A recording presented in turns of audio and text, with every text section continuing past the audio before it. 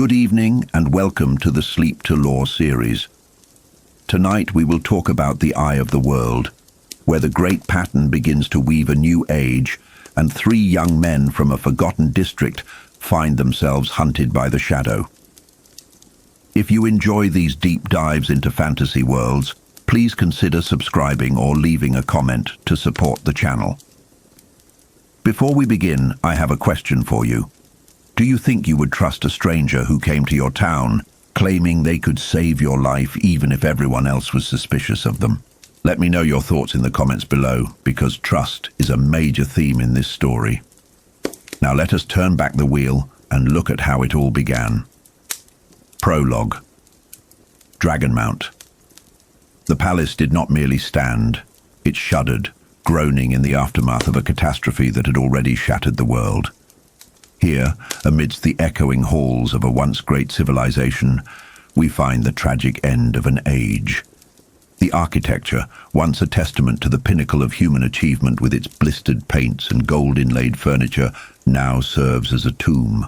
The air is thick with dust, and the silence of the dead. Men, women, and children struck down by a power that was meant to protect them. This is the aftermath of the madness that claimed the male Aes Sedai, a madness born from the Dark One's counterstroke. Lews Therin Telamon, the dragon, the man who once summoned the 9 rods of dominion, wanders this ruin like a ghost in his own life. He is a figure of heartbreaking delusion, his mind, broken by the taint on Sidene, the male half of the One Power, cannot process the horror he has wrought. He calls out for his wife, Ileana, stepping blindly over the bodies of his own kin, his cape trailing in blood he does not recognize. It is a psychological defense mechanism of the highest order. To see reality would be to cease existing. He looks in a mirror and laughs, a hollow sound in a dead world, seeing a man he barely remembers. He is not alone. The air ripples and Elan Moiraine Tedroni steps through. Known to history as the betrayer of hope, and later as Ishamael, he stands in stark contrast to the ruin, pristine in black, arrogant and cruel. This meeting is not a battle of magic, but of memory. Ishamael has come not to kill the dragon, but to torture him with the truth. He mocks Lews Therin's ignorance, his protective madness. There is a profound cruelty here. The shadow does not seek simple destruction, but the maximization of suffering. Ishamael wants the dragon to know exactly what he has lost. When words fail to pierce Lews Therin's delirium, the betrayer uses the power. He does not strike to harm, but to heal. This is the ultimate violation, using the restoration of sanity as an instrument of torture. As the madness recedes, the protective walls of Lews Therin's mind crumble. The physical pain of the healing is nothing compared to the psychic annihilation that follows. The dragon looks down and finally sees. He sees the golden hair of Ileana, his wife, slain by his own hand. He sees his children, broken like discarded dolls. The realization is absolute. The man who sought to save the world has destroyed his own heart. Ishamael offers a twisted path to redemption. Service to the Dark One could bring Ileana back. But even in his shattered state, Lews Therin retains a core of iron. He rejects the shadow. Overwhelmed by a guilt too vast for a human soul to contain, he reaches for the true source. He draws Sidene not to fight, but to escape. He draws too much, ignoring the burning taint, turning himself into a conduit of pure, destructive energy. He travels to a flat, empty plain near a river. He screams for forgiveness he knows he cannot earn. The resulting explosion is not merely a death, it is a geological event. A bolt of white fire bores into the earth, raising a volcano from the flatland, Dragonmount. It is a tombstone miles high, a permanent scar on the world to mark where the dragon broke himself. The river is diverted, forming an island that will one day become the center of power for a new order. But for now, there is only the mountain, the island, and the shadow waiting for the wheel to turn once more. Chapter 1. An empty road. The cosmos operates in cycles. There are no true beginnings or endings in the turning of the wheel of time. But for our story, the wind rising in the mountains of mist serves as a herald. This wind, carrying the unnatural chill of a spring that refuses to arrive, sweeps down across the two rivers. It is an atmospheric representation of the stagnation gripping the land. The world is holding its breath, waiting for a storm that is more than just weather. We find Rand al'Thor and his father, Tam, walking the quarry road. The imagery here establishes the isolation and rugged resilience of the two rivers folk. They are a people of wool and tabak, far removed from the games of kings and Aes Sedai. Yet the environment is hostile. Wolves and bears, driven by the harsh winter, are encroaching on civilization. This ecological imbalance is the first subtle sign that the Dark One's touch is strengthening. Tam al'Thor is a pillar of stability, sturdy, calm, moving with a rhythm that suggests a soldier's discipline hidden beneath a farmer's cloak. Rand, conversely, is gripped by an unseen tension. It is here that the psychological horror begins to bleed into the high fantasy. Rand feels eyes upon him. It is that primal sensation of being hunted, a biological warning system triggering in the silence of the woods. He looks back and sees it. A rider on a black horse, cloaked entirely in black. The visual anomaly here is terrifyingly specific. The wind that whips at Rand and Tam does not move the rider's cloak. It hangs still, defying the laws of physics.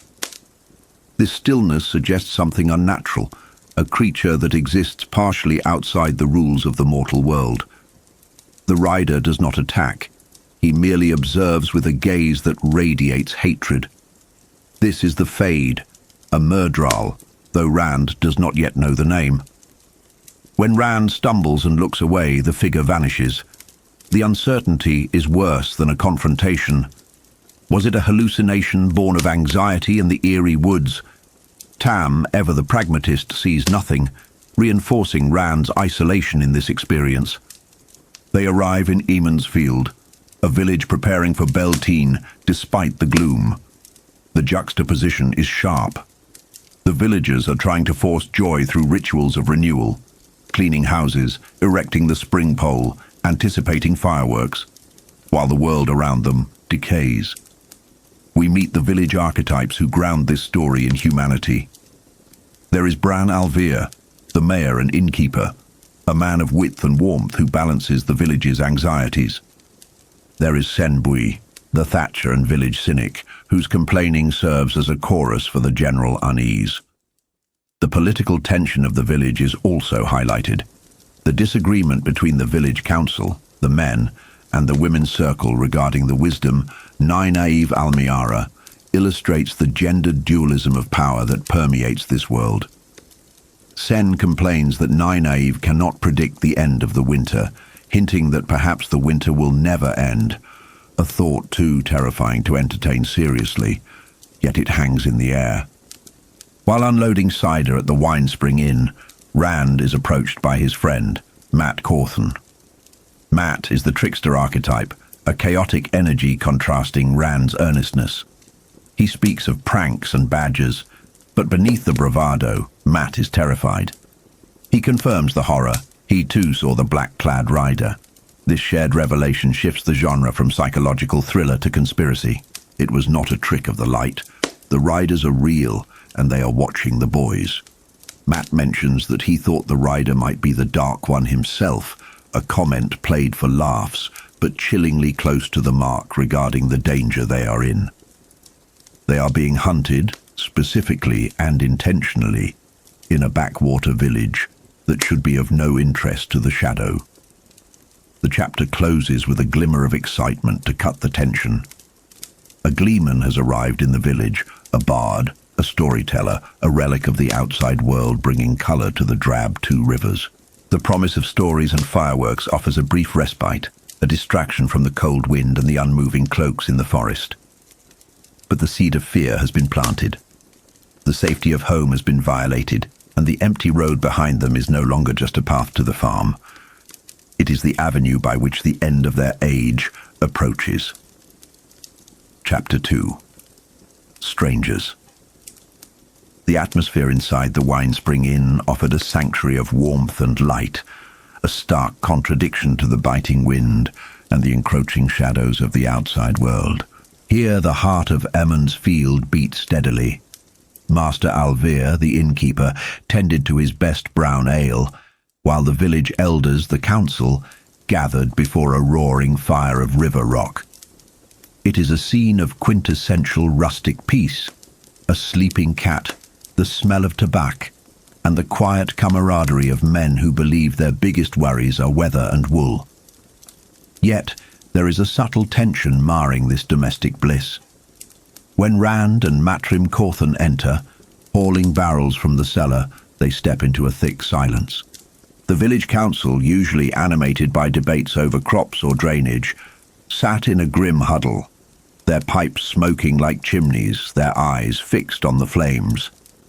Even in this isolated pocket of the world, the tendrils of unease were beginning to curl around the foundations of their lives. We see here the first glimpses of Mat's character, the archetypal trickster.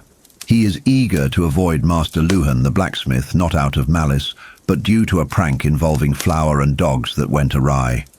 It highlights the innocence of the boys. Their fears are local, social, and immediate, completely divorced from the cosmic horror that is actually stalking them. Mistress Alvear, a figure of maternal comfort and arguably the best cook in the district, breaks the tension with the promise of honeycakes, grounding the narrative back in the sensory pleasures of home. But the outside world is forcing its way in. Ewan Fingar, a younger boy, brings news that shatters the mundane routine. Strangers have arrived. In the Two Rivers, strangers are as rare as tropical birds. These are not merely merchants or peddlers, but figures stepped right out of a Gleeman's legend. The description of these newcomers is our first brush with the other. The woman, Moiraine, possesses a beauty that confuses the eye, an ageless quality that suggests she could be a young woman or an elder simultaneously.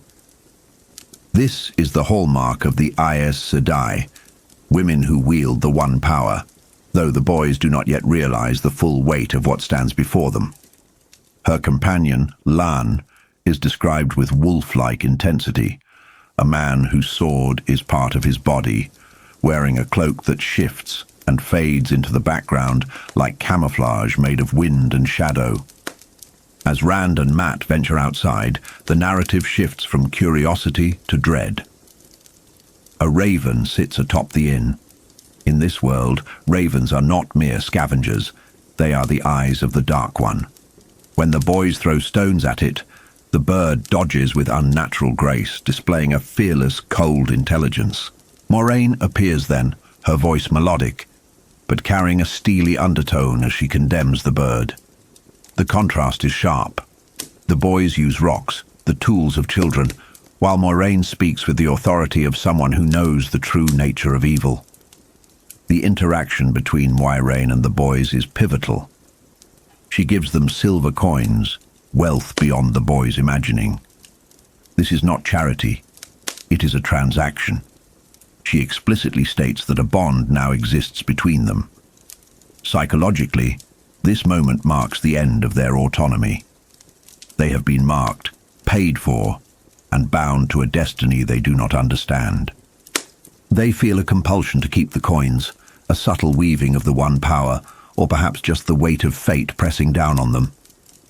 Moiraine reveals herself as a student of history, hinting that the sleepy Two Rivers was once something far greater. It is a reminder that in the wheel of time, civilizations rise and fall, and the humblest farm might sit upon the ruins of kings. As the chapter closes, the arrival of the peddler's wagon offers a brief return to normalcy, but the seed of the supernatural has been planted. The boys are no longer just farmhands. They are now players in a game they haven't learned the rules to yet. Chapter 3. The Peddler. The arrival of Padan Fain usually heralds a time of celebration. A peddler brings more than pots and ribbons.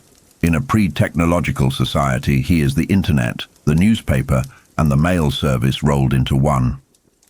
Fane, a spindly man with a prominent nose and a perpetual secretive smile, basks in this attention.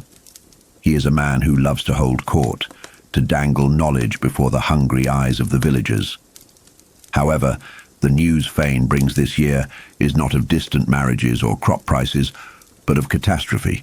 He speaks of war in Gealdan, and more terrifyingly, of a false dragon. To understand the horror this evokes in the villagers, we must look at the lore. The dragon is a messianic figure, but also a figure of the apocalypse.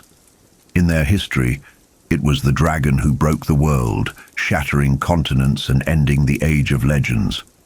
The prophecy that the dragon will be reborn is not a promise of salvation to these people. It is a threat that the breaking will happen again.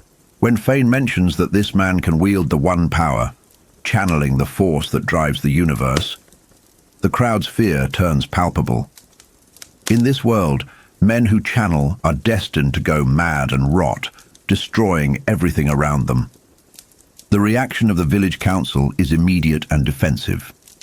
They pull Fane into the inn for a private interrogation, trying to contain the panic. This leaves the younger generation, Rand, Mat, and Perrin, outside to process the trauma. Their reactions define their archetypes. Mat finds a grim excitement in it, his mind jumping to the thrill of stories. Perrin, the thoughtful blacksmith, is deeply, deeply disturbed, wanting only for these dangerous forces to stay far away. Rand is caught in the middle, trying to reconcile the terrifying news with his desire for a normal life. They discuss the Aes Sedai, the female wizards of Tarvalon. To the villagers, Aes Sedai are figures of suspicion, blamed for the breaking of the world just as much as the dragon. The irony, of course, is that Moiraine, an Aes Sedai, is already among them, and they have accepted her coin. The dynamic shifts with the arrival of Nynaeve and Egwene. Nynaeve, the village wisdom, represents local authority.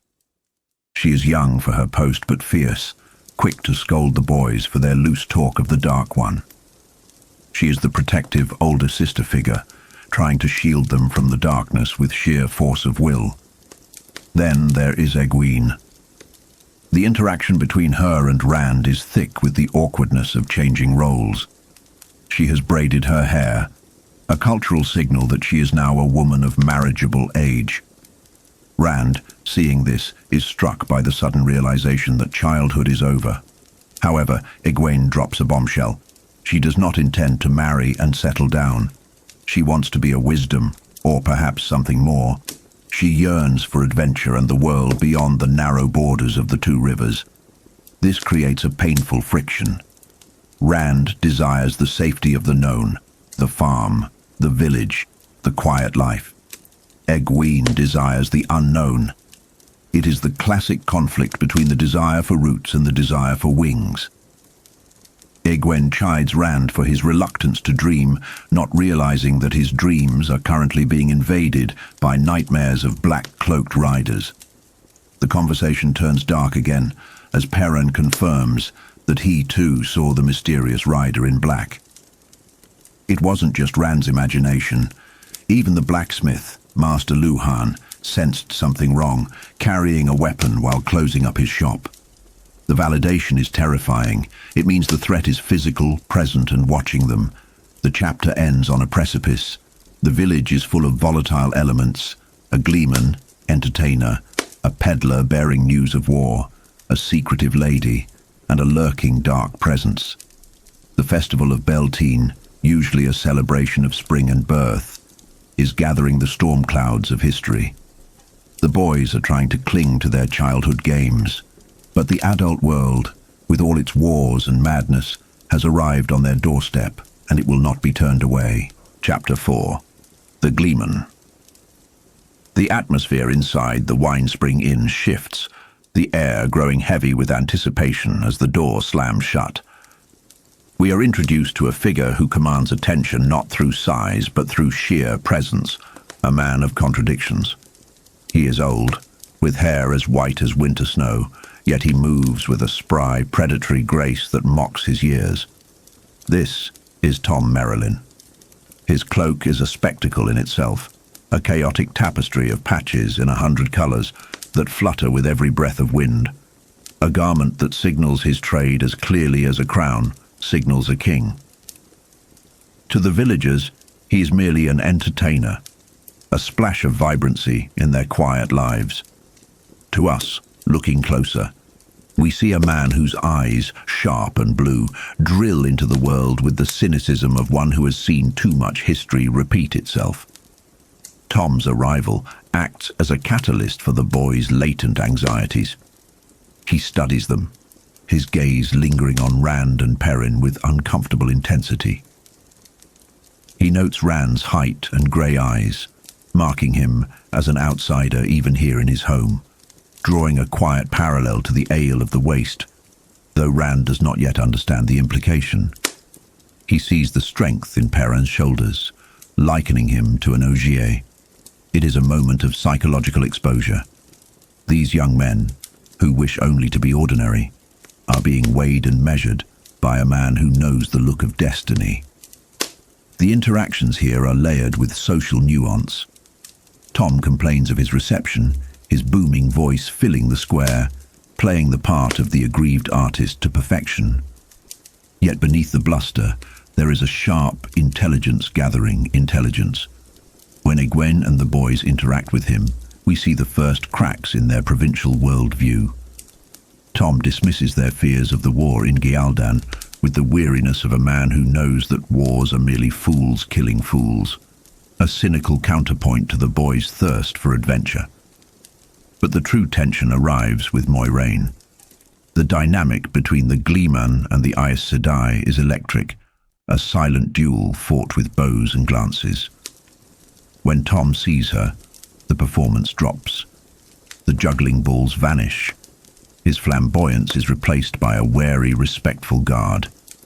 Historically, bards and Aes Sedai share a complicated dance of truth and manipulation, and Tom's immediate recognition of her nature and his subsequent distaste hints at a personal history scarred by the White Tower. He knows what she is. She knows he knows. And in that silent exchange, the safety of Emond's Field feels suddenly fragile. As the sun begins to wane, we follow Rand back to the routine of his life, a stark contrast to the high drama of the inn. He and his friends resolve to tell the mayor about the black-cloaked rider the next day, a decision born of the naive belief that authority figures can protect them. They do not yet realize that the structures of their childhood, the village council, the wisdom of their fathers, are insufficient against the shadow rising to meet them. The journey back to the Althor farm with Tam is a transition from the chaotic social world of the village to the quiet, brooding isolation of the Westwood. Tam, usually the bedrock of Rand's life, reveals a crack in his own armor. He admits that others have seen the rider, validating Rand's fear. The psychological relief Rand feels is immense. He is not mad. He's not seeing things. But this validation brings a darker truth. The threat is real, and it is here. As they travel the darkening road, the sense of foreboding thickens, the woods watching them with 1,000 unseen eyes, preparing us for the shattering of the world that is about to come. Chapter 5. Winternight. We arrive at the farmhouse, a structure that represents the entirety of Rand's safe, predictable existence. It is a place of chores and warmth, of sheep to be tended and stew bubbling on the hearth. But tonight, the domestic tranquility is a veneer over a trembling reality. The psychological landscape of the chapter is defined by the intrusion of the extraordinary into the mundane. It begins with a locked door. In the Two Rivers, doors are never locked. Tam's act of turning the key is a silent admission that the ancient pact of safety has been broken. Then comes the revelation of the chest. From beneath his bed, Tam pulls a sword.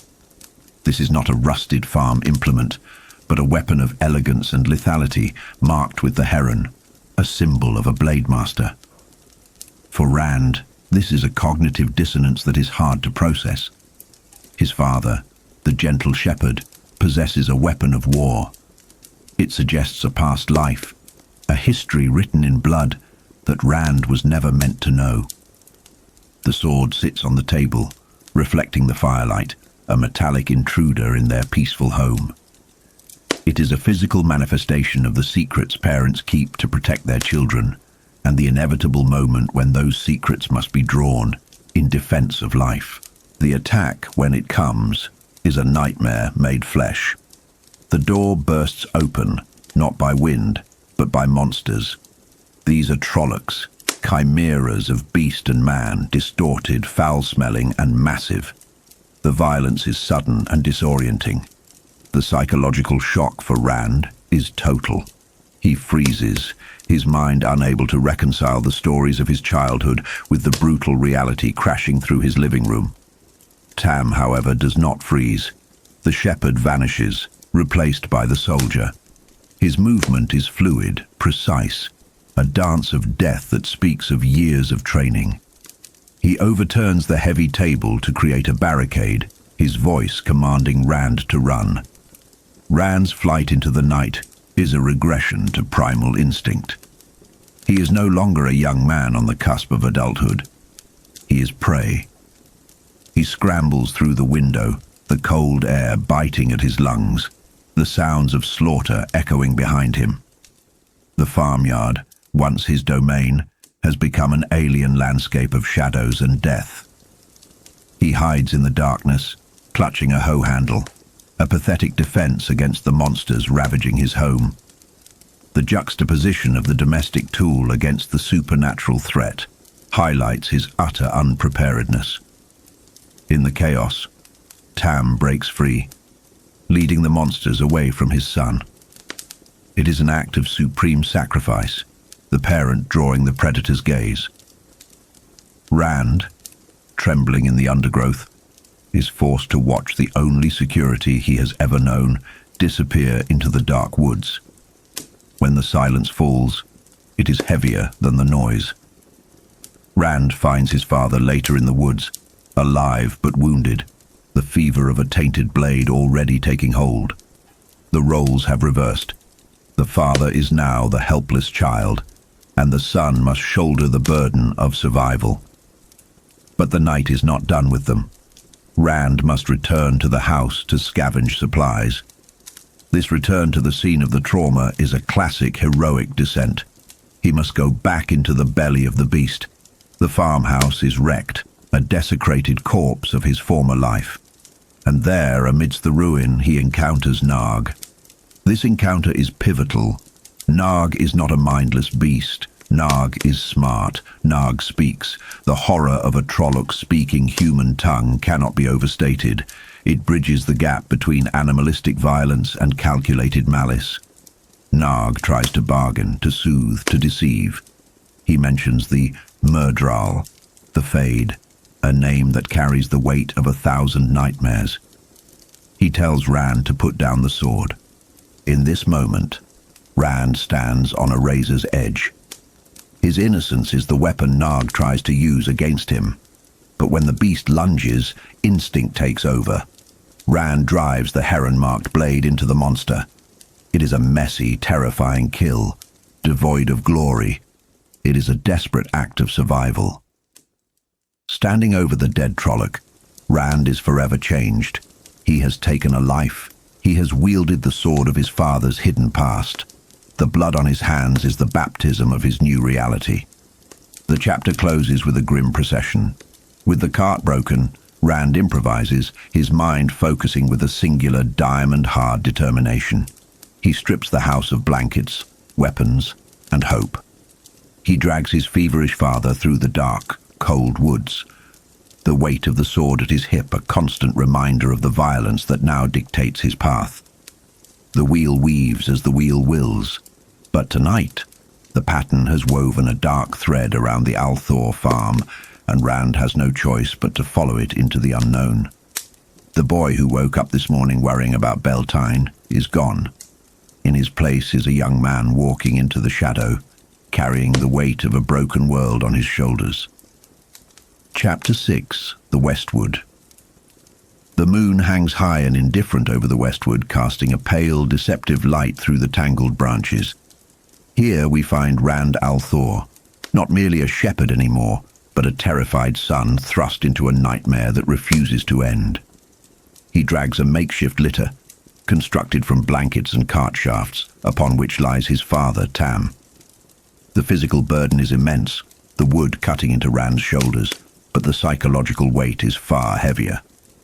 Tam is burning with a fever that defies natural explanation, a heat radiating from a wound that looks deceptively small, a mere gash on the ribs. Yet, the flesh around it sears the touch, a physical manifestation of the unnatural evil that inflicted it. As Rand struggles through the dark, the familiar woods of his childhood have transformed into a landscape of threat. Every shifting shadow looks like a Trolloc. Every rustle of leaves sounds like pursuit. This is the archetypal descent into the underworld for the hero, where the safe boundaries of home are dissolved by darkness.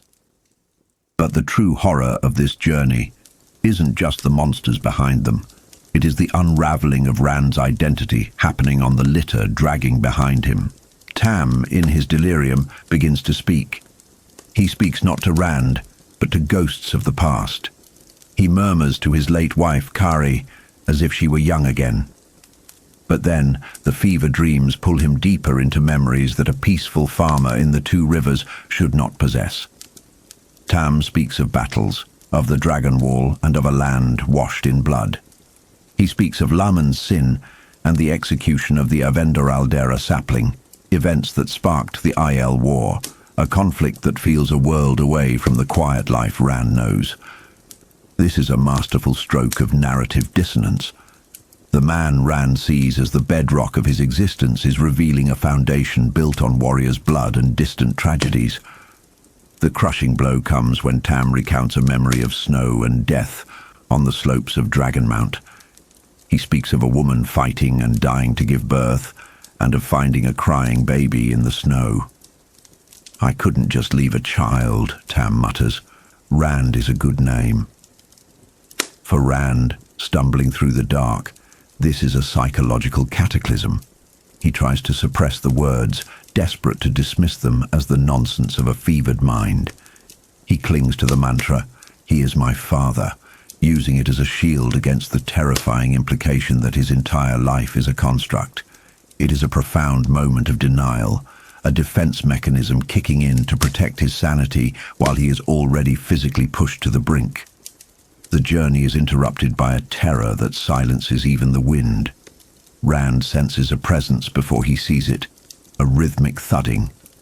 He hides, terrified, as a column of Trollocs trots past on the quarry road. But leading them is a figure that freezes the blood, a rider in a black cloak that hangs still despite the wind, a fade, a murdral. The description here emphasizes the sheer wrongness of the creature. Its horse makes no sound. The rider radiates a palpable hatred, a physical pressure that feels like grit scraping against bone. Rand realizes, with a sickening jolt, that this creature is not just hunting, it is seeking. The rider pauses, its hooded, eyeless gaze sweeping the forest, and Rand feels that gaze touch him. It is a violation, an intimacy of hatred that marks the true beginning of his ordeal. The fade eventually moves on, galloping toward the mountains of mist, leaving Rand shivering in the underbrush, clutching a sword he barely knows how to use, burdened by a dying father and a shattering identity. Chapter 7. Out of the woods. Grey dawn bleeds into the sky as Rand finally staggers out of the forest. The physical toll is agonizing. His legs are numb, his throat raw, but the sight that greets him in Eamon's Field offers no relief. He expects sanctuary. Instead, he finds devastation. The village, the symbol of safety and community, has been gutted. Ruins smoke where homes once stood. The Beltine bonfires, meant for celebration, are now pyres for dragging goat-horned corpses. The juxtaposition is stark. The festive atmosphere of the previous day has been inverted into a charnel house. Rand's desperation drives him forward. He encounters Master Luhan, the blacksmith, battered and sooty, and sees Egwene and Nynaeve. The interaction here is crucial for dismantling Rand's worldview. He looks to Nynaeve, the wisdom, the ultimate authority on healing in his life. If anyone can save Tam, it is her. But when Nynaeve examines Tam, the invincible veneer of the wisdom cracks. She looks at the wound, at the strange fever, and delivers the crushing verdict. She cannot help him. He is dying.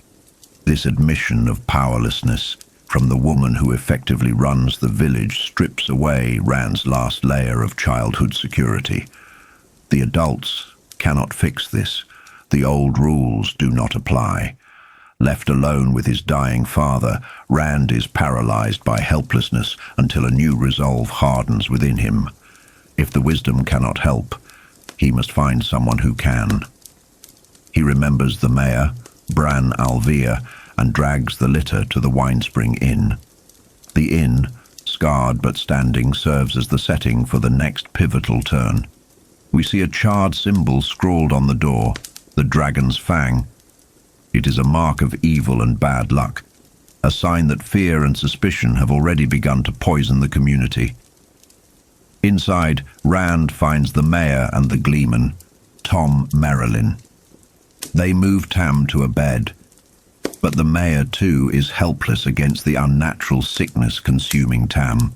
It is here that the unthinkable option is presented. Bran al'Vere, a man of practical sense, suggests the only remaining hope, Moiraine, the Aes Sedai. The internal conflict within Rand is immediate and intense. In the Two Rivers, stories of Aes Sedai are cautionary tales of witches who broke the world, manipulators who use people like puppets. To seek their help is to invite danger. But Rand looks at his father, fading fast, and the choice becomes simple. Love outweighs fear. He agrees to pay any price. He sprints to find her, ignoring his exhaustion. He finds Moiraine and Lan at the edge of the village, inspecting the corpse of a Trolloc. The scene is grim. Lan identifies the dead monster by its clan, treating this horror with the professional detachment of a soldier. Moiraine, looking tired and disheveled, is no longer the distant noble lady, but a weary veteran of a secret war. When Rand begs for her help, offering any price, we see the first true interaction between the boy and the power of the White Tower. He is terrified, yet he demands her presence. Lan, ever the protector, bristles at the boy's audacity, but Moiraine agrees. She sees something in Rand, perhaps his desperation, perhaps something more. She warns him that she cannot stop the wheel from turning, a fatalistic reminder of the limits of even her power. But she agrees to try. Rand leads them back to the inn, walking alongside the very figures he was taught to fear, driven by the singular need to save the man who raised him, regardless of whose blood actually runs in his veins. Chapter 8. A Place of Safety. The atmosphere in the sick room at the Winespring Inn is thick with tension. Rand watches anxiously as Moiraine prepares to work, but it is Lan, the warder, whose sharp eyes pick out a detail Rand has overlooked in his panic. Lan notices the sword Rand has carried, Tam's sword. The warder asks if there is a heron mark on the blade. When Rand confirms it, the dynamic in the room shifts subtly. Lan notes that a heron-mark blade is the sign of a blade master, a master swordsman.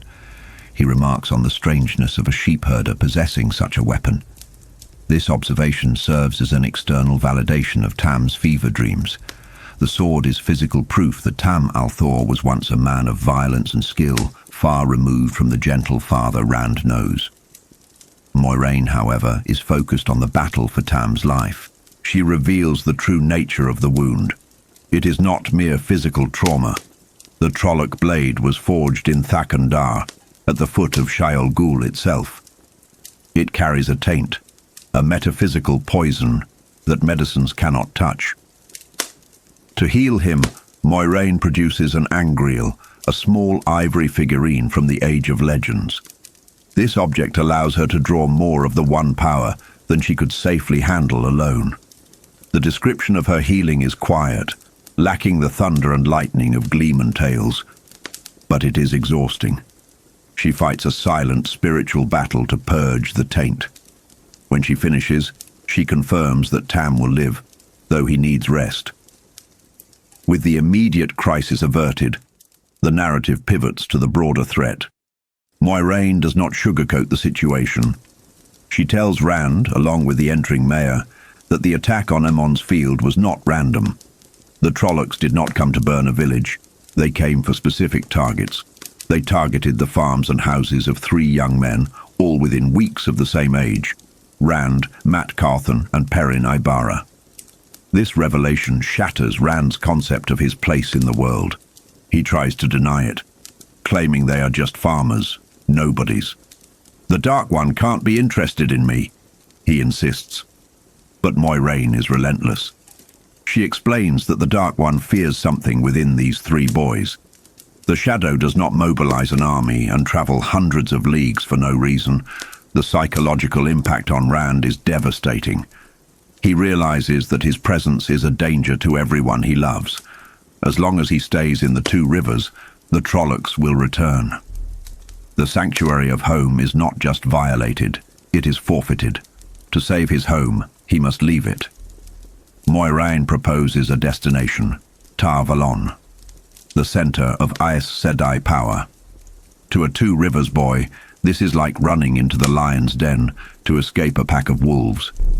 Yet, she offers it as the only place of true safety, a place where the shining walls have withstood the shadow before. It is also the only place where he might learn why the Dark One wants him.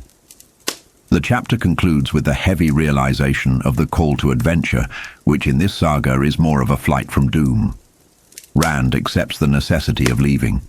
He looks at his sleeping father, the man he now knows has secrets of his own, and realizes he cannot even say goodbye properly.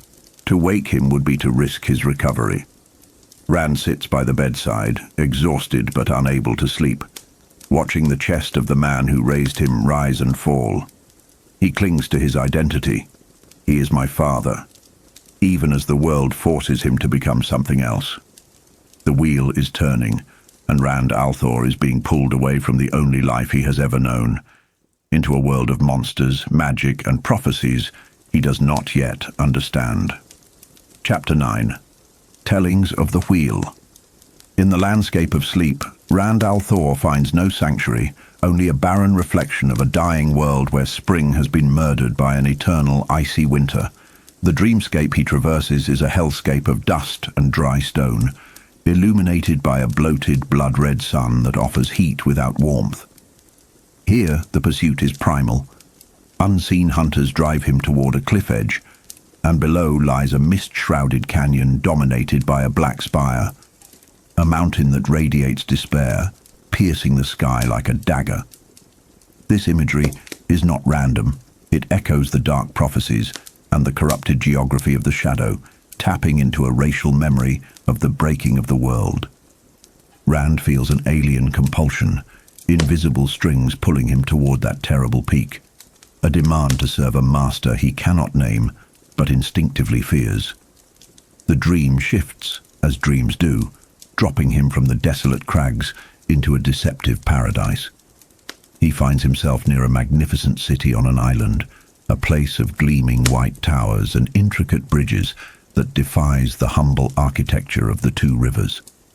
This is a vision of Tar Valon, though Rand does not yet know it, representing a sanctuary that is both beautiful and terrifying. But even here, safety is an illusion. As he runs toward the White Tower, the city warps.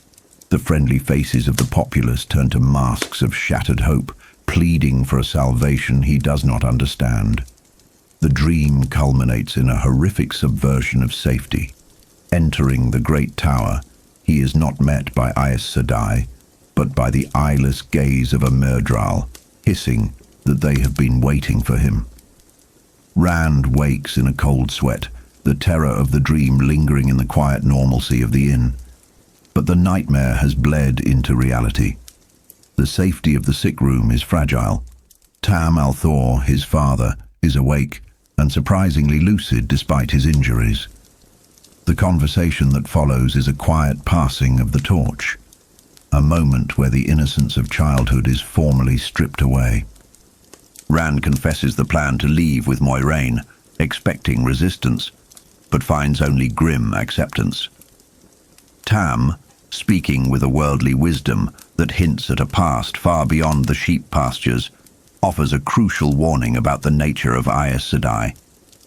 He explains that they do not lie, for their oaths prevent it, but the truth they speak is rarely the truth you hear. It is a lesson in semantics and survival.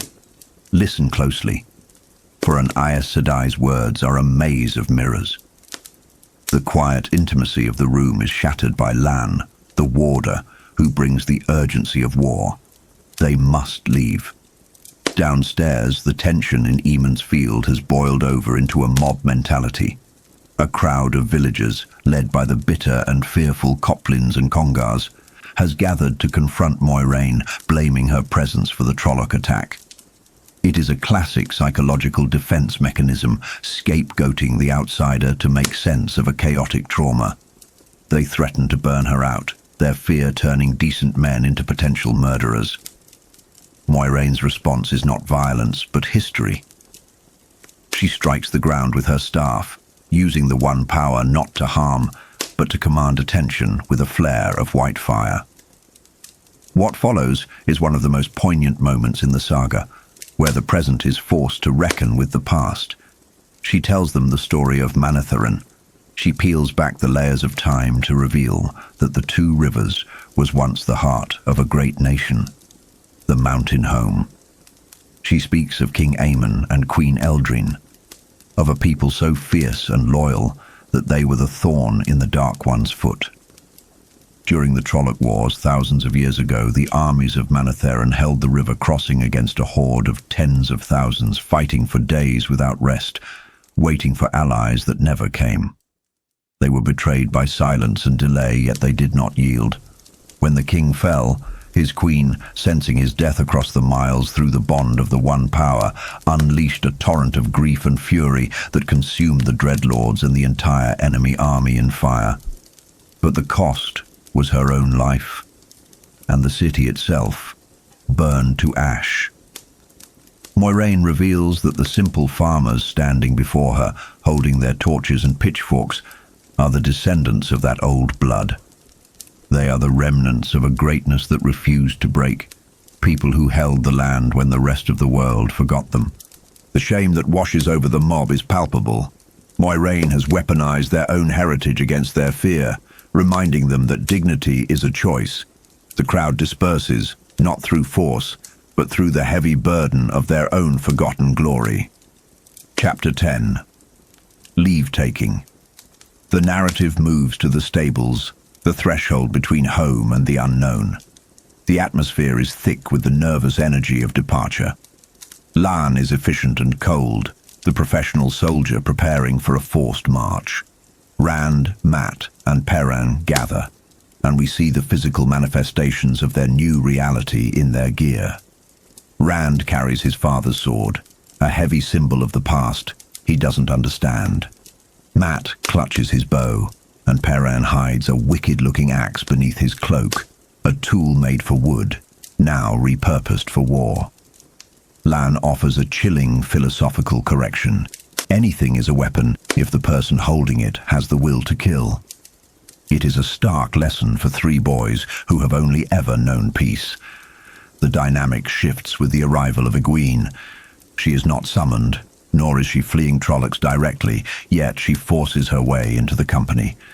Her presence highlights a different kind of courage, the hunger for the world beyond, a refusal to be left behind in the quiet backwater while history happens elsewhere. Moiraine accepts her presence, citing the pattern. This is a recurring theme in the lore. The wheel weaves as it wills, and individuals are often snagged by threads of destiny they did not choose. Egwene is now part of this weaving, whether Lan likes it or not. Then comes Tom Merrilin, the Gleeman. He emerges from the hayloft, his motley cloak brushing off the straw. His motivation is a mix of self-preservation. The village is no longer safe for a man who knows too much, and professional curiosity. A gleeman never turns down the chance to perform in Tar Valon, or to witness a legend in the making. His inclusion rounds out the party: the warrior, the sorceress, the 3 Tavaran, the ambitious young woman, and the bard, to witness it all. The departure is fraught with irony. As they sneak out of the village, they must evade the patrols of their own neighbours, men like John Thane, the miller, who are guarding the perimeter against monsters. The protectors must hide from the protected. They ride north, the familiar landmarks of the 2 rivers fading into the shadows. Just as they begin to feel the freedom of the open road, the scale of their danger expands. Rand spots a shadow blotting out the moon, not a cloud, and too large to be a bat. It is a Draghkar. Tom identifies the creature, and the horror of it is distinct from the brutish Trollocs. The Draghkar is a scout of the Dark One, a creature of the air that sings its prey into a stupor before consuming their soul. Its presence means the enemy has eyes in the sky. The Myrdral knows they are moving. The chapter closes with the realization that the world has grown exponentially larger and more hostile. The safety of the village is gone, replaced by the hard stones of the North Road and the cold certainty of the warder's command. They are no longer shepherd boys and village girls. They are fugitives in a war that began 3,000 years before they were born.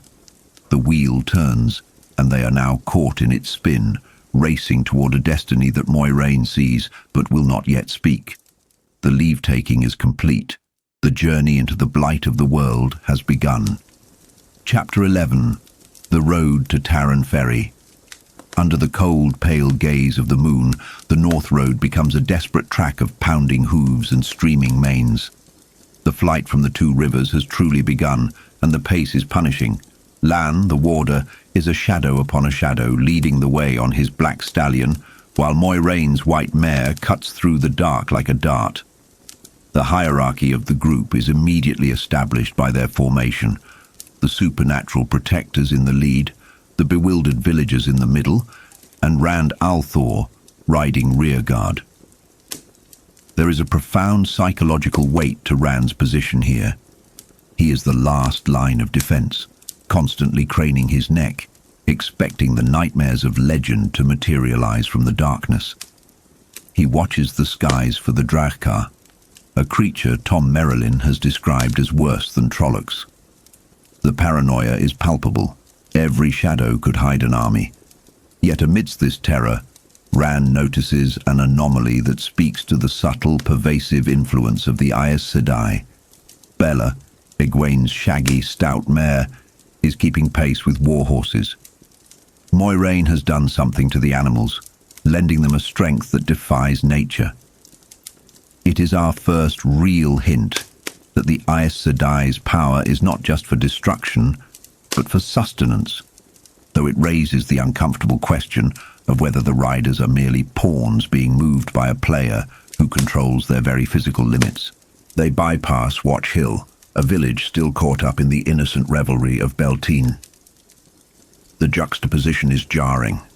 The warm, inviting lights of windows and the scent of cooking food against the cold, hunted reality of the fugitives outside. It emphasizes how quickly Rand and his friends have been severed from the normal world. They can see the warmth of home, but they can no longer touch it. When they pause, Moiraine's manipulation of the horses becomes undeniable as she washes away their fatigue with the one power. Lan warns Rand that Moiraine cannot do this for herself, a vulnerability that adds a layer of tension to her omnipotence. But the respite is shattered by a scream from the sky, a sound like a dying man ripped from the throat of a predator. The Draghkar has found them. The attack is psychological chaos. The horses panic, and Rand is nearly unseated, dragged by his grey cloud. In this moment of sheer animal terror, we see Rand's desperate struggle for control, not just of his mount, but of his survival. He manages to remount, but the incident strips away any illusion of safety. The creature overhead is a scout, marking them for the Myrddraal. Moiraine knows concealment is their only option now. She weaves the one power not to strike, but to obscure. A chilling, unnatural fog begins to roll in, rising from the ground to swallow them.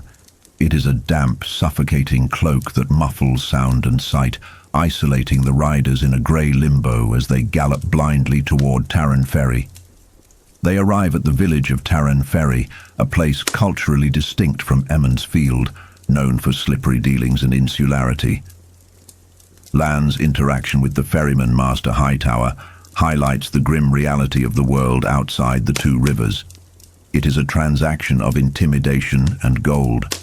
The warder buys their passage in the dead of night, forcing the terrified local to cross the treacherous river despite the fog.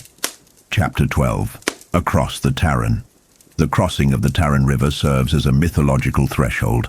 The fog, summoned by Moiraine, turns the ferry into a vessel traversing the River Styx.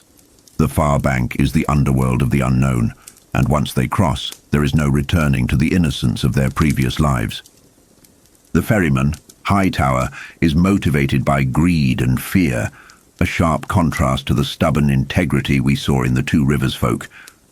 As the barge navigates the dark, swirling currents, the tension is suffocating. Rand realizes the scope of their danger. That mere proximity to the Aes Sedai draws the eyes of the Dark One. Upon reaching the far bank, the ruthlessness of Moiraine's mission is unveiled in a shocking display of power. Once the party is off the boat, the ferry breaks loose, caught in a sudden unnatural whirlpool. The craft is destroyed, splintered into driftwood. This act of destruction is calculated. Moiraine has not just burned a bridge, she has obliterated it. By destroying the ferry, she forces the pursuing Myrddraal to split his forces or waste time finding another crossing. However, the psychological impact on the Emond's Fielders is severe. They see Moiraine casually destroy a man's livelihood to secure their tactical advantage. It is a stark lesson. The Aes Sedai plays for stakes higher than property or feelings.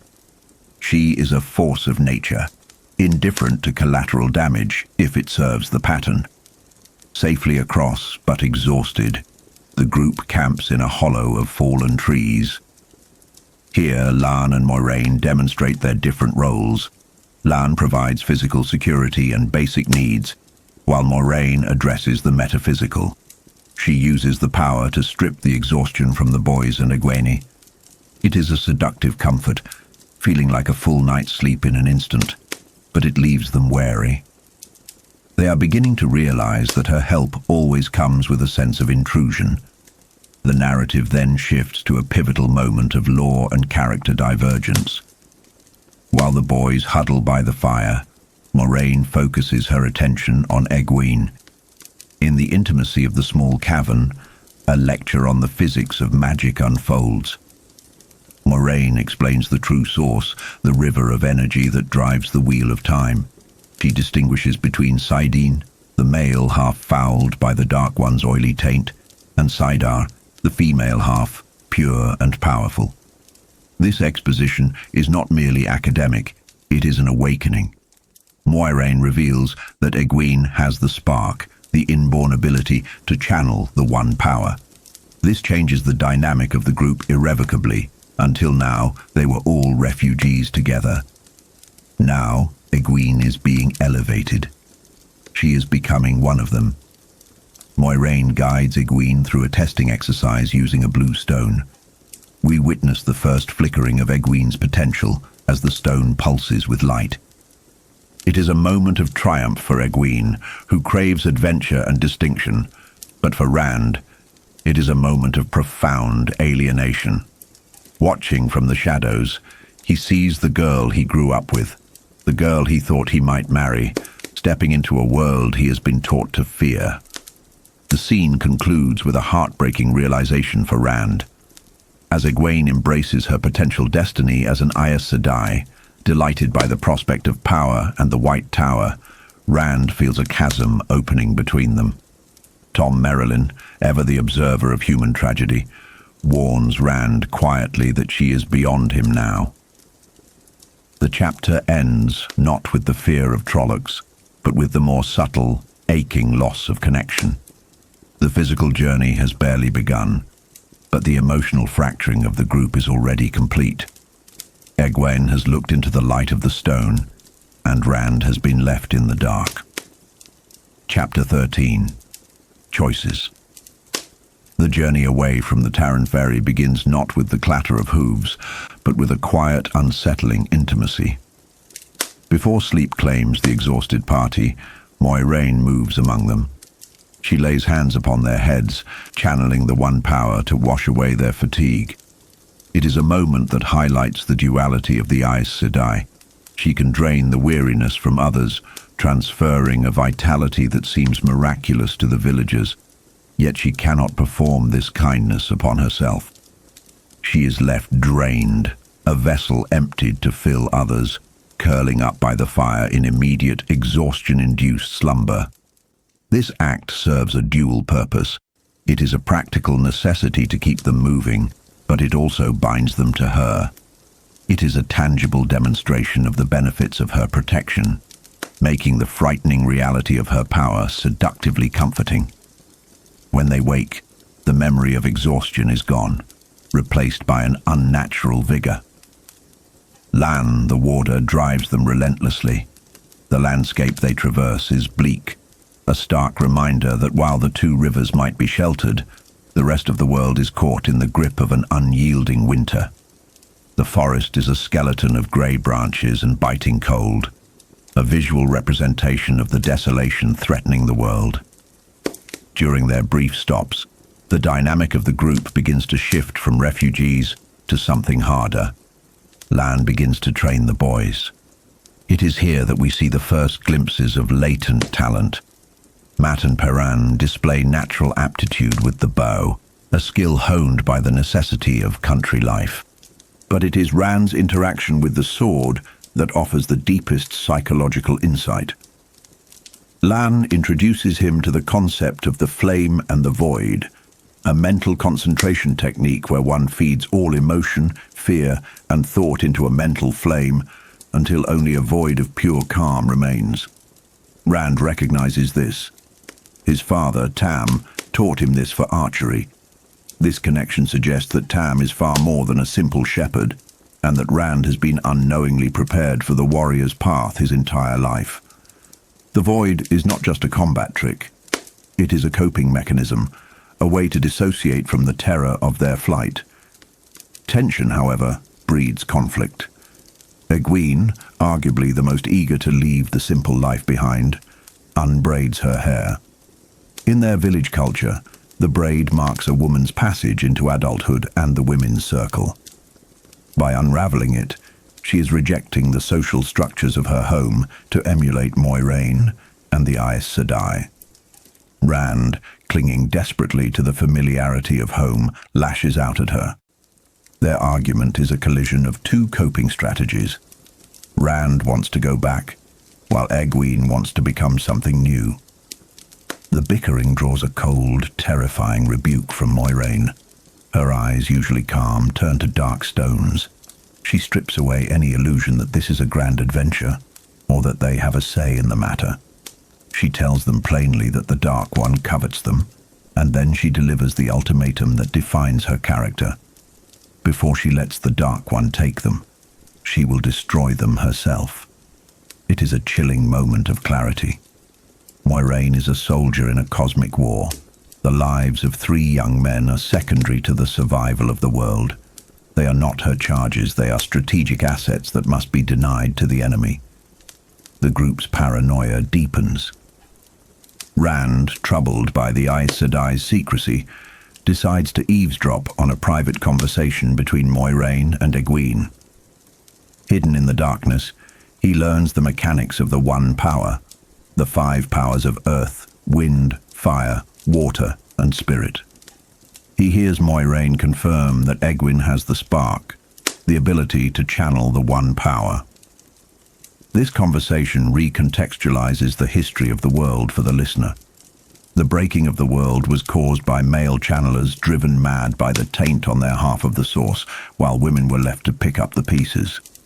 Moiraine's mentorship of Egwene stands in stark contrast to the fear she inspires in the boys. For Egwene, the power represents potential and elevation. For the boys, it represents madness and destruction. After a grueling week, they reach Baerlon. To the Eamon's fielders, it is a sprawling metropolis, though in truth it is merely a large town. The log walls and slate roofs are alien and intimidating. The entry into the town introduces a new threat: the Children of the Light, or White Cloaks. The gatekeeper, Avin, warns them of these zealots who view all Aes Sedai as dark friends. This adds a layer of political complexity to their physical danger. They aren't just running from monsters, they are navigating a world fractured by ideology, where the good guys might kill you for being saved by the wrong person. As they move through the streets, Tom Merrilin, the Gleeman, sheds light on a prophecy mentioned by the gatekeeper regarding the people of the dragon and the city of Tyr. He speaks of the Stone of Tyr, a fortress that has never fallen, and a sword within it that cannot be touched, Kalandor. The prophecy states the stone will not fall until the dragon wields that sword. It creates a paradox. How can he take the sword if the fortress must fall first? It is a classic mythological riddle, foreshadowing that the impossible will be required of the Dragon Reborn. They arrive at the Stag and Lion Inn, slipping in through a back entrance to avoid attention. The sheer scale of the inn, the noise and the lights overwhelm the villagers, marking the definitive end of the wilderness leg of their journey and the beginning of their navigation through the complexities of civilization. Chapter 14. The Stag and Lion. The Stag and Lion is a sensory overload of civilization. It is crowded, noisy and bustling with the chaos of refugees fleeing the harsh winter and rumors of war. Master Fitch, the innkeeper, is a bundle of nervous energy and hospitality, a sharp contrast to the grim stoicism of Lan and Moiraine. The inn represents a temporary sanctuary, a place of warmth and food, but the underlying tension remains. Moiraine and Lan adopt aliases, Mistress Alice and Master Andra, highlighting the necessity of deception. They are in enemy territory, not because of Trollocs, but because of the White Cloaks. The narrative moves to the bath chamber, a scene of vulnerability and purification. As they scrub away the grime of the road, the boys relax and their guard slips. A bath attendant named Ara engages them, fishing for news. When the conversation drifts toward Trollocs, the atmosphere shatters. Lan bursts in, expelling the attendant and turning his fury on the boys. His anger is precise and terrifying. He drills into them that the shadow has eyes everywhere. To mention Trollocs is to invite the attention of the White Cloaks, which would be a death sentence. Lan's outburst reinforces the isolation of their group. They cannot trust the common folk, they cannot trust authority figures, and they can barely trust themselves to stay silent. Dinner follows in a private room, a feast of roast chicken and turnips that tastes like salvation after days of hard travel rations. Yet even here, trust is a luxury they cannot afford. Lan checks the hallway for eavesdroppers before speaking. They discuss the news. The false dragon, Logain, has won a battle in Gealdan. The world is destabilizing. The rumors of Aes Sedai involvement and the movements of armies paint a picture of a continent sliding toward chaos. Moiraine decides they will rest here for a day to recover, a brief respite that feels fragile. The boys are squeezed into a small attic room. Tom and Lan leave to perform and gather intelligence, leaving Rand alone with his thoughts. The physical comfort of a bed clashes with his mental turmoil. When sleep finally comes, it brings no peace. We enter Rand's dream, but the texture of reality shifts. This is not a normal nightmare born of anxiety. It is a visitation. He finds himself in a stone hallway drawn by a dripping sound to a room that defies physics. The sky outside is a chaotic storm of unnatural colors, and the fireplace is built of stones that look like screaming faces.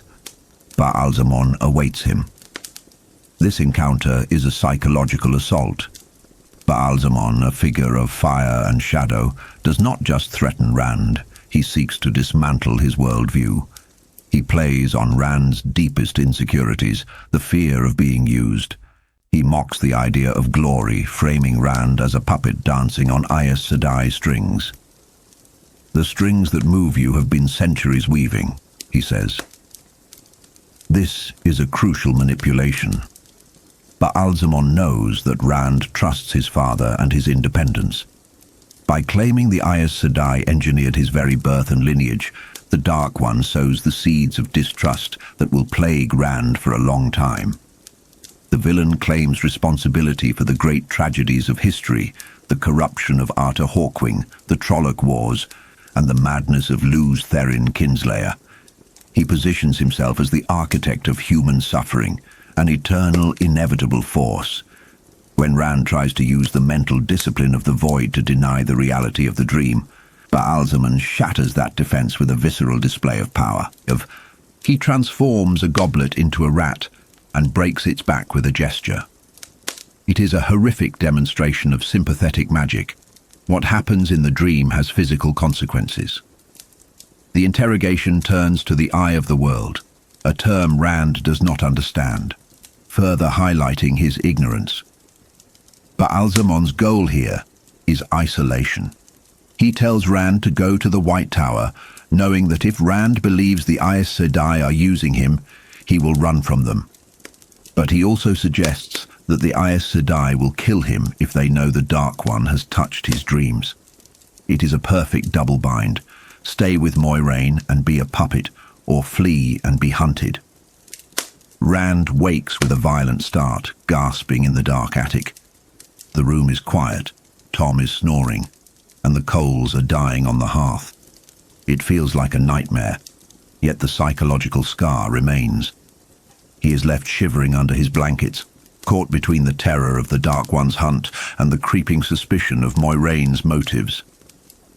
The sanctuary of the stag and lion has been breached, not by soldiers, but by a shadow in the mind. He tries to find the calm of the Void again, but the safety of the two rivers is gone forever, replaced by a world where dreams can kill and saviors might be executioners. Chapter 15. Strangers and Friends. Sunlight, sharp and intrusive, breaks the sanctuary of sleep for Rand al'Thor. He wakes not refreshed but aching, the physical remnants of a nightmare clinging to him like a damp shroud. It is a morning that feels less like a new beginning and more like a forced continuation. He covers his head, trying to retreat, but the memory of the dream, the only one he can recall, lingers. It is a memory of breaking backs. He eventually rises, the stiffness in his joints mocking the hot bath he enjoyed the night before. The room is empty. His friends have already engaged with the day. There is a melancholy in waking up alone in a strange city when one is used to the communal rhythms of a farm. He dresses, hesitating over his father's sword. In Eamon's field, it was a piece of history.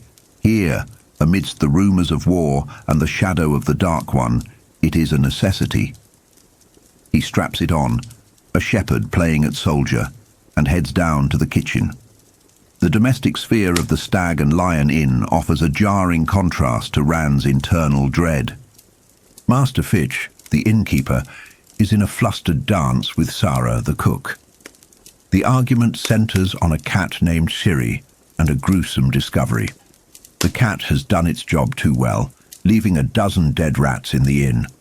But the detail that freezes the bread in Rand's mouth is not the death, but the method. Their backs were broken. Here we see the terrifying bleed-through of the world of dreams into the waking world. The boundaries of reality are porous for these boys. What Ba'alzamon does in the dreamscape leaves physical scars in the sunlight. It is a psychological assault designed to erode the separation between safety and danger. Rand flees the kitchen, the taste of food turned to ash. He seeks solace in the common room, but finds only isolation. Tom Merrilin is there, weaving magic with words, reciting the great hunt of the Horn. He speaks of heroes, of the light of Ilion, and the summoning of legends. It is high chant, or close to it, grand and sweeping. But Rand cannot lose himself in the story. He feels the weight of his own secret narrative pressing down on him. He finds Perrine Ibarra in their room, despondent and still in bed. The big blacksmith, usually so steady, is unraveling. He too had the dream. He too felt the snap of bone. There is a profound vulnerability in Perrin here. He wants to go home, to retreat to the familiar forges of the two rivers. They discuss telling Moiraine, but fear holds them back. The stories of Aes Sedai manipulation are deep-seated cultural imprints. They decide silence is safer than trust, a decision born of fear that will have consequences down the road. Leaving Perrine to his misery, Rand ventures into the stable yard and then the streets of Baerlon. The city, which seemed so grand the night before, now feels overwhelming. The sheer mass of humanity, strangers who do not know or care for him, induces a sense of claustrophobia. This is the rural boy's first true encounter with the indifference of the wider world. Retreating to the stable yard, Rand meets a young woman with cropped hair and clothes cut for a boy. This is Min Farshaw. Her introduction marks a pivotal expansion of the lore. Min is not a channeler. She sees the pattern itself. She sees images and auras around people, fragments of the future that are as inevitable as the rising sun. She tells Rand what she sees, sparks and shadows. For his friends, she sees destinies they cannot yet comprehend. For the warder, Lan, 7 ruined towers and a babe holding a sword, the tragedy of Malkia. For Perrin, a wolf and a broken crown. For Mat, a red eagle and a dagger with a ruby. And for Rand, her vision is dark and majestic, a sword that is not a sword, a golden crown of laurel, and 3 women standing over a funeral bier. Min's visions serve as the first concrete confirmation that these boys are not merely fleeing danger. They are running toward destiny. The sparks trying to fill the shadow image suggest that they are focal points of the pattern, crucial threads in the great weaving of the age. Min also drops a startling revelation. Nynaeve is in Baerlon. Unnerved by Min's cryptic prophecies, Rand flees again, diving back into the crowded streets. The sensation of being watched, of being trapped in a web, is palpable. He wanders until he spots a familiar face that shatters his sense of time and place. Padan Fain. The peddler, usually the bearer of news and joy, is a wreck. Gaunt, terrified and ragged, Fain is a shadow of the man who visited Eamon's Field. When Rand confronts him, Fain's reaction is not relief, but paranoia. He is hiding, specifically from Moiraine. He extracts a promise from Rand not to reveal his presence to the Aes Sedai. There is something deeply wrong with Fain, a jagged edge to his fear that suggests he is not just a victim of the Trolloc attack, but something else entirely. He scuttles away like a creature of the dark, leaving Rand confused and uneasy. Soon after, Rand runs into Mat Cawthon. Mat too looks haggard. He confirms that he also had the dream of the rats. The 3 boys are now united in their trauma and their silence. They attempt to navigate the city, but the stress is taking a toll on Rand. He begins to feel a strange, manic energy, a tightening of the head, a flush of heat. This is a crucial moment of physiological foreshadowing. Rand is beginning to suffer the reaction to touching the true source. The sickness that Moiraine later describes, the euphoria followed by the crash, is manifesting. In this manic state, they encounter 3 white cloaks, children of the light. These zealots, clad in snowy cloaks with the sunburst, walk the muddy streets with arrogance, parting the crowd through fear.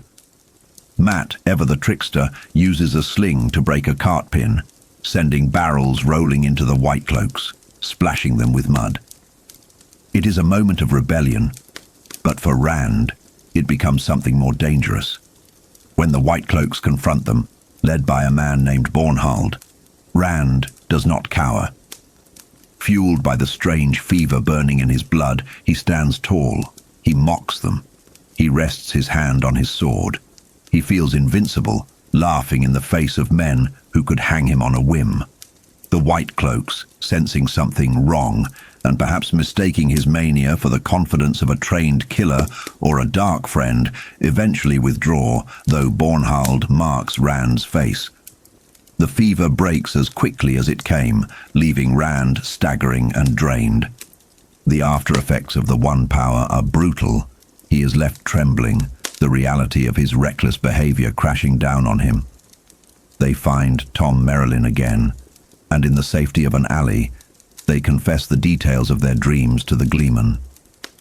When Rand mentions the name Ba'alzamon and the other names the dark figure whispered, Loghain, Urian Stonebow, Rowlin Darksbane, Tom's reaction is immediate and severe. He warns them never to speak those names. These were men who channeled, men who broke the world or tried to. Tom's fear underscores the severity of their situation. This is not a fairy tale. They are being hunted by the shadow of the Dark One himself. Tom urges them to keep silent, fearing that if Moiraine knows the Dark One is speaking to them directly, her actions might become unpredictable or dangerous. They rush back to the inn, intending to warn Perrin, but they are too late. Perrin meets them at the door with news that hits them like a physical blow. Nynaeve Almeara is inside. The wisdom has come for them. Chapter 16. The Wisdom. The hallway of the Stag and Lion becomes a threshold between two lives, the one they are leaving behind and the one they are being forced into. Perrin leads the group into a private dining room, and the atmosphere is cold enough to freeze breath. At the table sit two formidable women, Moiraine Damodred and Nynaeve Almeara. They are polar opposites in demeanor, but identical in their strength of will. Moiraine is the unshakable calm of the White Tower, ancient power wrapped in ageless porcelain. Nynaeve is the fiery passion of the Two Rivers, a village wisdom whose authority is derived from fierce protectiveness and sheer stubbornness. The tension in the room is suffocating. Lan, the warder, leans against the mantel, a silent statue observing the clash. Nynaeve has tracked them, an impressive feat that even Lan acknowledges with respect. She has come to take her people home. To her, this is a rescue mission. She sees 4 foolish children led astray by an Aes Sedai witch. The dialogue here is a masterclass in conflicting worldviews. Nynaeve argues for the safety of the known. She believes that if they return to Eamon's Field, the danger will pass. She operates on the logic of a normal world. Moiraine, however, operates on the logic of the wheel. She argues that there is no safety in the Two Rivers anymore, that the Dark One's eye is fixed upon these boys. She asserts that her protection, the protection of the One Power, is the only shield they have against Fades and Trollocs. Tom Merrilin steps in, his voice grave. He warns Nynaeve of the White Cloaks outside. If the children of the light suspect the boys are connected to Aes Sedai, they will not ask polite questions. They will use hot irons. He paints a grim picture. Returning home is not an option, because the shadow has already fallen too wide. Rand finds his voice, though it trembles. He aligns with Moiraine, not out of loyalty, but out of a terrifying acceptance of reality. He tells Nynaeve they cannot go back. The Trollocs are hunting them, and bringing that danger back to their families would be an act of selfishness, not love. It is a heartbreaking realization for a young man that to save his home, he must exile himself from it. The debate reaches an impasse. Moiraine, sensing the need to divide and conquer, dismisses the group, keeping only Nynaeve. She intends to break down the Wisdom's defenses in private. Outside in the hallway, the group is shell-shocked. Mat and Perrin are terrified of Nynaeve's wrath. reverting to the dynamic of village troublemakers facing authority. But the dynamic has shifted. They have seen monsters and magic now. The wisdom's scolding seems smaller, yet paradoxically more comforting in its familiarity. Rand, however, is caught in a darker current. He waits. When Nynaeve finally emerges, she is flushed, her anger simmering but contained. She takes Rand aside, and they walk the corridor. Here, the narrative delves into the heart of Rand's deepest insecurity. Moiraine had asked Nynaeve questions about the boys' births. She was hunting for something specific, a child born outside the two rivers. Rand asks Nynaeve if she told the Aes Sedai the truth. He is fishing for reassurance, desperate for Nynaeve to tell him that he is Tam Althor's son, born and bred in the village. He confesses the fever dream words of his father, that Tam found him as a baby on the slopes of Dragonmount during the Isle War. Nynaeve's response is filled with compassion, but it lacks the denial Rand craves. She touches his face, a gesture of maternal affection. She tells him that fever dreams are twisted things. She tells him of Tam's love and of his mother Kari's joy in him. She affirms that he is their son in every way that matters, in love, in raising, in heart. But she does not say he was born there. The omission hangs in the air, heavy and suffocating. Nynaeve, the woman who knows the secrets of everyone in Emon's field, the woman who never lies, cannot give him the one lie he needs to hear. She confirms, through her silence, that there is a mystery to his origin. This conversation shatters the last remnant of Rand's identity. He is not just a refugee running from monsters. He is a stranger to his own life. The "who am I" question moves from a philosophical abstraction to a literal crisis. Despite Moiraine's logic, Nynaeve reveals her plan. She's not leaving. She has sent word back to the village that she will handle things. She intends to stay, to watch the Aes Sedai, and to protect her charges. If she cannot drag them back to safety, she will walk into the fire with them. It is an act of profound bravery and stubborn love. The chapter ends with Nynaeve declaring she will have a bath, a moment of mundane normalcy amidst the crumbling of their world. But the damage is done. The safety of the two rivers is gone. The White Cloaks are prowling the streets. The Dark One is whispering in their dreams, and Rand al'Thor is no longer sure who he is. The strangers are now friends, and the friends are strangers, and the wheel weaves as the wheel wills. Chapter 17. Watchers and Hunters. The weight of revelation hangs heavy on Rand al'Thor. Fresh from the unsettling knowledge that he and his friends are the targets of a hunt that spans ages, he seeks the simple, grounding comfort of the stag and lion's common room. It is a human need, profound and desperate, the desire to drown out the creeping dread of destiny with the sounds of laughter and the warmth of a hearth. The room is packed, a sea of humanity pressing against the walls, yet the laughter Rand seeks is absent. Instead, there is a rapt, hypnotic silence. Tom Merrilin stands atop a table, his gleeman's cloak a patchwork of colour against the dim timber, weaving the great hunt of the Horn into the air. He speaks of heroes and fate, of winds that blow through time, seizing the mighty and small alike. It is a cruel irony that the very escape Rand seeks is merely a reflection of his own terrifying reality. Stories of being marked by fate are no longer entertainment when you suspect you are the one being written into the pattern. Rand squeezes onto a bench between Perrin and Mat. The air is thick with the smell of roasting meat and ale, but appetites have vanished. Even the serving maids stand frozen, caught in the web of Tom's voice. As the tales wind down and the music begins, flute, drum, and dulcimer taking up the rhythm, the tension breaks, replaced by the frantic energy of the dance. Here we see the last vestiges of their two rivers' innocence. Rand takes the floor, losing himself in the reel. He dances with a village girl who reminds him of home, then a serving maid, and then, surprisingly, Nynaeve. The wisdom, usually the stern anchor of authority, moves with a grace that belies her station, a reminder that behind the braided hair and sharp tongue lies a young woman caught in the same storm. Even Moiraine takes a turn, her movements smooth and dangerously elegant, causing Rand to stumble in sheer intimidation. But the shadow is never far. Amidst the swirling skirts and stomping boots, Rand catches the gaze of a man by the fireplace, a figure marked by a scar running from temple to jaw.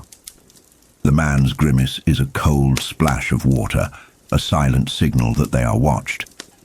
This is the paranoia of the refugee. Every face could be an enemy, every shadow a prison.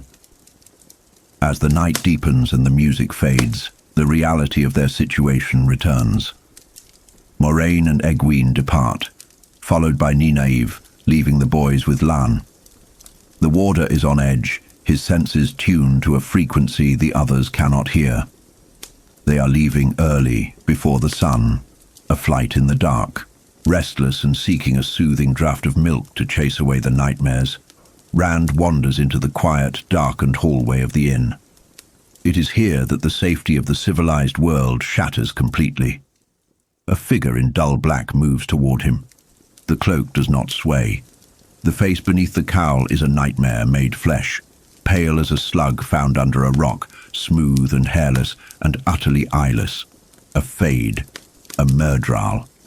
The fear that grips Rand is primal. It freezes the blood and turns muscles to stone. The creature speaks with a voice like a file drawn across bone, claiming Rand for the Dark One. The psychological horror here is potent. The Fade does not rush. It flows snake-like, savoring the paralysis of its prey.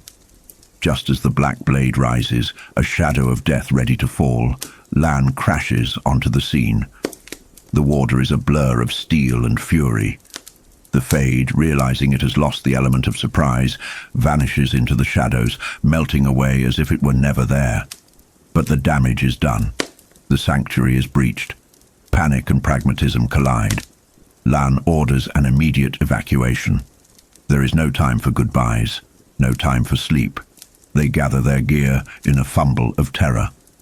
Moiraine warns the innkeeper, Master Fitch, to feign ignorance of their presence, but the man is too jovial, too dismissive of the danger, believing the threats are merely local bandits or rival politics. He cannot comprehend that a war of gods and monsters has just walked through his front door. They ride out into the sleeping streets of Baerlon, the moon casting fitful shadows. At the Kemlin gate, they are barred.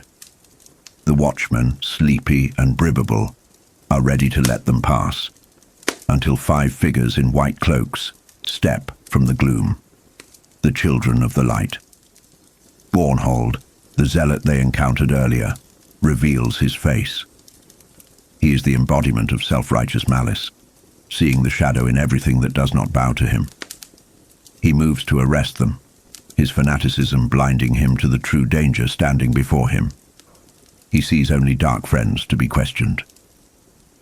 Moiraine's response is a masterclass in the theatricality of the one power. She does not merely strike, she overwhelms the senses.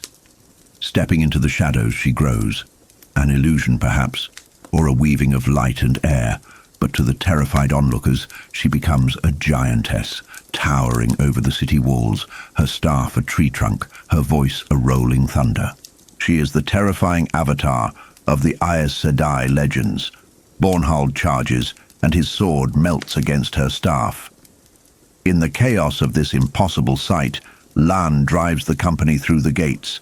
They gallop into the night, the giant image of Moiraine stepping over the walls behind them, leaving the white cloaks and watchmen cowering in the dust. But the cost of their flight becomes visible soon after. Looking back, they see the sky over Baerlon stained crimson. The stag and lion is burning. This moment serves as a crucible for the group's morality. Nynaeve is furious, her healer's soul revolting against the destruction left in their wake. She blames Moiraine, but the Aes Sedai and the warder are hardened by a longer, colder war. To stop, to go back, would be to hand the Dark One his victory. It is a harsh lesson in utilitarian ethics. The safety of the few, or rather, The safety of the one pivotal thread in the pattern outweighs the tragedy of the inn. They ride on into the dark, the guilt of the fire burning as hot as the flames themselves in the minds of the Eamon's fielders. Chapter 18. The Kemlin Road. The journey transforms from a flight into a hunt. The Kemlin Road stretches out, a hard-packed scar through the wilderness, cutting through the low hills. The landscape is bleak, mirroring the internal state of the travelers. The adrenaline of the escape fades into the grueling monotony of the saddle, the cold wind and the tasteless repetition of dried meat and cheese. But they are not alone. The first horn sounds from the west, a mournful, brazen wail that chills the soul. Then another answers, and another. The Trollocs are behind them, and they are communicating. This is not a mindless pursuit. It is a coordinated drive. The psychological pressure is immense. The horns strip away the illusion of distance. The enemy is not just chasing, they are herding. Lan, the ever-vigilant wolf of the group, rides back to scout. When he returns, the news is grim. Hundreds of Trollocs. Several fades. A small army is breathing down their necks, quartering the ground, closing the net. Moiraine makes a desperate decision.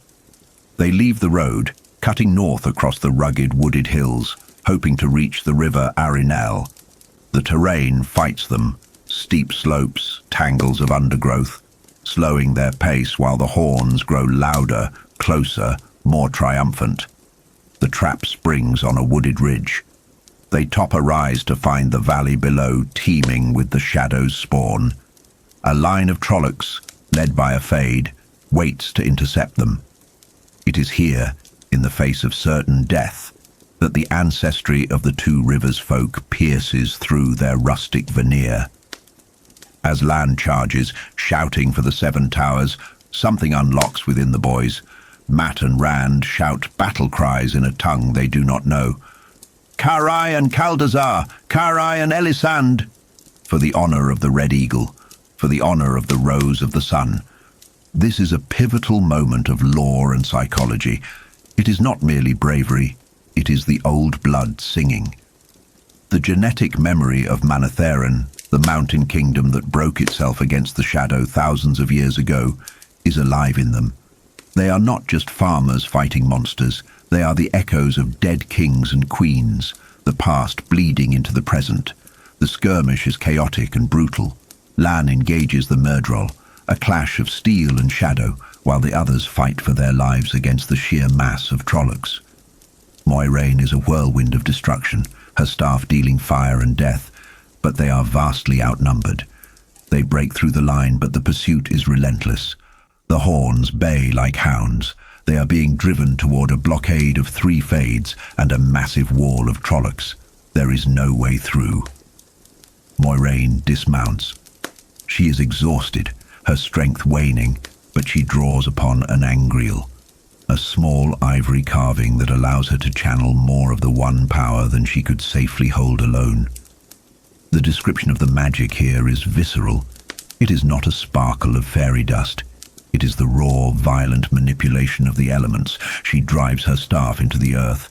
The ground groans, shuddering like a living thing in pain. A ripple of earth, a literal wave of soil and stone, erupts, toppling the Trollocs. But the Fades linked to the Dark One press on, their black horses stepping through the chaos unnaturally, so Moiraine escalates. She calls upon fire. A wall of flame roars into existence, a searing barrier 20 feet high that stretches across the valley, separating the hunters from their prey. Even the Fades cannot force their mounts through the inferno. The cost is visible. Moiraine nearly collapses, caught by Lan. She has poured her vitality into the earth and air, leaving her a husk of authority, trembling and weary. Yet she presses them on. They ride hard, desperate to put miles between themselves and the fading fire. But the shadow is vast, and the horns eventually signal that the pursuit has resumed. The enemy has gone around. Moiraine, weakened but resolute, gathers them close. She uses her staff not for destruction this time, but for misdirection, weaving a false trail of scent and sound to lead the Trollocs west. It is a stalling tactic, a desperate gambit to buy time. As the sun begins to dip, casting long skeletal shadows through the forest, they encounter a sight that defies the logic of the wilderness. A massive wall of stone looms out of the green, overgrown with vines, broken and silent. Towers pierce the canopy, shattered remnants of a forgotten grandeur. It is a city. A dead city, immense and silent, swallowed by the forest. The boys are confused. There is no city on their maps. The walls are breached, the gates gone, yet there is a sense of foreboding here that chills even the air. The birds do not sing. The wind seems to hold its breath. Moiraine names the place, and the name carries the weight of a tomb. It was once Aridol, an ally of Manetheren during the Trolloc Wars, but it fell to a darkness of its own making, an evil so profound that even the Trollocs fear to enter. Shadar Logoth, she whispers. Shadows waiting. They ride into the ruins seeking sanctuary from the shadow behind them, only to enter a place where the shadows themselves have teeth. The chapter closes with them crossing the threshold into the silent, vine-choked streets, trading the wolves for the graveyard, stepping out of the fire and into the dark. Chapter 19. Shadows Waiting. The hooves of the horses struck sparks and crunched loudly against broken paving stones as the company from the two rivers rode into the ruin. This was a city shattered not by time alone, but by a cataclysm of the soul. Rand al'Thor, gazing about him, realized that the entirety of the place was broken, abandoned in a way that felt absolute. No pigeons roosted in the eaves, no weeds waved in the wind without the sensation of intruding upon a grave. Towers ended abruptly in jagged, tooth-like shards, and the rubble of palaces formed uneven hills, yet the skeletal remains that stood were majestic enough to steal the breath from a farm boy's lungs. The scale of the devastation served as a stark reminder of how small the world of the two rivers truly was. What Rand had thought was a city in Baerlon was merely a village compared to the marble corpses of these palaces, topped with domes of every geometry. It was a grandeur that mocked the present. Lan Mandragoran, the warder, halted them before a white stone structure that had miraculously retained its ground floor, though the upper stories were hollow shells staring blankly at the sky. Here, the group began to settle, though the tension was a physical weight. There is a psychological strain that occurs when the hunted are forced to stop moving. The adrenaline fades, leaving only exhaustion and dread. Moiraine, the Aes Sedai, was nearly spent, her strength drained by the healing of the mare Bella. We see here the complex dynamic between Nynaeve and Moiraine, a friction born of protective instinct. Nynaeve, the wisdom, offered her herbs not out of affection for the Aes Sedai, but out of a pragmatic necessity and a healer's oath that transcended personal dislike. She recognized that without Moiraine's power, they were all defenseless. While the adults tended to logistics and recuperation, the restlessness of youth took hold. It is often in the quiet moments that the mind, refusing to process trauma, seeks distraction. Matt Cawthon, vibrating with a nervous energy that seemed partly his own and partly something ancient and resonant within his blood, convinced Rand and Perrin to explore. It was a foolish endeavor, driven by a denial of their danger. They moved from the safety of the ward-protected building into the golden, dying light of the afternoon. As they wandered the colossal ruins, staring at fountains dry for 1,000 years and domes that could house all of Eamon's Field, the oppression of the city weighed on them. They were intruders in a mausoleum of giants. It was amidst a colonnade of tall stone pillars that the trap was sprung, not by Trollocs, but by a man. He introduced himself as Mordeth. He was soft, round, and dressed in finery that belonged to another age, speaking with an accent that twisted words strangely. He claimed to be a treasure hunter, trapped alone in the city for years. There is a profound eeriness to Mordeth, a sleekness that suggests a predator well fed on nothing but dust and shadows. He played upon the boys' naivety, luring them with promises of gold, appealing specifically to Matt's latent desire for something more than a farmer's life. They followed him down into the dark, into a treasure vault that defied imagination. Torches flickered over mounds of gold and gems, a hoard sufficient to buy kingdoms. But as the boys marveled, the psychological trap tightened. When they mentioned they were traveling to Tar Valon, the mask of the genial host shattered. Mordeth's face twisted in a rictus of hate and fear. He railed against the White Tower, his rage ancient and irrational. It was Rand who noticed the detail that signaled their supernatural peril. In a room lit by torches, Mordeth cast no shadow. The revelation broke the glamour. Mordeth swelled, his form becoming fluid and monstrous, filling the room with a claustrophobic terror, shouting that they were already dead.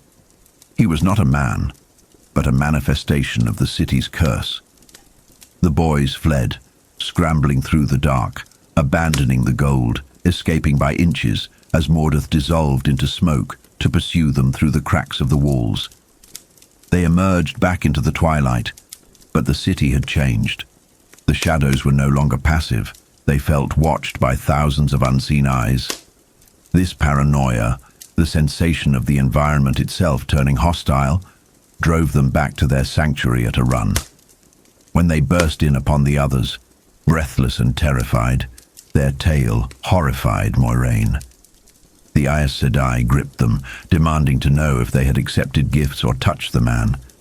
Her reaction underscored the gravity of their error. This was not merely a ghost.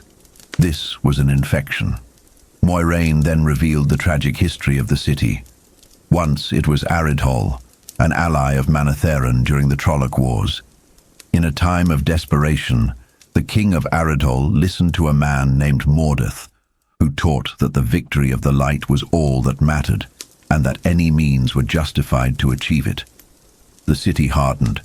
Suspicion and hate became their weapons, until the city consumed itself.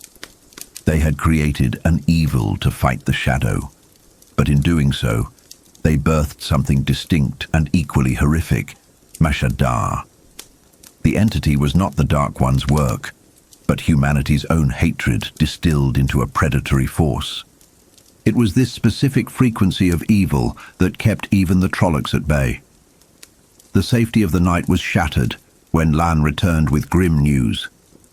Trollocs were inside the walls. They had been forced in by Myrddraal, who were themselves terrified, driven by something unseen. The predators had become the prey, herded into a death trap.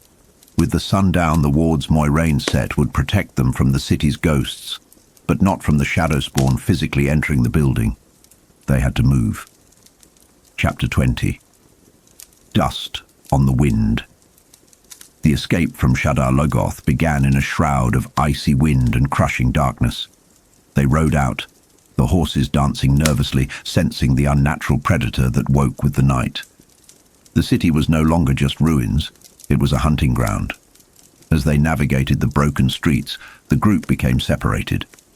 A silver-grey fog, glowing with a faint inner light, drifted across their path. This was Shadar. It was not merely mist. It was a mindless, hunger-driven consciousness, vast as the city itself. Moiraine identified it as the unseeing evil of Aridhol, wandering aimlessly like a worm in the earth. It blocked the path between the Aes Sedai and the boys. The horror of Shadar lies in its lethality. A single touch means death. Moiraine, cut off from the Eamon's fielders, could not burn a path through without drawing the Myrddraal to the beacon of the One Power. She gave a desperate command: head for the river, guided by a red star in the east. The party splintered. The chaos of war and flight took over, dissolving the unity of the group. Rand found himself galloping through the nightmare city, his horse cloud screaming in terror. The fog began to ooze from the buildings, tentacles of pale light groping for warmth. In a moment of supreme surrealism, Rand witnessed the hierarchy of evil. He looked back to see Trollocs and a Fade pursuing him. The Shadowspawn, usually the apex predators of his nightmares, were suddenly pitiful. Shadar rose like a wave. The grey tentacles struck the Trollocs and the Fade. The Halfman, the creature of terror that did not fear death, threw back its cowl and screamed, a soundless psychic shriek that tore at Rand's mind. The evil of Shadar Logoth consumed the evil of the Dark One without hesitation. Rand, shaken and alone, managed to navigate the labyrinth of ruins. He found Mat, who was cowering in the shadows, and together they exited the city, the Red Star their only tether to hope. They were soon joined by Tom Merrilin, the Gleeman, proving that his survival instincts were as sharp as his knives. Meanwhile, Perrin Ibera faced his own isolation. Often considered the slow-thinking blacksmith, Perrin's mind worked with a deliberate, methodical care that was an asset in the panic. He weighed his options at a ruined gate, finding Egwene Alvear in the darkness. There is a quiet intimacy in their flight, two frightened villagers clinging to one another in a world gone mad. They, too, were hunted. The pursuit drove Perrin and Egwene to the very edge of the river Arenelle. With Trollocs howling at their heels, they had no choice but to plunge their horses over a high bluff and into the black, freezing water. The river was a brutal shock. Perrin was separated from his horse, and in the churning darkness, from Egwene. He struggled against the current, the weight of his clothes and his axe dragging him down. It is a testament to his endurance, a core trait of his character, that he refused to surrender the axe or his life. He washed ashore on the far bank, shivering, soaked, and utterly alone. The separation of the group was now physical and geographical. The breaking of the fellowship of Eamon's Field had begun. Back on the eastern bank, Rand, Mat, and Tom found themselves trapped against the river. Their salvation appeared in the form of a trader's vessel, the Spray, moored for the night. But safety is rarely free. Trollocs burst from the tree line, forcing a frantic, violent departure. Tom Merrilin revealed the deadly proficiency hidden beneath his Gleeman's cloak. With a flick of his wrists, daggers flew, taking down Trollocs with lethal precision. It was a shocking display for the boys, who still viewed him as an entertainer. They scrambled aboard the ship as it cast off, Rand narrowly escaping a catchpole that would have dragged him back to a gruesome death. On the deck of the Spray, they met the captain, Bael Doman. He was a man of the world, round-faced and speaking with the rapid, rolling dialect of Ilion. He was furious at the intrusion and the damage to his ship, threatening to throw them overboard. Here Tom Merrilin spun his greatest tale yet. He wove a story that was a tapestry of truth and fabrication, claiming they were simple travelers beset by bad luck and monsters, playing on the captain's own superstitions and fears. It was a masterclass in manipulation. However, in their desperation, the boys offered silver coins to pay for passage, too much money for simple apprentices. Domon, a pragmatic trader, accepted the coin, but his suspicion remained. The chapter closes with a heavy, melancholic atmosphere. The Spray moved downriver, the wind humming through the rigging. Rand stood at the rail, staring back into the impenetrable night. He was safe, yet he was tormented by guilt. Egwene, Perrin, Moiraine, Lan, and Nynaeve were gone, lost in the dark with the monsters. The innocence of their departure from the two rivers was fully severed. They were no longer a group of friends on an adventure. They were scattered dust on the wind, blown across a world that was far larger and far crueler than they had ever dreamed. Chapter 21. Listen to the wind. Sunrise bleeds across the river Arenelle, finding Nynaeve Almeara not in the comfort of her bed in the two rivers, but huddled in a hollow exhaustion clinging to her like a second skin. When her horse stirs, jerking the reins wrapped around her wrist, she wakes with the frantic disorientation of the displaced. The reality of her situation crashes down. She is alone, the woods are vast, and the shadow is hunting. There is a profound resilience in Nynaeve, a refusal to succumb to the paralyzing terror that might claim a lesser spirit. She chastises herself for sleeping, her internal monologue a shield against the fear of Trolloc cookpots. Peering over the lip of her hiding place, she scans the riverbank. It is empty, terrifyingly so. The wide blue-green water offers no clues, no sign of the younglings or the Aes Sedai. The silence is heavy, not peaceful, laden with the memory of the previous night's chaos. The shrieking horns, the galloping panic, and the unnatural, creeping horror of Mashadar within Shadar Logoth. But it is what happened after the escape that haunts her now. She recalls the Trollocs bursting from the earth, only to stop, sniff the air, and turn away. They seek specific prey, and Nynaeve realizes with a chilling clarity that she is not it. It is an insult and a salvation all at once. Driven by a grim determination to make the Aes Sedai answer for endangering her people, she moves south, tracking the faint, muddled signs left in the wake of the flight. Tracking is second nature to the wisdom, or so she believes. She finds a trail of hoofprints and the remains of a campfire, slipping through the underbrush with the stealth of a hunter.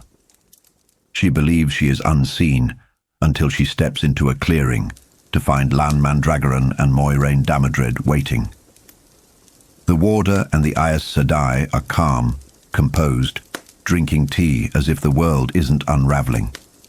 Lan's announcement that the Trollocs have vanished, likely transported elsewhere by the Dark One's command, sets a grim tone. The scale of the hunt has changed. Entire armies of Shadowspawn are maneuvering through means not seen since the Age of Legends. But the true conflict here is not with the Shadow, but between Nynaeve's fierce will and Moiraine's serene knowing. Nynaeve confronts them, her voice trembling not with fear but with fury. She demands the return of Egwene and the boys. Moiraine, however, dismantles Nynaeve's worldview with surgical precision.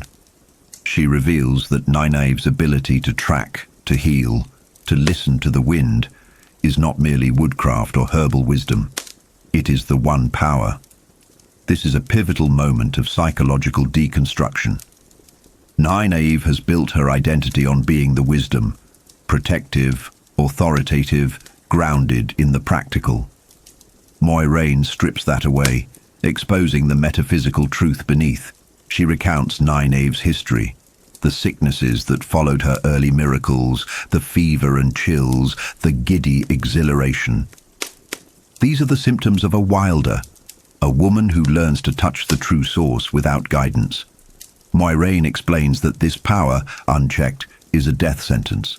Without training, the body eventually succumbs to the strain. It is a ticking clock, and Nynaeve has survived longer than most, purely by the strength of her spirit. Nynaeve tries to deny it, desperate to reject any connection to the Aes Sedai she despises. But the truth is a relentless tide. She remembers curing Egwene's breakbone fever, the impossible recovery that she had attributed to luck or herbs. The realization is humiliating and terrifying. She is what she hates.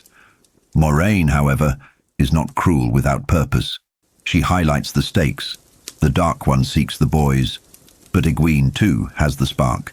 And without the White Tower, Egwene will die. It is a masterstroke of manipulation, using Nynaeve's protective love for Egwene to bind her to the Aes Sedai's cause. Nynaeve, cornered by logic and love, agrees to travel with them, though she refuses to surrender her animosity. The party prepares to move. Lan, ever the stoic warrior, shows a flicker of respect for Nynaeve's tracking abilities, though he hides it behind his stone face. Moiraine reveals she has given the boys coins that allow her to track them, a bond of sorts. They must prioritize the boys, who are the primary targets, leaving Egwene's fate to the pattern for now. It is a cold, calculated decision that infuriates Nynaeve. yet she follows. As they ride south, Nynaeve's internal narrative shifts. She is no longer just a village wisdom chasing wayward children. She is a woman who has been told she wields a power capable of shaking the world, and she vows to use it, not for the White Tower, but to protect her own, perhaps even against the Aes Sedai herself. Chapter 22. A Path Chosen. Miles away on the eastern bank of the Arenelle, the perspective shifts to Perrin Ibera. He wakes beneath a pile of cedar branches, the sharp scent of pine needles mixing with the damp earth. His first instinct is panic, the visceral memory of the river crossing and the separation. But the quiet of the morning brings a slow, methodical assessment of his reality. Perrin is a character defined by careful thought. Unlike Mat's impulsiveness or Rand's anxiety, Perrin moves with the deliberation of a blacksmith shaping iron. He checks the river, finding it empty. He checks his pockets, taking inventory of his meager survival gear. He is wet, cold and hungry, but he is alive. He begins to move downriver, his eyes scanning the ground for tracks, his mind working through the variables of survival. His patience is rewarded when he finds hoofprints, unshod, ruling out Trolloc mounts, leading into a dense thicket. There, he finds Egwene, Alvear, and the shaggy mare, Baela. The reunion is a moment of pure, unadulterated relief, a bright spot in the gloom of their isolation. Egwene, brave but clearly shaken, has managed to save herself and the horse, showing a resourcefulness that mirrors Nynaeve's. However, the dynamic between them begins to shift. Egwene, usually the one to take charge in social settings, looks to Perrin for guidance in the wild. They are lost without the Aes Sedai to protect them, and the weight of leadership settles uncomfortably on Perrin's broad shoulders. He proposes a plan based on a half-remembered map. They will head towards Caemlyn. It is a logical choice, avoiding the river where the Myrddraal might search, heading toward a major city where they might find the others. The journey is grueling. They lack food and fire. In a moment of vulnerability, Egwene confesses that she lost her flint and steel, but then reveals something far more significant. She admits she started a fire on the riverbank using the One Power. It was easy, she says, a terrifyingly casual admission that she can channel. Perrin, grounded and cautious, is horrified. To him, the power is something dangerous, forbidden, and unpredictable. He makes her promise not to use it again, a promise she gives reluctantly. Here we see the contrast in their natures. Egwene is drawn to the potential of what she can become, while Perrin just wants to remain who he is, a blacksmith from Eamon's field. They press on, sharing the riding of Baela. Egwene, fierce and proud, refuses to be coddled, bullying Perrin into taking his turn in the saddle. It is a small human struggle amidst the vast danger, grounding the fantasy in the reality of sore feet and stubborn pride. Hunger becomes their constant companion, gnawing at their resolve. They find no villages, no farms, only the silent, indifferent wilderness. The ruins of ancient fortifications pass them by, silent testaments to wars long forgotten, reminding us that this land has seen desolation before.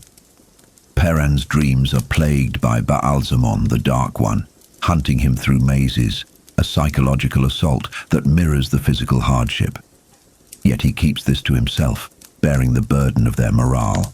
He is the protector, the shield, even as he feels his own inadequacies closing in. Chapter 23. Wolf Brother. The wilderness stretches on, a green and brown purgatory. The lack of food has turned from discomfort to a serious threat. Perrin and Egwene are reduced to foraging for tubers and enduring the hollow ache of starvation. It is in this state of deprivation that the wind brings a scent that changes everything: wood smoke and roasting meat. Perrin's approach to the source of the smoke is cautious. He moves with a stealth surprising for a man of his size, a natural grace that he rarely acknowledges. He finds a camp, but the man sitting by the fire is unlike anyone he has ever met. Dressed in furs and skins, with a beard fanning across his chest. Elias Mashera looks like a piece of the forest given human form. But it is his eyes that arrest Perrin, golden, glowing, yellow eyes. Elias is not surprised by Perrin's arrival. He has been watching them. He invites them to eat, and the starving youths gorge themselves on roasted rabbit. The interaction is strange, tense. Elias is gruff, cynical, laughing at their naivety regarding their location. He tells them they are far off course for Camelin, deep in the wilderness where civilization has no foothold. Then the wolves appear. They step from the shadows not as beasts, but as intelligent presences: Dapple, Burn, Hopper, and Wind. Baylor screams in terror, but Elias calms the scene with a word. He introduces the wolves as friends, entities with whom he communicates telepathically. This is a profound expansion of the lore. The wolves are not pets. They are allies with their own history and culture, remembering a time before the breaking when men and wolves hunted together. They speak in images and sensations, the ripple of water, the bite of wind, a language of the soul rather than the tongue. Egwene is fascinated, asking if she can learn this skill. Elias dismisses her but points a finger at Perrin. He can, Elias claims. The accusation strikes Perrin with the force of a physical blow. He denies it vehemently. To Perrin, this connection to the beasts represents a loss of control, a descent into something primal and savage that terrifies him. He fears the violence within himself, the beast that might be unleashed. But the wolves are already in his head. He can feel their gaze, hear their silent assessments. He tries to block it out, but the connection is innate, undeniable. Egwene attempts to spin a cover story about their origins, a tale of running away to see the world. It is a good lie, well rehearsed, but to the wolves, a lie has a scent.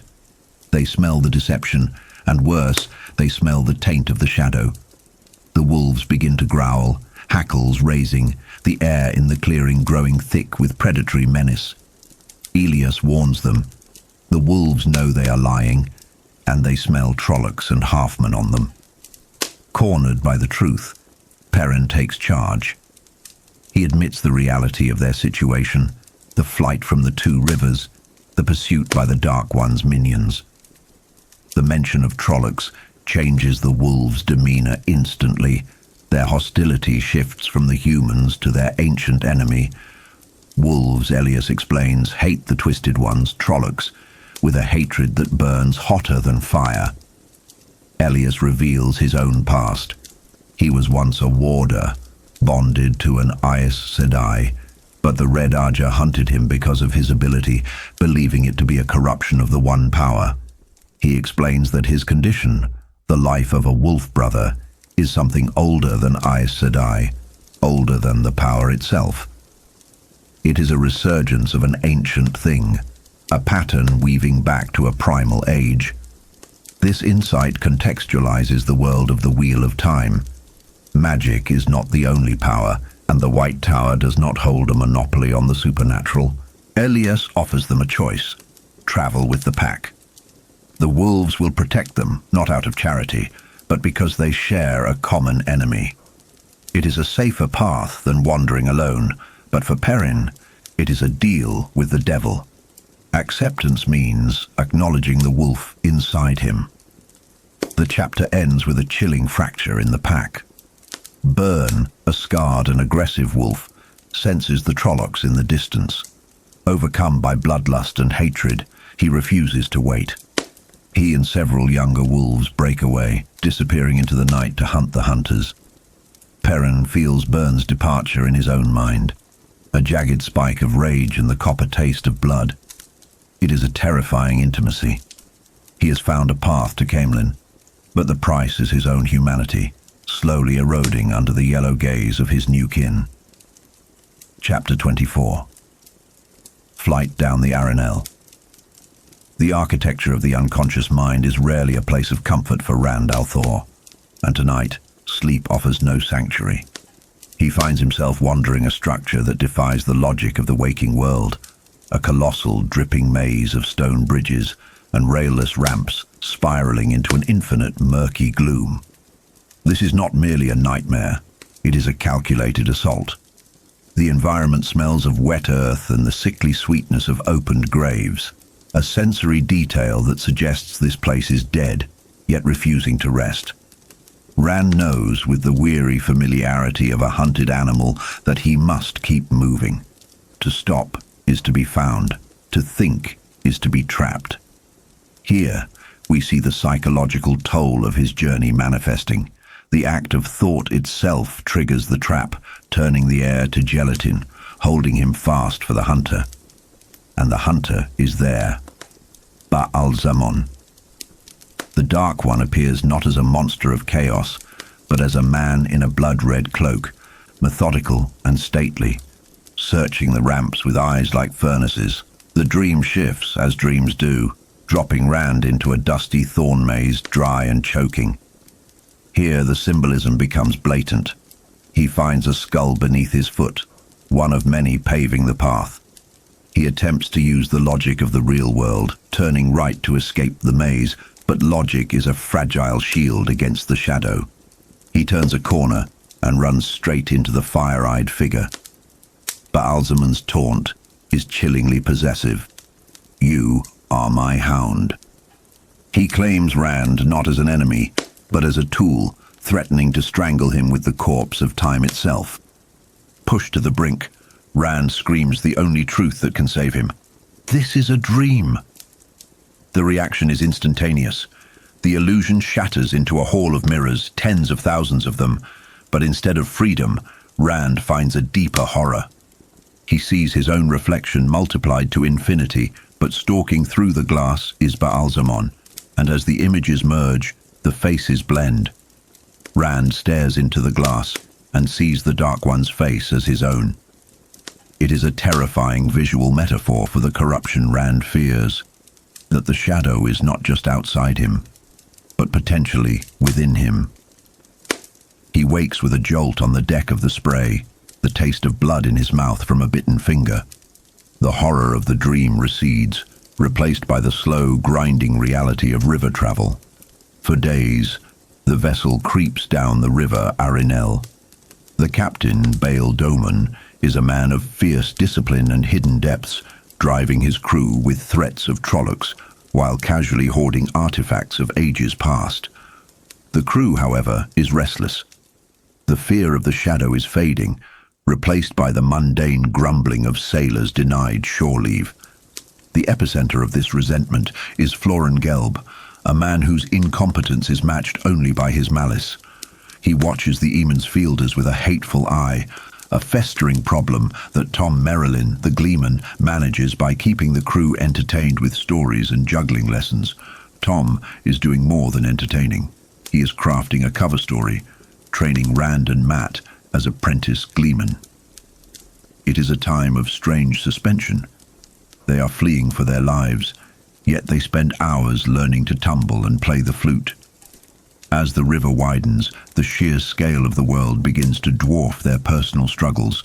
They pass statues of kings and queens standing 100 feet tall, worn smooth by the erosion of millennia. They pass a gleaming metal tower, hundreds of feet high without a single opening or spot of rust, a remnant of the age of legends that defies explanation. Captain Domon notices Rand's awe and offers a moment of profound philosophy. He speaks of the strangeness of the world, crystal lattices that hum with the moon, mountains hollowed into bowls and impossible bones. Domon represents the curious observer, the man who collects wonders not for their monetary value, but because they prove the world is vast and mysterious. He warns Rand that once the world puts a hook in your mouth, the simple life of a shepherd will never satisfy him again. It is a melancholy prophecy for a boy who desperately just wants to go home. But home is becoming a distant memory, and the stress is manifesting in erratic behavior. In a moment of manic, adrenaline-fueled recklessness, Rand climbs to the very top of the mast. He balances there, high above the river, laughing into the wind, feeling a godlike detachment from the deck below. It is a moment of pure, dangerous liberation, ended only when he nearly falls, and Tom talks him down. When Rand slides back to the deck, the adrenaline crashes into a cold, hard reality. He lands near Mat, who is crouched in secrecy. Mat is holding the dagger from Shadar Logoth, the one Moiraine specifically warned him against. The ruby-hilted weapon is beautiful and sinister, and Mat's behavior is immediately alarming. He is paranoid, secretive, insisting that they can trust no one, not even their friends. The corruption of the dead city has found a purchase in Mat's mind, a subtle poison of suspicion that will rot the bonds of friendship from the inside out. Tom interrupts them to resume lessons, oblivious to the cursed artifact Mat hides beneath his coat. As Rand looks back up at the dizzying height of the mast, he wonders if he's going mad. The dream of Baalzamon and the manic episode on the mast blur together, leaving him terrified of his own mind. Chapter 25. The Travelling People. Miles away on land, the narrative shifts to a different kind of journey, one defined not by the water's flow, but by the predatory instincts of the wolf. Perrin, Egwene, and the wild man Elias are moving south. Perrin is fighting a silent war for his own identity. The wolves, Dapple, Hopper, and Wind, are always nearby, and terrifyingly, Perrin can sense them. He knows their location, their intent, and their hunger. He tries to rationalize this as imagination, but the telepathic bond is undeniable. It is an intrusion into his mind as profound as Rand's dreams, but where Rand faces malice, Perrin faces a primal, seductive connection to nature. He denies it, eats his vegetables, and tries to be a man, while the wolf inside him watches the horizon. Their journey brings them to a large stand of oak and ash, where they are confronted by massive mastiffs. Elias, with the ease of a pack leader, calms the beasts not with weapons, but with a whistle and a look. They have found the camp of the Tuathan, the Tinkers, the travelling people. The contrast here is staggering. They step from a world of grey fear, wolves and barren winter trees into a kaleidoscope of colour. The Tinkers' wagons are bright red, yellow and green. Their clothes are a riot of mismatched hues. Music fills the air, and children play with the massive dogs. It is a pocket of aggressive joy in a dark world. They are welcomed by Rayan, the Seeker, and his wife Ela. The introduction reveals the core tragedy of the Tinkers. They are searching for the song. They believe that finding this lost song will bring back the Age of Legends, a paradise where leaves do not wither and peace reigns. Elias, the cynic, scoffs at this. He represents the harsh reality of survival, tooth and claw, while the Tinkers represent an idealistic hope that transcends reality. The philosophical conflict comes to a head over dinner. Rayan explains the way of the leaf. It is a philosophy of absolute pacifism. The leaf does not struggle against the wind. It lives its time and falls to nourish the tree. Rayan argues that violence harms the soul of the aggressor as much as the victim. To strike another is to destroy oneself. Perrin, the blacksmith who carries a massive axe, struggles with this.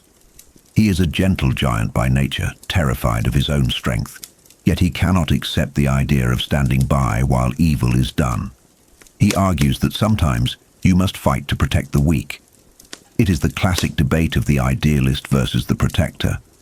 The debate is personified by Aram, Rayan's grandson, a handsome young man who seems to find the way of the leaf a heavy burden, yet uses his charm to immediately captivate Egwene. As night falls, the atmosphere grows heavy. The campfire becomes a place of storytelling, and Rain shares a tale that sends a chill through the listeners. He speaks of crossing the Isle Waste, a feat considered suicidal by most, and finding a group of dying Isle maidens of the spear. These were warriors who had hunted Trollocs all the way back from the Blight. The dying Isle woman delivered a prophecy to the Tinkers, despite her loathing for their pacifist ways. Her words are cryptic and terrifying. Leaf blighter means to blind the eye of the world.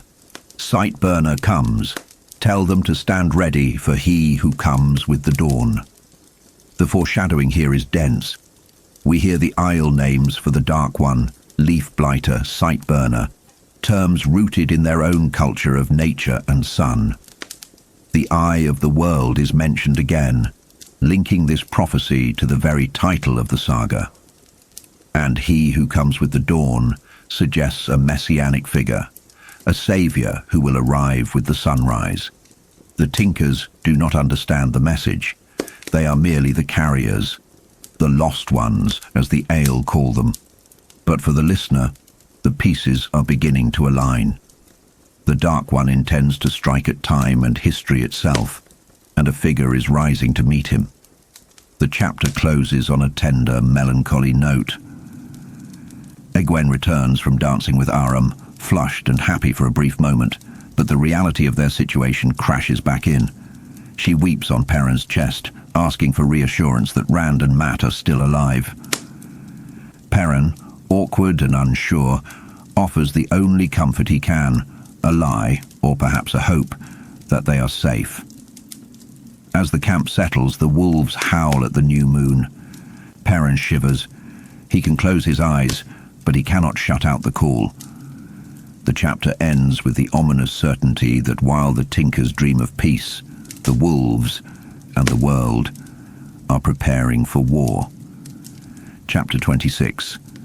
Whitebridge, the journey down the river Arinel, which had served as a temporary sanctuary for our fleeing Emonsfielders, draws to its inevitable close.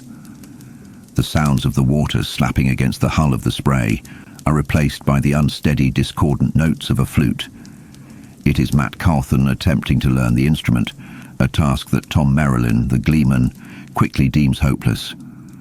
There is a moment of levity here, a rare commodity in this saga, as Tom rescues his precious instrument from Mat's clumsy grip, remarking that while Rand shows some aptitude for the pipes, Mat might be better suited to juggling.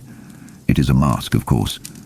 This entire charade of becoming Gleeman's apprentices is a fragile shield against a world that has grown infinitely large and infinitely dangerous. Rand, stripping away the pretense, whispers the fear that plagues them all, the uncertainty regarding Moiraine, Lan, and Egwene. Are they alive, or are the boys truly alone? Here we see the psychological fracture beginning to widen between the two friends. Rand clings to hope with a stubborn desperation. He needs to believe the others are alive because the alternative is a void too dark to contemplate. He relies on the narrative logic of stories, where heroes survive and reunite. Mat, conversely, is sinking into a dark pragmatism, a cynicism born of trauma. He asks the question Rand refuses to voice: what if they are dead?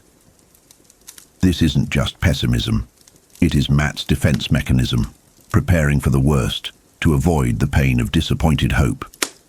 Their debate is cut short by the sight of the chapter's namesake, Whitebridge. To understand the impact of this structure, one must remember that Rand and Mat are village boys who have never seen anything grander than a two-story inn. The White Bridge is a remnant of the Age of Legends, a time before the breaking of the world. It defies the physics of the current age, a milky, glass-like arch spanning the river, appearing too fragile to hold weight, yet possessed of an indestructible permanence. It is a tangible piece of history, a reminder that the Aes Sedai of old broke the world, but also built wonders that modern humanity can barely comprehend. Even the worldly Captain Domon speaks of it with a mixture of skepticism and awe, refusing to admit it is Aes Sedai work, perhaps because acknowledging that power makes it too real. As the spray docks, reality intrudes in the form of class and consequence. We witness the firing of Floran Gelb, the sailor whose animosity toward the boys has been simmering for days.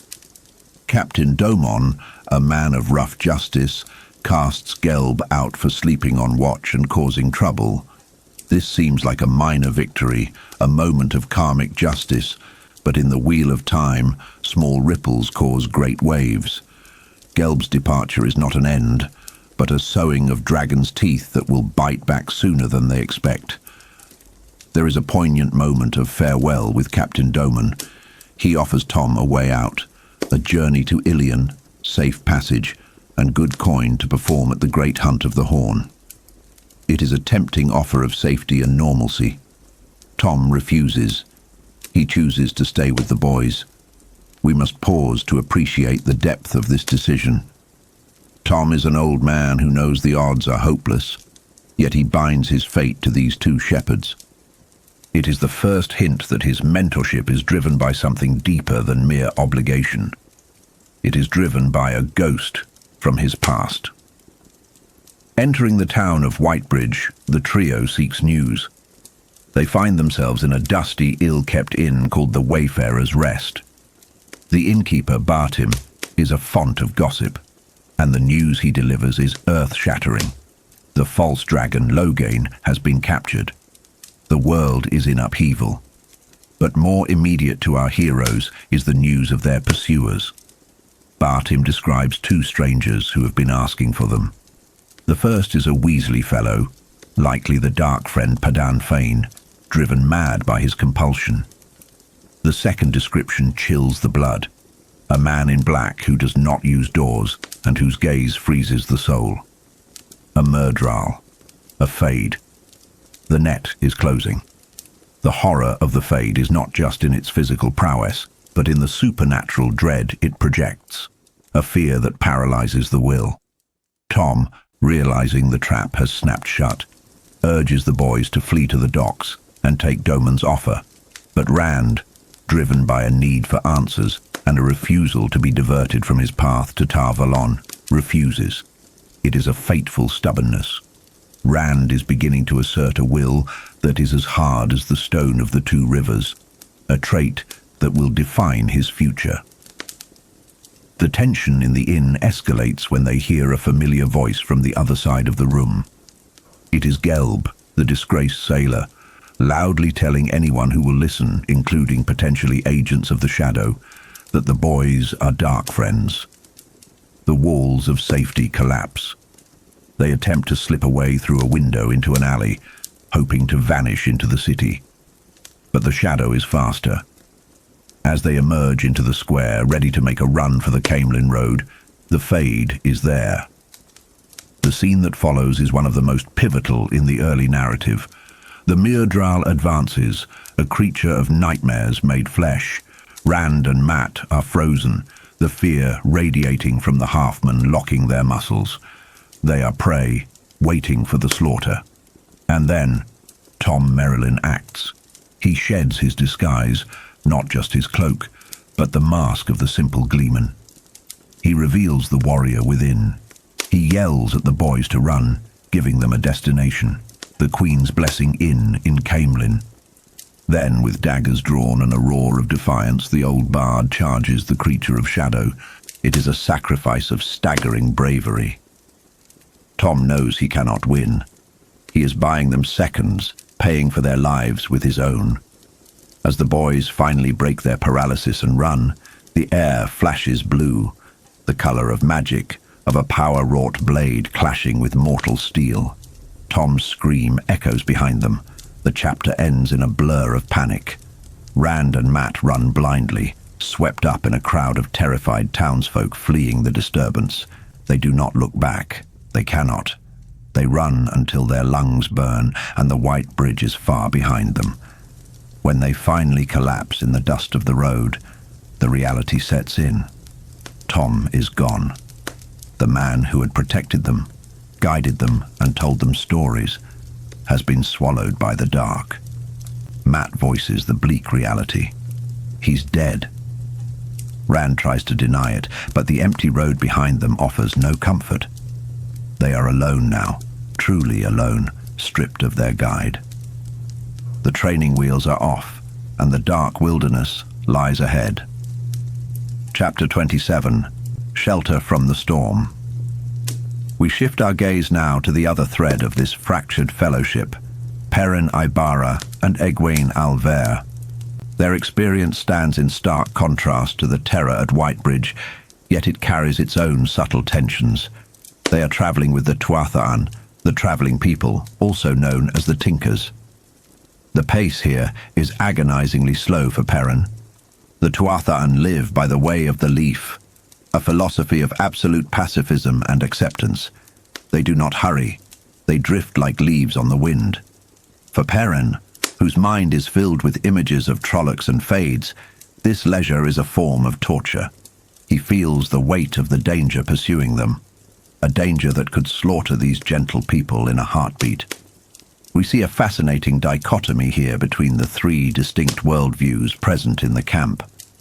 There are the Tuatha'an, who meet violence with acceptance. There is Perrin, a man of peace who carries an axe because he believes violence is sometimes necessary to protect the innocent. And then there is Elias Makera, the wolf brother. Elias is the wildest element. He walks with the wagons but is not of them. He moves with a predatory grace that makes the Tinkers uneasy. He respects them, but he thinks their philosophy is a suicide pact. Yet Elias insists on staying. He senses something, a premonition that tells him to wait. This touches on the mystical instinct of the Wolf Brothers, a connection to the pattern of the world that is older and more primal than human logic. The days pass in a haze of colour and music. The Tinkers are a seductive trap of comfort. They offer a life without the burden of fighting, a life of song and dance. We see Egwene adapting to this. She dances with the Tinker women, wearing a shawl, laughing and flirting with Aram, the handsome young grandson of the Seeker. For Egwene, this is a respite, a chance to be a young woman instead of a refugee. But for Perrin, it is a trial. He watches the dancing with a face burning with embarrassment. He is a boy who prefers the solid and the known. The fluidity and open emotion of the Tinkers unsettle him. Moreover, he is jealous. Watching Egwene with Aram stirs a possessiveness in him, a friction that highlights the confused, burgeoning emotions of adolescence amidst the apocalypse. The Tinkers try to convert him gently. Illa, the Seeker's wife, gives him a cloak, but looks sadly at his axe. She sees the weapon as a failure of spirit. Perrin wears the axe stubbornly. It is a symbol of his refusal to be a victim, a heavy weight of responsibility that he hates but cannot lay down. This is the core of Perrin's character arc, the gentle giant forced to become a warrior, the builder forced to be a destroyer. While the days are filled with the tension of philosophy, the nights bring a darker threat. Perrin's dreams are no longer his own. He finds himself in a nightmare of terrifying clarity. He is back in the Two Rivers, in the safety of Mistress Luhan's kitchen, a place of warmth and maternal care. He is sharpening his axe, but the sanctuary is violated. A wolf enters, followed by Baalzamon, the Dark One. The symbolism here is brutal. Baalzamon ignores the weapon. He focuses on the wolf. He burns the animal to ash with a gesture, a demonstration of overwhelming power and a direct attack on the part of Perrin that is connected to the wolves. The fire, the smell of burning meat, the invasion of the domestic sphere. It is a violation of the highest order. Baalzamon speaks to him. If you are the one, you are mine. The Dark One marks him. He throws a raven at Perrin, and the bird pierces Perrin's eye. Perrin wakes screaming. It was a dream, yet he can feel the phantom pain. And he is not the only one who felt it.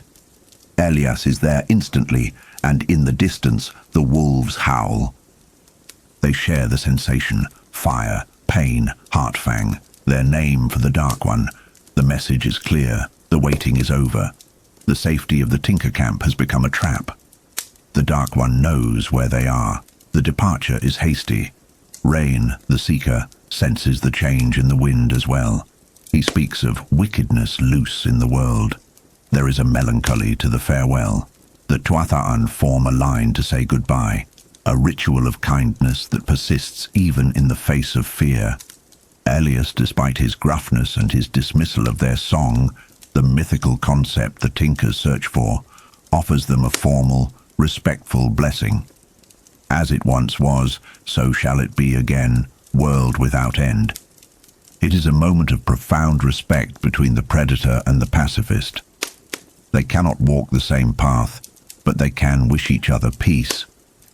As Perrin, Egwene and Elias strike out on their own, leaving the colourful wagons behind, the atmosphere shifts. The insulation is gone. They are back in the wild, guided by the wolves who scout ahead. The wolves send back images of their shared enemy, Heartfang. Perrin walks beside Egwene, who still wears the beads Aram gave her. He is grateful she is leaving with them, but the weight of the axe at his side feels heavier than before. He has seen the fire in his dreams.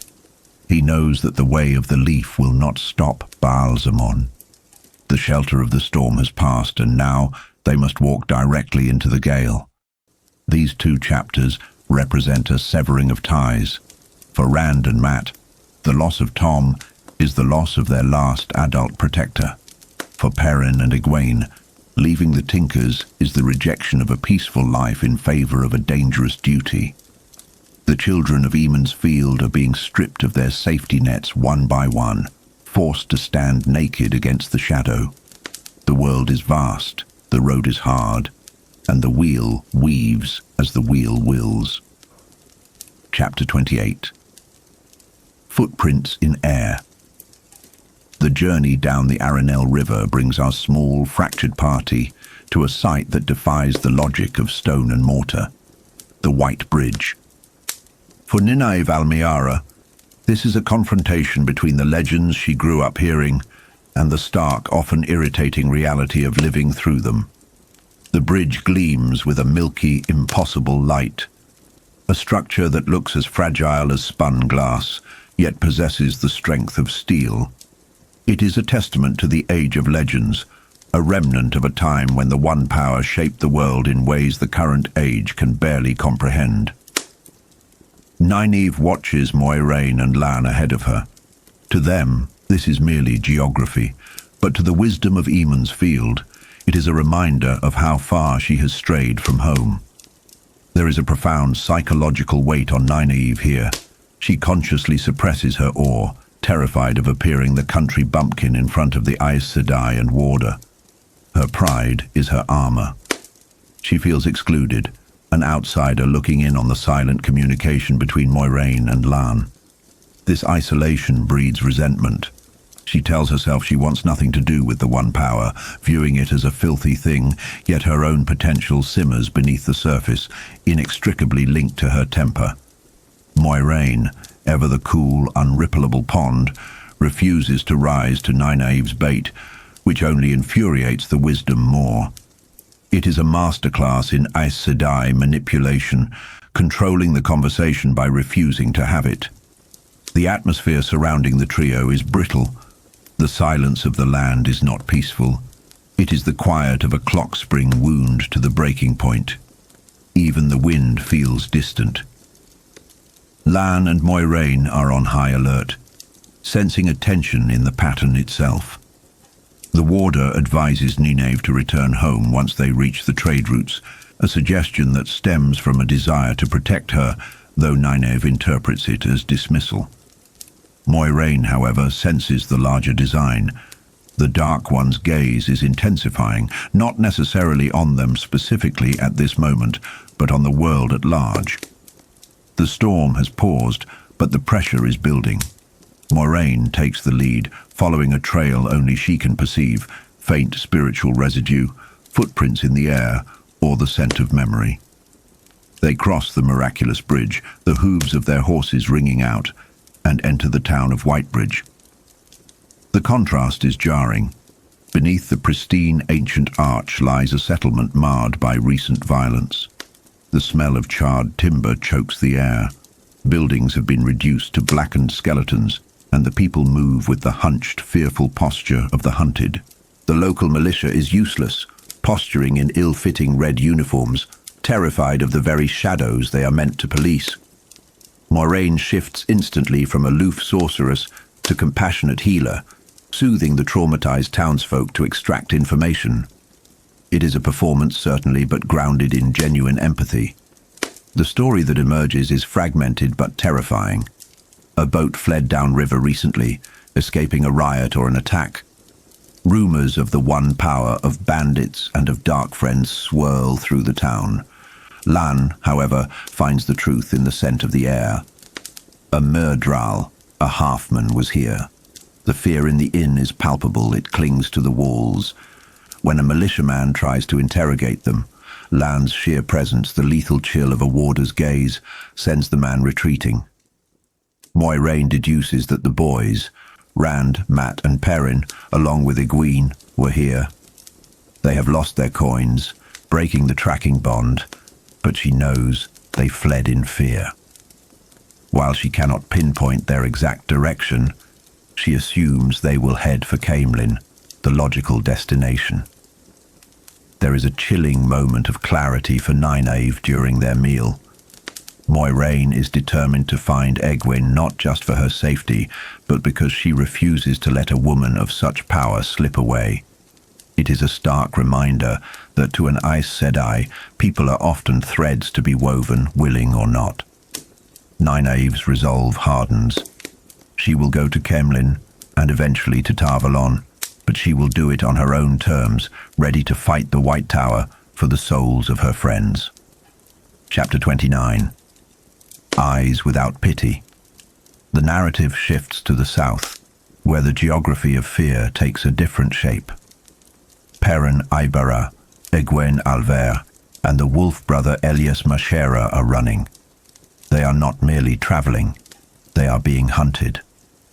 Elias drives them relentlessly across the brown grass flatlands, obsessively hiding their tracks. He forbids open fires and restores every disturbed stone and weed. Perrin is caught in a suffocating web of anxiety. It is not Trollocs that Elias fears, but something the wolves cannot easily fight. The wolves, scouting miles ahead, sense a pervading malice. The landscape is a series of rolling ridges, and Elias forces them to take grueling serpentine routes to stay off the skylines. He knows that in this emptiness, a silhouette on a ridge is a beacon to the enemy. The threat reveals itself not as monsters on the ground, but as death from above. Ravens, thousands of them. These are not natural birds. They are the Dark One's eyes, spies driven by a singular evil intelligence. Elias watches a massive flock scour the land, and the horror of their situation becomes clear. In the borderlands, such flocks are known to strip men and beasts to the bone. The brutality of the shadow is showcased when a fox breaks cover. A swirling black tornado of feathers and beaks descends upon it. There is no hunger here, only the joy of killing. In moments, the fox is reduced to a bloody ruin. It is a visceral warning of what awaits the travelers if they are spotted. The psychological toll on Perrin is immense. He is physically exhausted, his feet feeling like lead, but the deeper struggle is internal. He is connected to the wolves, a bond he fears and resists. As the ravens hunt, Perrin begins to receive sensory flashes from the wolf pack. He doesn't just see the ravens, he feels the wolves battle against them. He tastes the foul, feathery blood in his mouth. He feels the sharp agony of beaks tearing at his own skin. It is a terrifying blurring of identity. He fears that Egwene will see this taint in him, that she will look at him and see a monster. They are forced to run a gauntlet, sprinting from copse to copse, hunted by the relentless, unblinking gaze of the shadow. The sun begins to set, and despair sets in. The ravens are closing the net. Perrin, nearing the end of his endurance, contemplates the axe at his belt. He wonders, with a sickening lurch of his stomach, if he has the courage to kill Egwene himself, rather than let her be torn apart by the birds. It is a moment of pure, hopeless horror. But just as the end seems inevitable, they cross an invisible line. The air changes. The exhaustion recedes slightly, replaced by a feeling of crisp, cold cleanliness. They have entered a steading. Elias explains the phenomenon. This is a remnant of the Ogier, a place where the One Power cannot be touched. Because the shadow relies on the corrupted power of the Dark One, the creatures of the dark cannot enter. The ravens veer away, unable to cross the boundary. It is a sanctuary, but a strange one. The feeling of the true source vanishing is disconcerting to those who can sense it, but for Perrin and Egwene, it is simply safety. They make camp near a massive, soot-stained rock. As they eat their meager rations, the adrenaline fades, leaving them with the somber weight of history. The rock, they realize, is carved in the shape of a human eye. Elias, in a rare moment of storytelling, reveals the tragic history of the site. This was once a monument to Artur Hawkwing, the High King who united the world 1,000 years ago. Hawkwing was a figure of immense power and justice, but also of supreme arrogance. He hated Aes Sedai, laying siege to Tar Valon itself. He planned to build a new capital here, free from the White Tower's influence, a city of perfect justice. But the wheel turned, Hawkwing died, and his empire crumbled into the War of the 100 Years. The city was never built. The statue was toppled and broken, leaving only this single stone eye. The chapter closes with a haunting image. The campfire illuminates the moss-covered stone eye, and to Perrin, it looks like the eye of a raven, hard, black, and pitiless. It serves as a thematic echo of the day's terror. Whether it is the Dark One's spies in the sky or the hubris of long-dead kings, the world is watching them, indifferent to their suffering. They are small figures moving through the wreckage of history, safe for the night, but surrounded by a darkness that never sleeps. Chapter 30. Children of Shadow. The sun begins to fail over the wilderness, casting long, bruised shadows across a landscape scarred by history. Here, amidst the broken remnants of a statue once raised to Artur Hawkwing, we find Perrin Ibarra caught in a quiet moment of profound internal dissonance. He sits by a pool, the water rippling under a rising eastern wind, turning over his ash-handled axe in his hands. This weapon, a masterpiece of balance and lethality, has become a physical manifestation of his own terrifying potential. In the safety of Emond's Field, the axe was a tool or a symbol of prowess. Here, in the brutal reality of flight, it is a burden. Perrin hates it. He hates the smooth coolness of the wood and the eager weight of the steel because he fears what it makes him capable of becoming.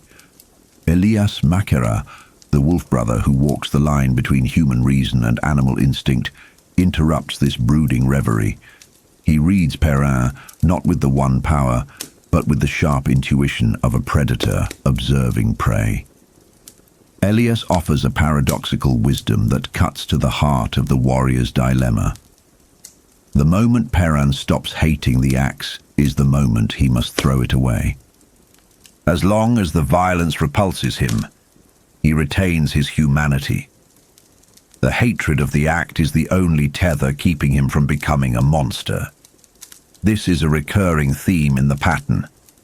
The idea that power must be wielded with reluctance to be wielded safely. But philosophy is a luxury for the safe. The wolves, Dapple, Wind, and the others send a frantic telepathic warning that shatters the peace. An urgency overrides language, a sensory overload of danger. Men are coming. Not just men, but riders who smell wrong to the wolves, carrying the scent of a rabid animal. These are the children of the light, the White Cloaks, zealots whose rigid definition of righteousness often blinds them to the true nature of the world. The group scrambles to extinguish their fire, the hiss of steam on coals marking the end of their brief respite. Elias, moving with the fluidity of the pack, vanishes into the night to join his lupine kin, leaving Perrin and Egwene to seek shelter in the shadows of the broken statue. Specifically, they hide within the massive stone fingers of what was once Hawkwing's hand, seeking the protection of a dead king's justice. As night deepens, the hills come alive with the flickering terror of torches. The White Cloaks are hunting. We see the stark contrast between the two forces at play, the wolves, injured and desperate, using the darkness to hamstring horses and drive the intruders back, and the White Cloaks, disciplined and relentless, driven by a fanaticism that equates the natural bond between man and wolf with the taint of the Dark One. The tension breaks when the children of the light corner Perrin and Egwene. Faced with the impossible choice of surrender or death, Perrin steps into the torchlight. But the bond of the pack runs deeper than human surrender. Hopper, the wolf who dreamed of soaring like an eagle, launches himself from the dark in a frantic bid to save his brother. What follows is a moment of tragedy that ripples through the very fabric of Perrin's soul. Hopper kills a threatening White Cloak, but is instantly pinned by lances. In his final moment, the wolf sends a projection of pure sensation to Perrin, a final image of flight, of soaring into the sky, escaping the pain of the earth. Hopper dies, and something in Perrin fractures. The gentle blacksmith is submerged in a red haze of wolf rage, a berserker fury born of grief and the primal connection he tried so hard to deny. He attacks, not as a man with an axe, but as a wounded animal lashing out at the world. When consciousness returns, the red haze is replaced by the sterile, terrifying order of a military tent. Perrin finds himself bound, bruised, and under the scrutiny of Geofram Bornhold, a lord captain of the Children of the Light. Bornhold presents a complex figure. He appears grandfatherly, surrounded by an aesthetic of austere quality, yet he commands a legion of fanatics. Beside him stands Jarrett Byer, a gaunt, hollow-eyed man who radiates a hatred so pure it feels almost frantic. The interrogation that follows highlights the terrifying danger of dogma. Byer views Perrin and Egwene as dark friends simply because they exist outside his narrow worldview. He reports the death of the wolves with clinical coldness, even boasting of skinning Hopper, a detail that nearly sends Perrin back into a killing rage. Bornhold, however, is more dangerous in his reasonableness. He dismisses Byer's hysteria about massive ambushes, correctly deducing the small number of wolves, yet he remains trapped in his own prejudices. To him, Perrin's yellow eyes, his connection to the wolves, and his possession of a Tar Valon mark are irrefutable proofs of Shadowspawn allegiance. Perrin and Egwene attempt to weave a cover story, claiming to be simple travelers from the Two Rivers, but their ignorance of the wider world traps them.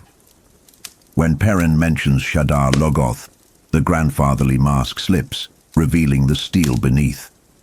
To Bornhold, knowledge of that cursed city is a damnation in itself. He offers a chilling ultimatum. Egwene may yet be saved if she renounces the dark, but for Perrin, who killed 2 children in his rage, there is only the promise of a gibbet in Amador. The chapter closes on this grim certainty, leaving us with the heavy realization that innocence is no defense against those who believe themselves to be the sole arbitrators of the light. Chapter 31. Play for your supper. We shift our gaze now to the dusty, wind-swept expanse of the Camlin Road, where the struggle for survival takes on a different, slower and more grinding cadence. Rand and Matt are on the run, moving eastward, driven by a fear that is always half a step behind them. The narrative tone changes here from the sharp, immediate violence of Perrin's capture to a weary procedural of endurance. The environment itself seems hostile.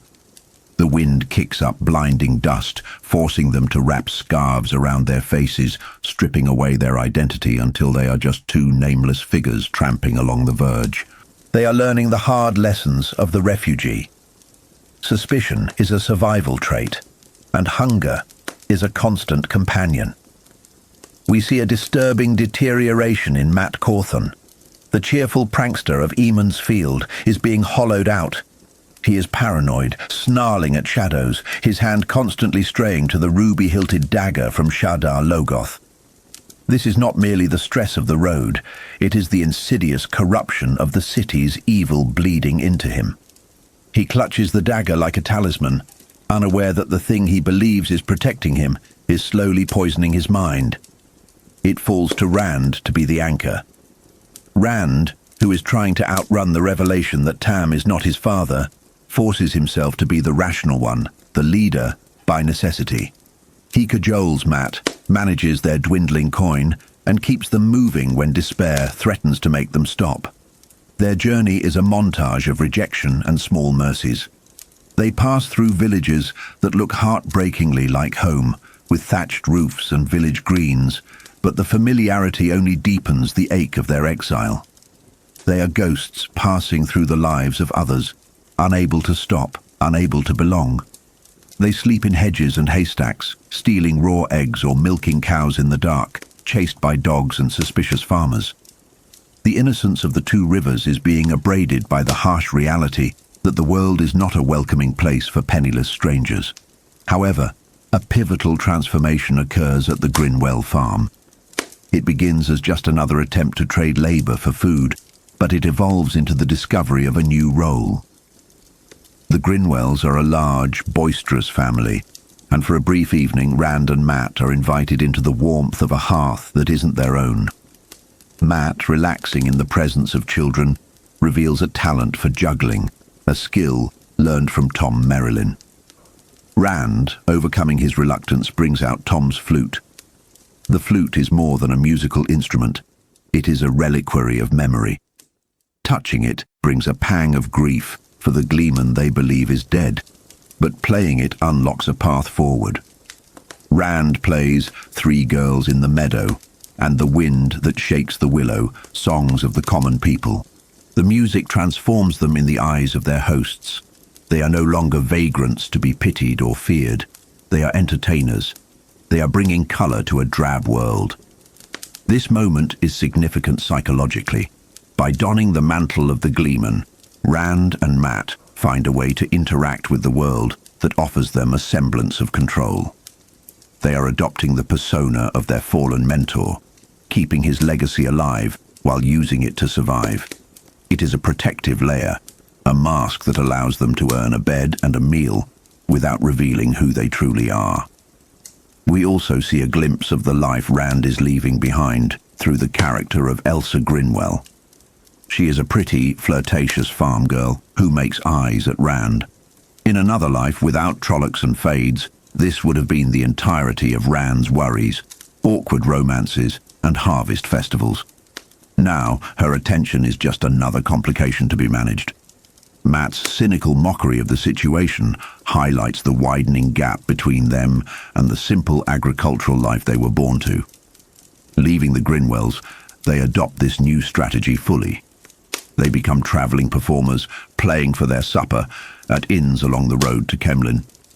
For a stretch of time, the terror of the dark recedes slightly, replaced by the rhythm of the road and the applause of strangers.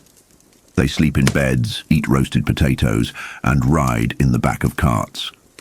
It is a false summer, a deceptive lull in the danger.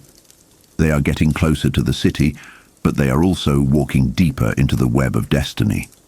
They believe they have found a way to manage their flight, but as they approach the town of Four Kings, the pattern prepares to test the fragility of their new disguise. The road is long, and the music cannot last forever. Chapter 32. Four Kings in Shadow.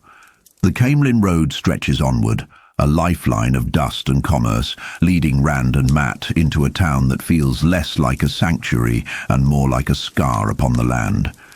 This is Four Kings. It is not a village of cosy thatch and gossip, but a gritty, utilitarian stopover built for the sole purpose of trade.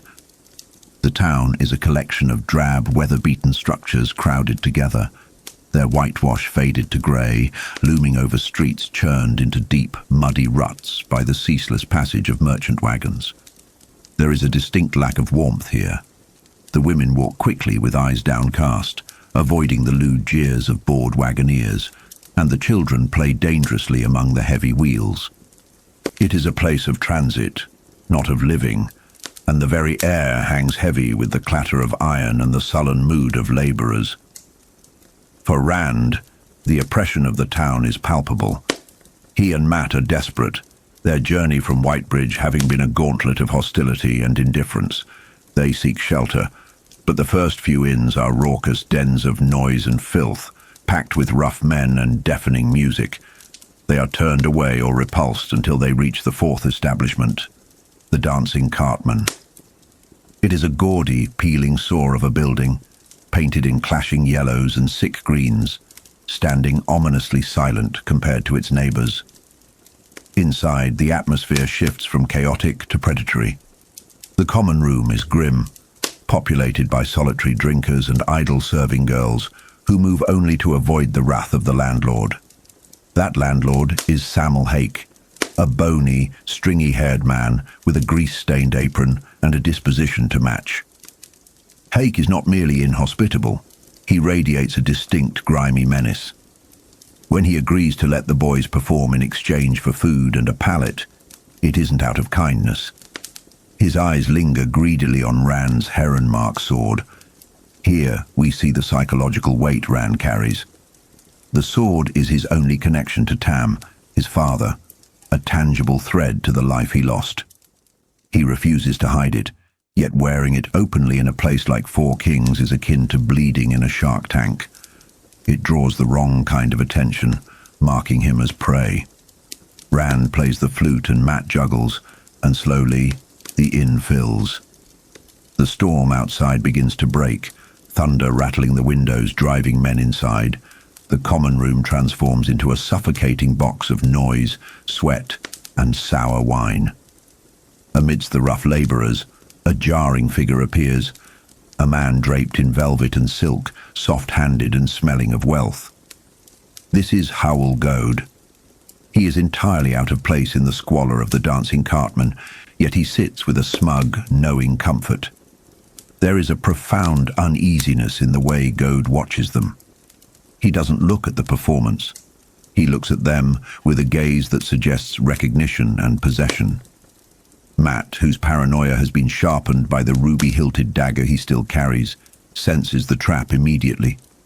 The boys are caught in a pincer movement. The physical threat of Hake and his hulking bouncers, Jack and Strom, and the creeping, undefined spiritual threat of the velvet-clad stranger. During a break, Rand and Matt retreat to the kitchen to eat, wolfing down food with the desperation of the starving. It is here that Rand overhears the serving women gossiping about the stranger. They speak of his strange arrival, checking every inn until he found this one, and his black lacquered carriage standing in the rain. Driven by a sudden chill of realization, Rand slips out into the downpour to investigate. Lightning illuminates the name on the coach, Howell Goad. The pieces click together in Rand's mind, triggering a primal fear. A wealthy merchant from Whitebridge doesn't hunt through a muddy town in the dark unless he is hunting people. Goad is a dark friend. The reach of the shadow has found them again. The trap snaps shut when the night ends. Hak, feigning hospitality, escorts them not to a room, but to a dusty, clutter-filled storeroom in the back. It is a dead end. Hak leaves them there, clearly intending to return later to rob, and likely kill them for the sword and their earnings. But the boys are proactive. They jam the door with rusty splitting wedges found on a shelf. However, their escape route, the window, is barred with iron. They are sealed in. This isolation brings the horror to a head. It is no longer Hak trying to break in, but Howell Goad who comes to the door. The pretense drops completely. Goad speaks through the wood, his voice dripping with arrogance and fanaticism. He reveals why they are being hunted. It isn't just to kill them. The great Lord of the Dark wants them turned. He speaks of the Dreadlords, channelers who served the Shadow in the War of Power, and claims Rand and Matt are destined to join their ranks. This is a pivotal moment in the lore. For the first time, the boys are explicitly told that they are not just obstacles to be removed, but assets to be corrupted. The Shadow doesn't just want their death, it wants their souls. Goad offers them power and immortality, the classic Faustian bargain, while his men begin to batter down the door. The wedges slip, the wood groans. There is no way out. Despair sets in. Matt, clutching his dagger, is ready to fight and die, his mind fracturing under the pressure. Rand looks for any escape, but the universe itself seems to intervene. The wheel weaves as the wheel wills, and sometimes the pattern protects its central threads with violent force. Just as the door begins to give way, a blinding cataclysm strikes. Lightning, or perhaps something far more directed and fateful, smashes into the room. It obliterates the window, the bars, and the very wall itself.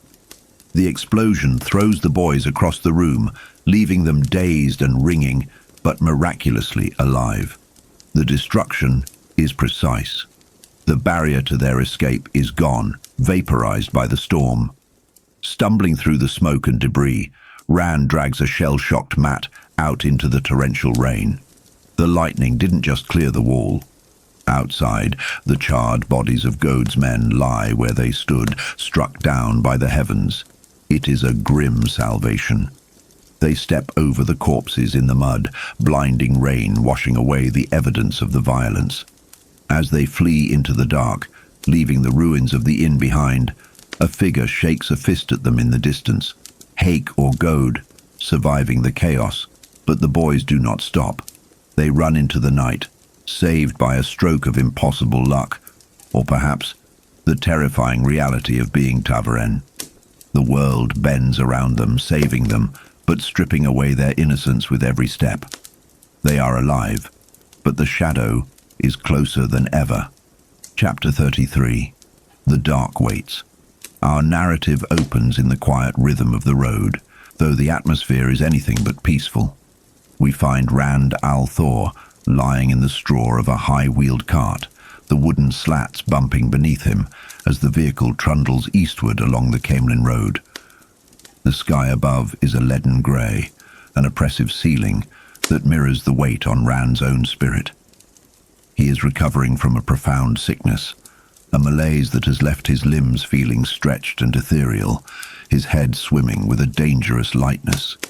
It is crucial to note here, within the deeper lore of the wheel, that this physical collapse is not merely the aftermath of exposure or flu.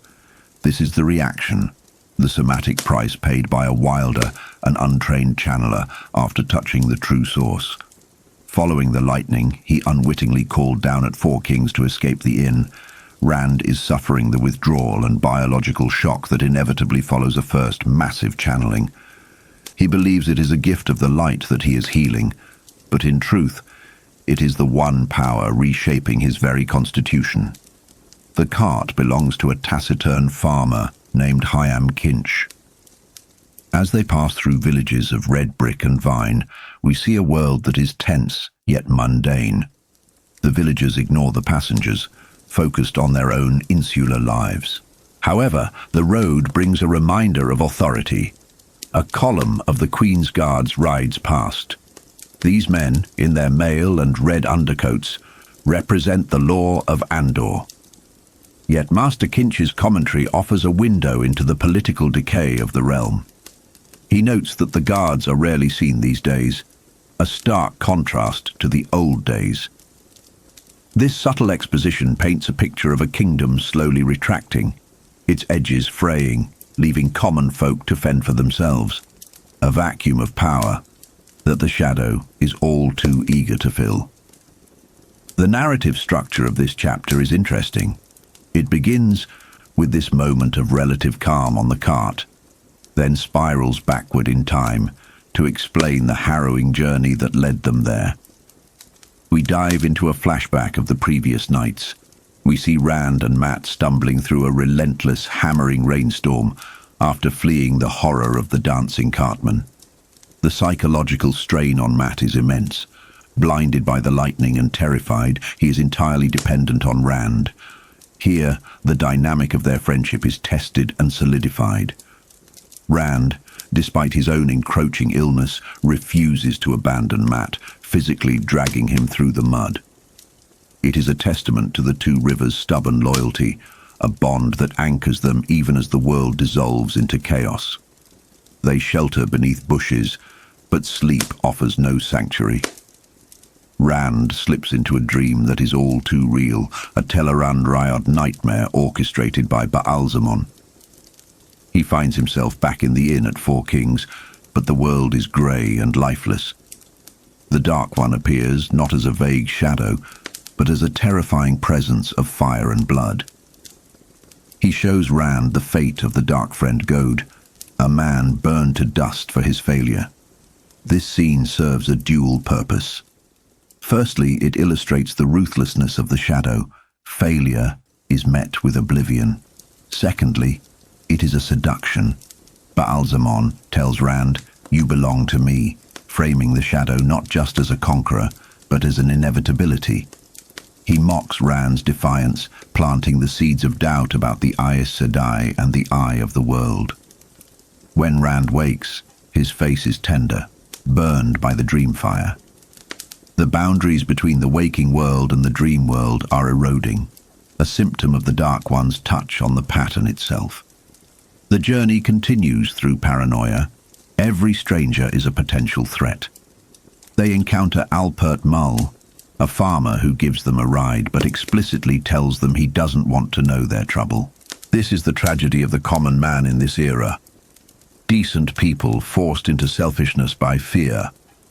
Mull gives them scarves to hide their faces, an act of charity tempered by self-preservation. Rand's condition worsens. The channeling sickness manifests as extreme chills and burning fevers. They reach a village with a welcoming inn, the wine spring in spirit if not in name, run by Rulon Allwine. Here they attempt to rest, but the shadow of pursuit is relentless. They are accosted by a young man named Paiter. Paiter acts nervous, claiming he was forced into his service to the dark, trying to talk to them. In a profound psychological shift, Rand snaps. The shepherd, who once politely respected everyone, lashes out, punching Paiter and shouting for him to leave them alone. This violence is the fruit of trauma. Rand's innocence is being stripped away layer by layer. He has learned that passivity leads to capture. He is becoming harder, more dangerous, reacting to threats with the instinct of a cornered animal.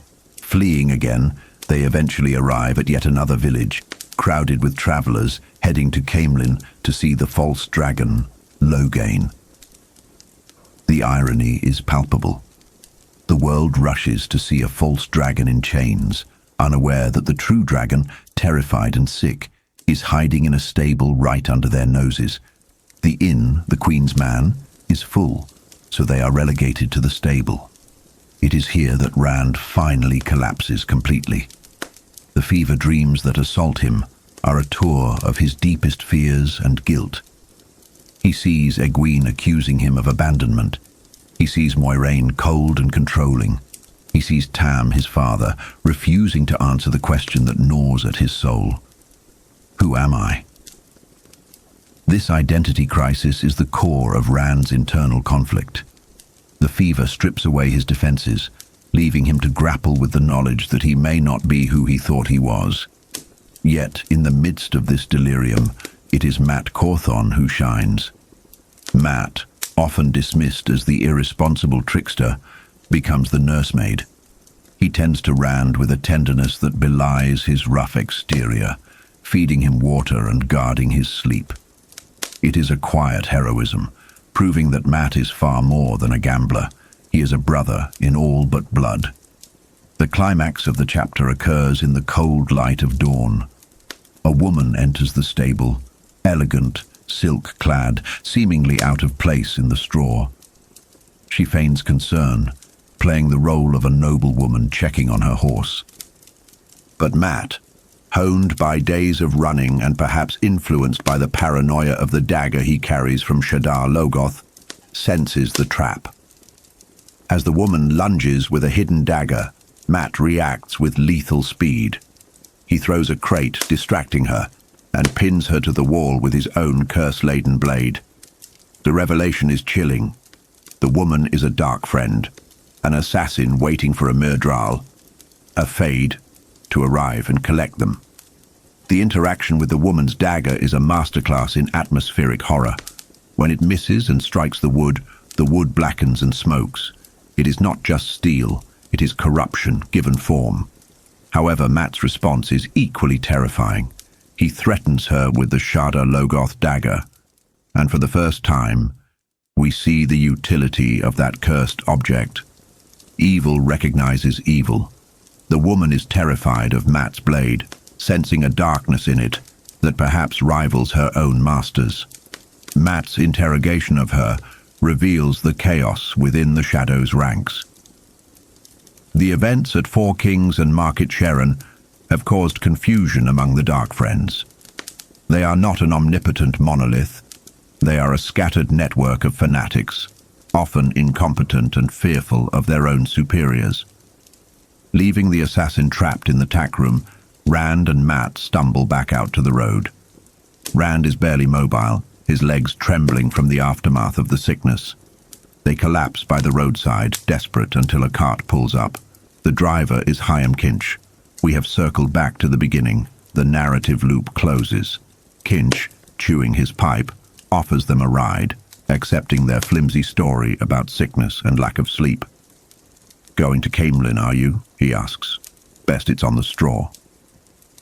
The chapter ends on this note of weary continuation. The horror of the night, the fever dreams, the assassin, the near-death experiences, fades into the rhythmic bumping of the cartwheels. They are moving again, propelled by fate and the kindness of a stranger who knows more than he says, but chooses to help anyway. The dark waits indeed, but for now, the road to Camelin lies open, and the Dragon Reborn lives to run another mile. Chapter 34.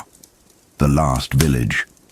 The journey has become a blur of exhausted motion, a cycle of fear and movement where time itself seems to warp and stretch. As Rand and Mat reach Carrisford, the darkness is absolute, not just in the night sky, but in the oppressive weight settling upon their spirits. It has been mere days since they escaped the terror at Four Kings, yet to Rand's frayed mind, it feels like a lifetime has passed. This is the psychological toll of the refugee. The severance from home distorts reality, making the past feel like a dream and the present a nightmare. Carrisford appears deceptively normal, a collection of vine-covered bricks sleeping quietly beside the Camelin road. But the trauma of recent days has stripped Rand of his innocence. He no longer sees a peaceful village. He sees potential ambushes. Every shadow could hold a dark friend. Every darkened window could hide a watching eye. They move like ghosts, Rand leading a terrified Mat, slinking through the gloom to cross the River Carry. The bridge, worn smooth by centuries of commerce and weather, rumbles like a drum beneath their boots, a sound that, to their heightened senses, screams their presence to the world. As they push into the countryside, the landscape changes. It is no longer wild but densely settled, a patchwork of fences and farms that offers no sanctuary. They are forced to burrow into a haystack for warmth, a recurring motif of their degradation from village heroes to homeless wanderers. Here, amidst the scratching straw and the biting wind, the reality of their isolation sets in. Mat, shivering and defeated, voices the dread Rand refuses to speak, that they are the last ones left. It is a moment of profound desolation. Two boys huddled in the dark, whispering against a silence that feels vast and indifferent. Morning brings a stark contrast. The road to Camelin is alive with humanity.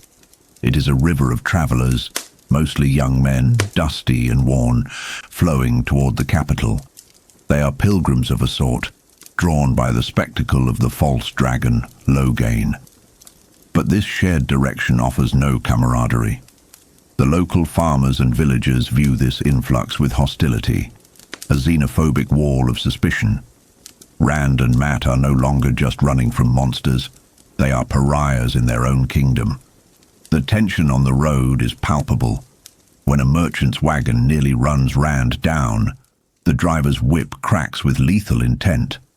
There is no apology, only a curse. They are accused of being dark friends simply for being in the way. It is a bitter irony. They are hunted by the shadow while being reviled by the very people they are destined to protect. The social contract has broken down here. Fear and overcrowding have eroded common decency. Even the Queen's guards, resplendent in their uniforms, offer no comfort, viewing the refugees as a nuisance to be managed rather than subjects to be helped. As night falls again, exhaustion threatens to claim them entirely. Mat's spirit is breaking, his complaints spiraling into a dangerous lethargy. They stumble upon a village near the capital, and it is here, in the shadow of a brightly lit inn, that the true danger reveals itself. Rand spots a fade. It is a moment of primal terror. The Myrddraal is not attacking but conspiring. Rand watches from the shadows as a terrified innkeeper, Holdwyn, speaks with the halfman. The fade vanishes into the night, leaving a lingering aura of dread that makes the skin crawl. But what follows is perhaps more chilling in its banality. Holdwyn, shaking with fear, turns to a local farmer named Alman Bunt and lies. He spins a tale of two young thieves, dark friends, with a heron-marked sword. This interaction reveals the insidious reach of the shadow. It doesn't just use monsters. It uses fear and greed to turn ordinary men into pawns. 100 gold crowns are on their heads. They are being hunted by the dark and the light alike. In a desperate gamble, Rand approaches the farmer, Alman Bunt. Bunt is a fascinating character, a cantankerous, opinionated old man who serves as a window into the soul of Andor. He offers them a ride, and as the cart creaks through the night, Bunt fills the silence with political philosophy. He is a Queen's man, fiercely loyal to Morgus, yet deeply suspicious of Aes Sedai influence. Through his ramblings, we learn of the political tension in the capital, the succession crisis of the past, the strange disappearance of the daughter heir Tigraine, and the resentment toward the White Tower. Bunt represents the common wisdom of the land, patriotic, traditional, and wary of the supernatural. Lulled by the cart's motion, Rand falls into a fitful sleep. His dreams are a chaotic swirl of memory and prophecy. He sees his father, Tam, then the gleeman Tom Merrilin juggling the fate of the world. The imagery turns violent and symbolic. A fade with severed heads, his friends enslaved, and a raven that pecks out his eye. He wakes with a scream, the phantom pain of the lost eye lingering, a grim foreshadowing of sacrifices yet to come. But as the panic fades, a new sight greets him. Camlin, the grandest city in the world. Chapter 35. Camlin. If Baerlon was a shock to the farm boys, Camlin is an assault on the senses. The city is a sprawling giant, its buildings clustered like a gathered army of towns. The outer wall is a 50-foot cliff of pale grey stone, streaked with silver, a testament to the Ogier builders of old. Above it rise towers and domes of white and gold, shimmering in the sun. It is the stuff of legends, a place where stories are made. But the reality of the city is a crushing wall of noise and humanity. The sheer volume of people is terrifying to Mat, whose paranoia is being fed by the tainted dagger he carries. He sees threats in every face, overwhelmed by the sensory overload. Rand, however, tries to maintain a facade of control. He realizes that in a crowd this size, anonymity is their armor. They are 2 grains of sand on a beach. How can the shadow find them here? This optimism is fragile. The city is in a state of manic energy, ignoring the failed crops and the strange weather in favor of the spectacle of the captured false dragon. It is a society in denial, distracting itself with pageantry while the world rots around the edges. Bunt drops them off, offering a final piece of advice: hide the sword. The heron mark draws too much attention. Rand and Mat are left standing on the pavement, adrift in the chaos. Mat is unraveling, his desire for home warring with the knowledge that they can never go back. Rand, forced into the role of leader, refuses to give in to despair. He drags Mat forward, navigating the treacherous currents of the city. The streets are filled with strangeness, men with dark skins, women in veils, the arrogant white cloaks carving paths through the crowd. It is a cosmopolitan nightmare for two boys who had never seen more than 20 people in one place. To blend in, Rand enacts a ritual of camouflage.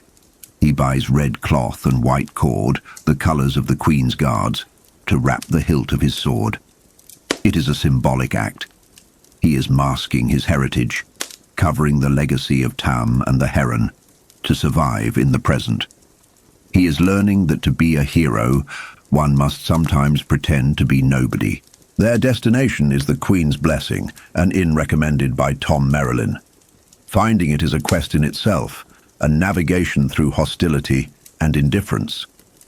When they finally arrive, it stands as a beacon of stability, a broad stone building that promises sanctuary.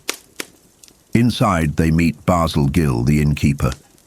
He is a man of girth and warmth, but his eyes are sharp.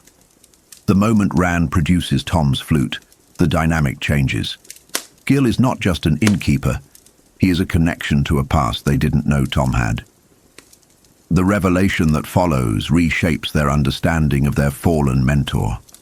Tom Merrilin was not merely a wandering entertainer. He was once the court bard of Caemlyn, a man of high station and the lover of Queen Morgause herself. He fell from grace due to a conflict with the Aes Sedai Elida and the Queen's own temper.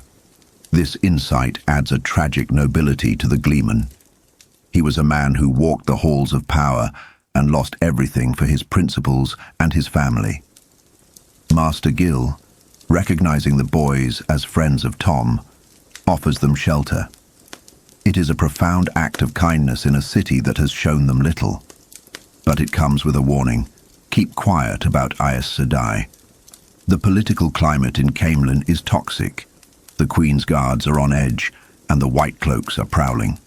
To speak of Tar Valon is to invite disaster. Secure for the moment, Rand and Mat can finally breathe. They have food, a roof, and an ally. But the safety is illusory. They are in the heart of a city teeming with enemies, hiding in the shadow of the palace where the very Aes Sedai, who ruined Tom, now whispers in the Queen's ear. They have reached their destination, but the journey has only just begun. Chapter 36. Web of the Pattern. We return to the weary interior of the Queen's Blessing in Caemlyn, where the atmosphere is thick with the dust of the road and the anxiety of the hunted. Master Gill, the loyal innkeeper, secures a secluded corner for Rand and Mat, shielding them from the prying eyes of the common room. The meal set before them is a stark testament to the scarcity gripping the city: thin slices of beef, scant greens, and solitary potatoes. It is a grim feast, and as Rand stares at the meager portion, a chilling realization settles in. If this is safety, it is barely hanging on by a thread. Here we see a profound psychological divergence between the two boys. Mat is unraveling. The corruption of the Shadar Logoth dagger is whispering paranoia into his mind, causing him to view his plate with sullen anger and withdraw into a shell of silence. Rand, however, is forced by necessity to shoulder the burden of leadership. He navigates the conversation with Master Gill carefully, offering a sanitized version of their plight. He speaks of trouble and politics, omitting the Trollocs, and fades to avoid sounding like a madman. It is a delicate dance of trust. Rand must reveal enough danger to be taken seriously, but not so much that he terrifies his potential ally. Fortunately, the web of the past protects them. Master Gill's loyalty to Tom Merrilin overrides his fear of political entanglements. The innkeeper warns them against the Red Aja and the White Cloaks, painting a picture of a city festering with spies and vermin, both the literal rats plaguing the streets and the metaphorical ones informing for the shadow. While Mat retreats to their attic room to wallow in a dark depression, Rand seeks solitude in the inn's library. It is here, among the smell of old leather and parchment, that the scope of the world suddenly expands. Rand encounters a figure that shatters his understanding of reality. Loyal. The introduction of Loial is a masterclass in shifting perspective. The being is immense, nearly 10 feet tall, with tufted ears and a voice like a deep drum. Yet his demeanor is gentle and scholarly. He is an Ogier, a race of builders and gardeners from the time before the breaking of the world. Through Loial, we learn of the longing, the deep biological need Ogier have to remain within their magical sanctuaries, the steading. Loial, however, is a rebel, a young 90-year-old driven by an insatiable curiosity to see the groves and cities his ancestors built. Their conversation reveals the tragic erosion of history. Loial speaks of the great groves that once stood in the major cities, places of peace and nature designed to heal the land. Now they are swallowed by urban sprawl or forgotten entirely, just as the true names of cities like Caercion have faded from human memory. It highlights a central theme of the Wheel of Time, the fading of knowledge into legend and legend into myth. Humans are hasty, their lives short and chaotic threads in the pattern, whereas the Ogier perceive time with the patience of mountains. But the most critical revelation comes when Rand reluctantly shares his own story. As he speaks of Fades, Winternight, and the relentless pursuit, Loial does not recoil. Instead, he identifies the metaphysical phenomenon occurring right before his eyes. He calls Rand Tavarin. This is a pivotal lore concept. A Tavarin is a focal point of the pattern, a thread around which all other surrounding life threads are forced to swirl. Loial explains that the Wheel of Time weaves lives as it wills, and sometimes it bends the fabric of reality around specific individuals to enforce a change in history. Rand is not just a boy running from monsters, he is a gravity well of destiny. Entranced by the chance to witness history in the making, Loial pledges to accompany Rand, adding his strength and ancient knowledge to their ragged company. Chapter 37. The Long Chase. The narrative shifts to the darkened wilderness, where Nynaeve Almayara struggles to maintain contact with Moiraine and Lan. The atmosphere here is stark and tense, defined by the skeletal silhouettes of trees against a night sky that feels hostile. Nynaeve is out of her element, a village wisdom trying to match pace with a warder and an Aes Sedai. Yet her tracking skills and fierce determination keep her in the game. There is a terrifying competence to Moiraine here. When the magical coin she gave to the boys is temporarily shielded or lost, she does not panic. She simply trusts the pattern and her own tracking abilities. Eventually, the trail leads them to a large encampment of the Children of the Light, White Cloaks. Lan confirms that one of the Eamon's field boys is being held prisoner in the center of the camp. The warder also notes something unsettling. Wolves are prowling the perimeter, not with hunger but with intent. They seem to be waiting, perhaps even communicating. This is a subtle nod to the awakening abilities within Perrin, suggesting the wolves are aware of his presence and distress. Lan formulates a plan that relies heavily on Nynaeve's stealth, validating her skills. While he goes to physically extract the prisoner, Nynaeve must create a diversion by cutting the picket ropes of the White Cloak's horses. The infiltration sequence is a study in high-tension stealth.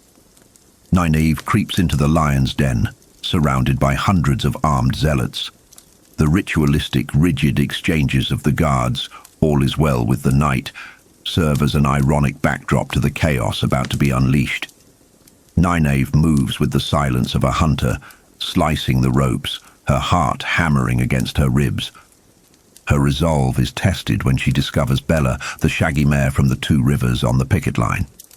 This confirms that Egwene is likely captured as well. It anchors the high-stakes magical conflict in a moment of pure, grounded affection between a girl and a horse. Then the storm breaks. Moiraine does not do things by halves.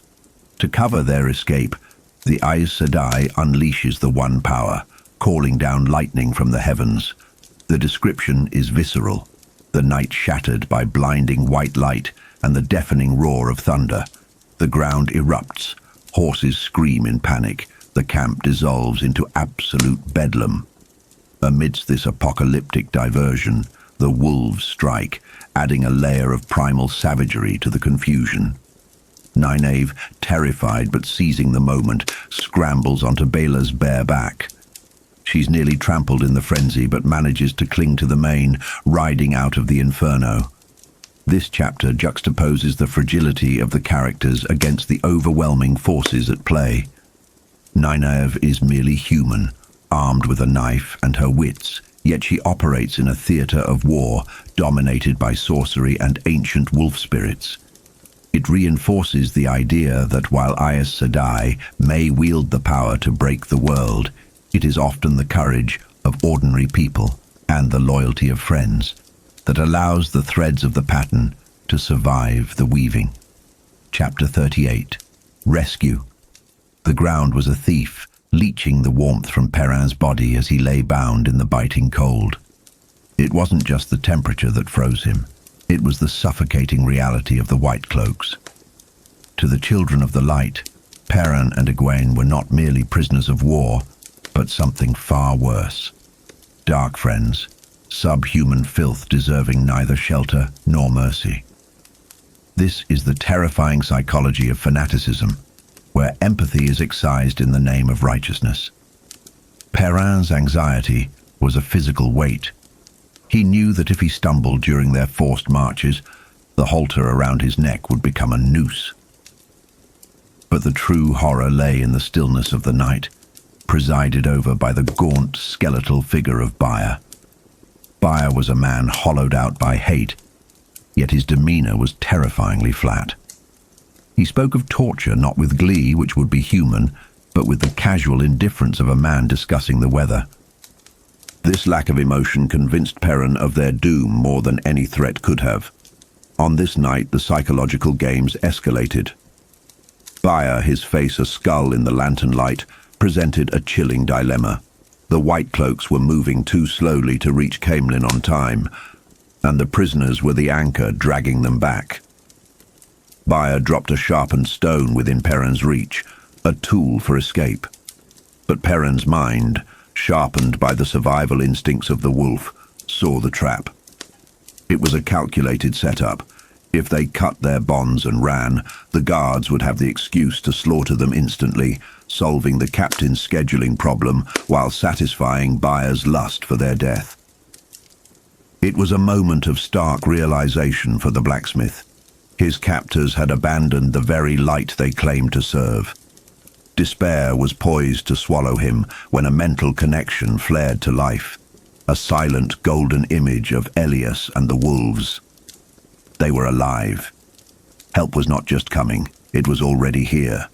The rescue that followed was a masterclass in violence and storm. The night erupted. Lightning, summoned by Moiraine, shattered the sky, turning the darkness into a strobe-light chaos of thunder and terrified horses.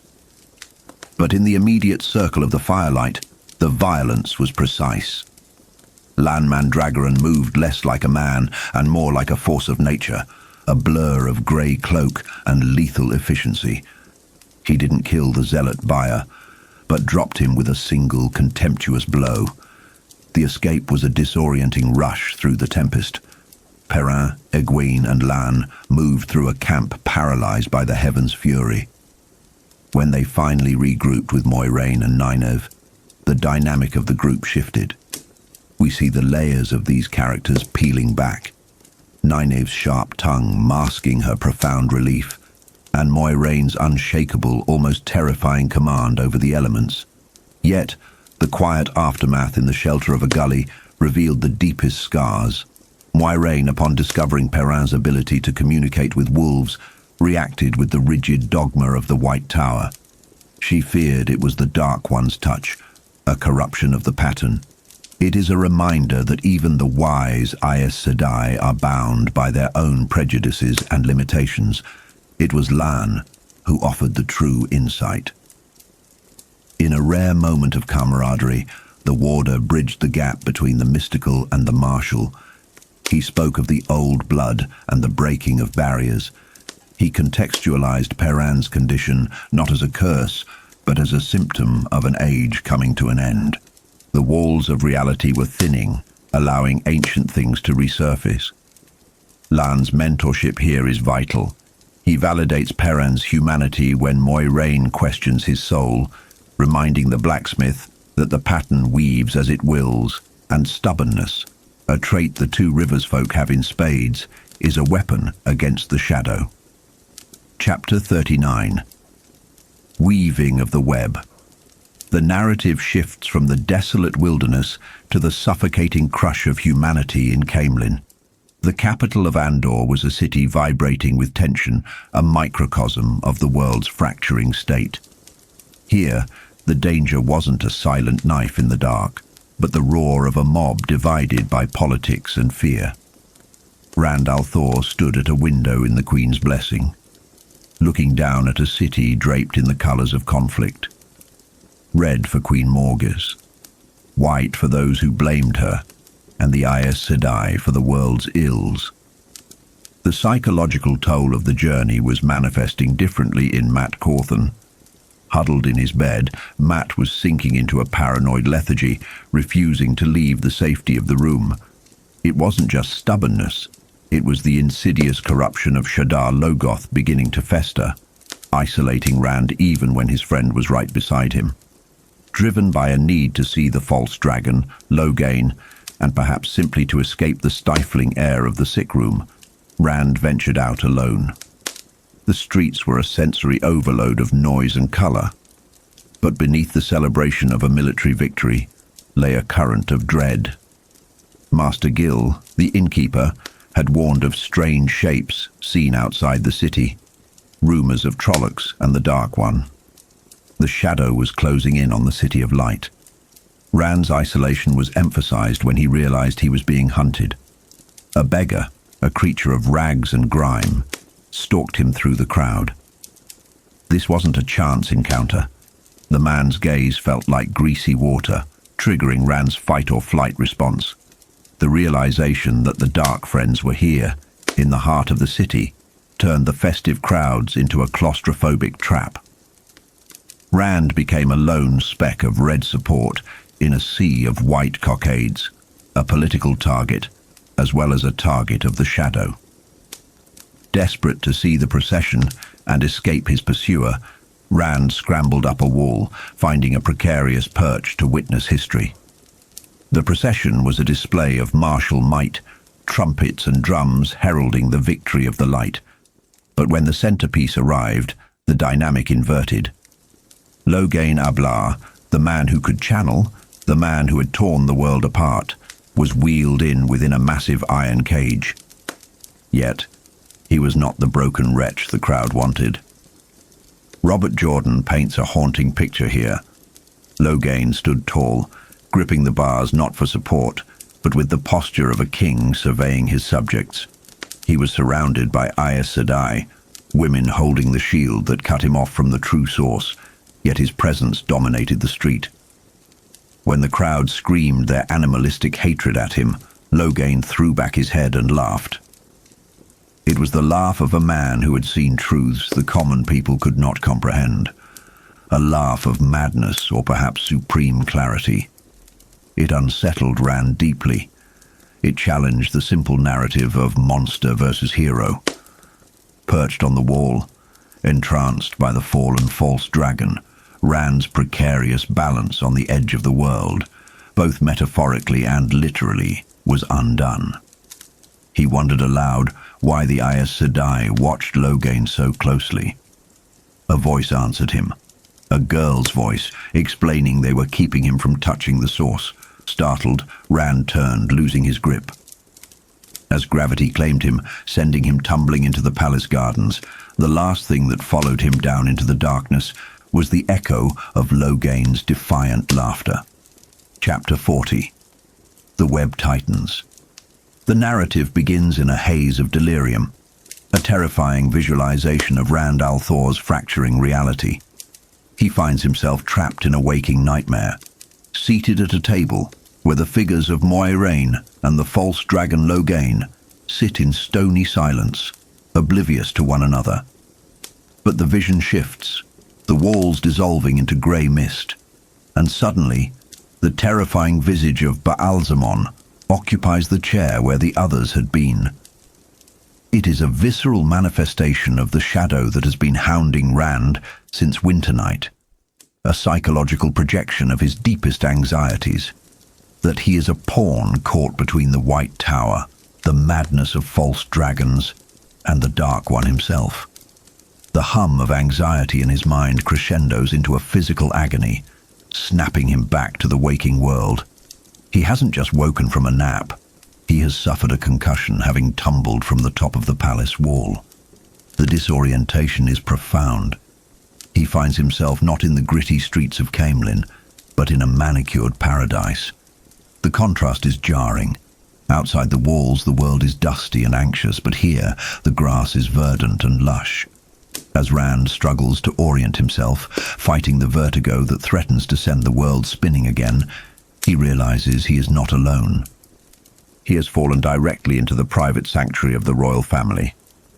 He spots a young woman climbing down from a tree, an act of youthful rebellion that immediately humanizes her despite her attire. She is draped in velvet and silk, adorned with silver and emeralds, a striking figure of wealth and status.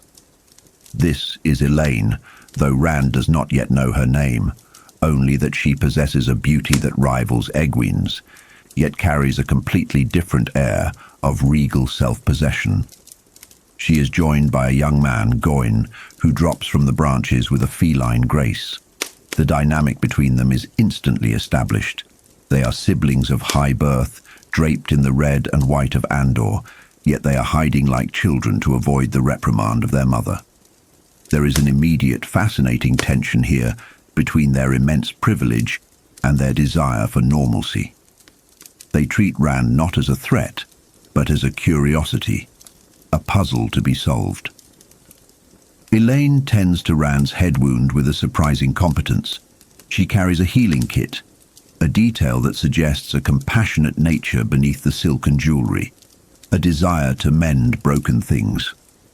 Goin watches with a bemused, protective air, noting that Elaine has a habit of collecting strays. It is a light-hearted moment, but it underscores a deeper character trait in the daughter heir. She possesses an innate drive to help, to rule through service rather than just decree. The conversation reveals their identities casually, almost carelessly. They are Elaine and Goin Trakand, the daughter heir and the prince. Rand is stunned to realize he is receiving medical attention from the future Queen of Andor. However, the atmosphere shifts with the arrival of a third figure, Galadidrid Damadred. Galad is strikingly beautiful, almost too perfect, and he represents the rigid application of law over the nuance of morality. While Elaine and Goin operate on a level of human empathy, claiming Rand as a guest to protect him, Galad sees only a rule broken, an armed intruder in the royal gardens. He does not act out of malice, but out of an insufferable adherence to duty, immediately leaving to alert the guards. This introduces a complex family dynamic, the stepbrother whose perfection makes him intolerable to his siblings. Panic sets in for Rand. He attempts to flee, but the garden is a cage of tranquility. Before he can escape, the red-uniformed Queen's guards swarm the area, bows drawn. Elaine and Goin physically shield Rand with their own bodies, a dramatic gesture of nobility that hints at the heroes they are destined to become. They stand against their own guards, commanded by an officer named Talonvor. But even royal command has its limits.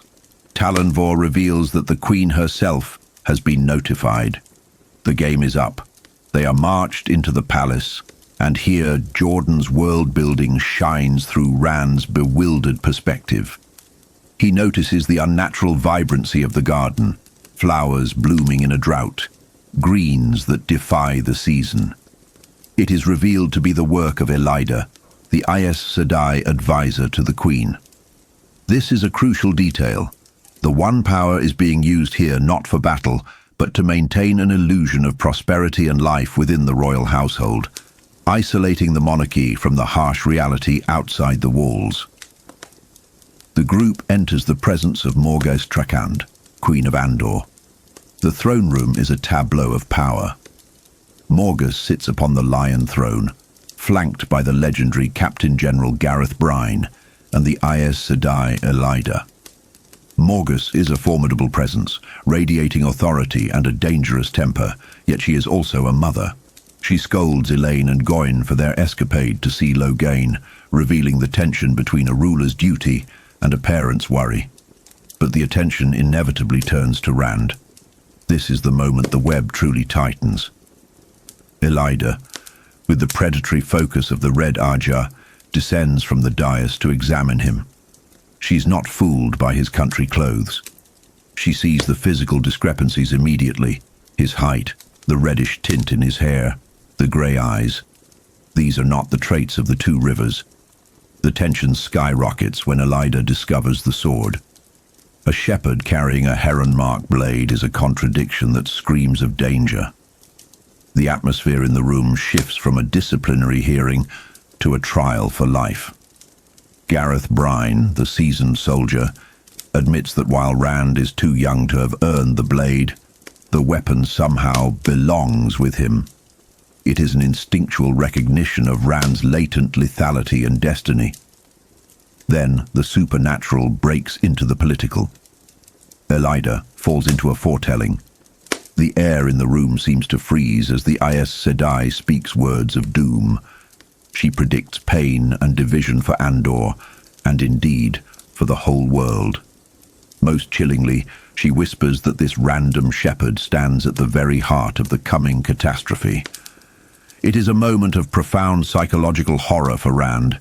He is being told by a woman of immense power that he is a harbinger of the apocalypse, confirming his worst fears about himself. Elida and Bryne advise imprisonment or worse. They operate on the logic of safety and containment, but Morgus operates on the logic of justice. In a defining moment of character, the Queen refuses to condemn a man based on vague prophecies and suspicion. She remembers the Two Rivers dialect from her youth, and she recognizes a fundamental honesty in Rand's clumsy answers. She chooses the law over fear, deciding to release him. It is a noble act, but the reader, knowing who Rand is, realizes the irony. Elida is right. Rand is the center of the coming storm. Morgus's mercy has just unleashed the Dragon Reborn back into the world. As Rand is escorted out, dazed by his brush with death and royalty, the final blow to his identity lands not from a queen or a sorceress, but from the prince. As they part ways at the gate, Goyne comments idly on the mystery of Rand's appearance. He notes that if Rand were to wrap a shuffa around his head, he would look exactly like an Ailman. The word strikes Rand with the force of a physical blow.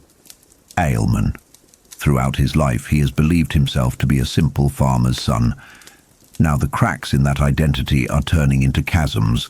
The high cheekbones, the height, the hair. The pieces are falling into place, painting a picture of a heritage that is foreign, dangerous, and utterly alien to the Two Rivers. Rand flees the palace, running not just from the guards or the Aes Sedai, but from the terrifying realization of who and what he might actually be. The web has not just tightened, it has ensnared him completely. Chapter 41. Old Friends and New Threats. The atmosphere shifts abruptly from the high-stakes tension of the royal palace to the familiar smoky warmth of the Queen's blessing. Rand al'Thor arrives at the inn not as a conquering hero, but as a hunted animal, lungs burning, throwing himself against the doorframe. It is a moment of pure, desperate physical exhaustion that mirrors his mental state. While Rand is vibrating with panic, Lamgwin, the inn's bouncer, sits with stoic calm, scratching a cat's ears.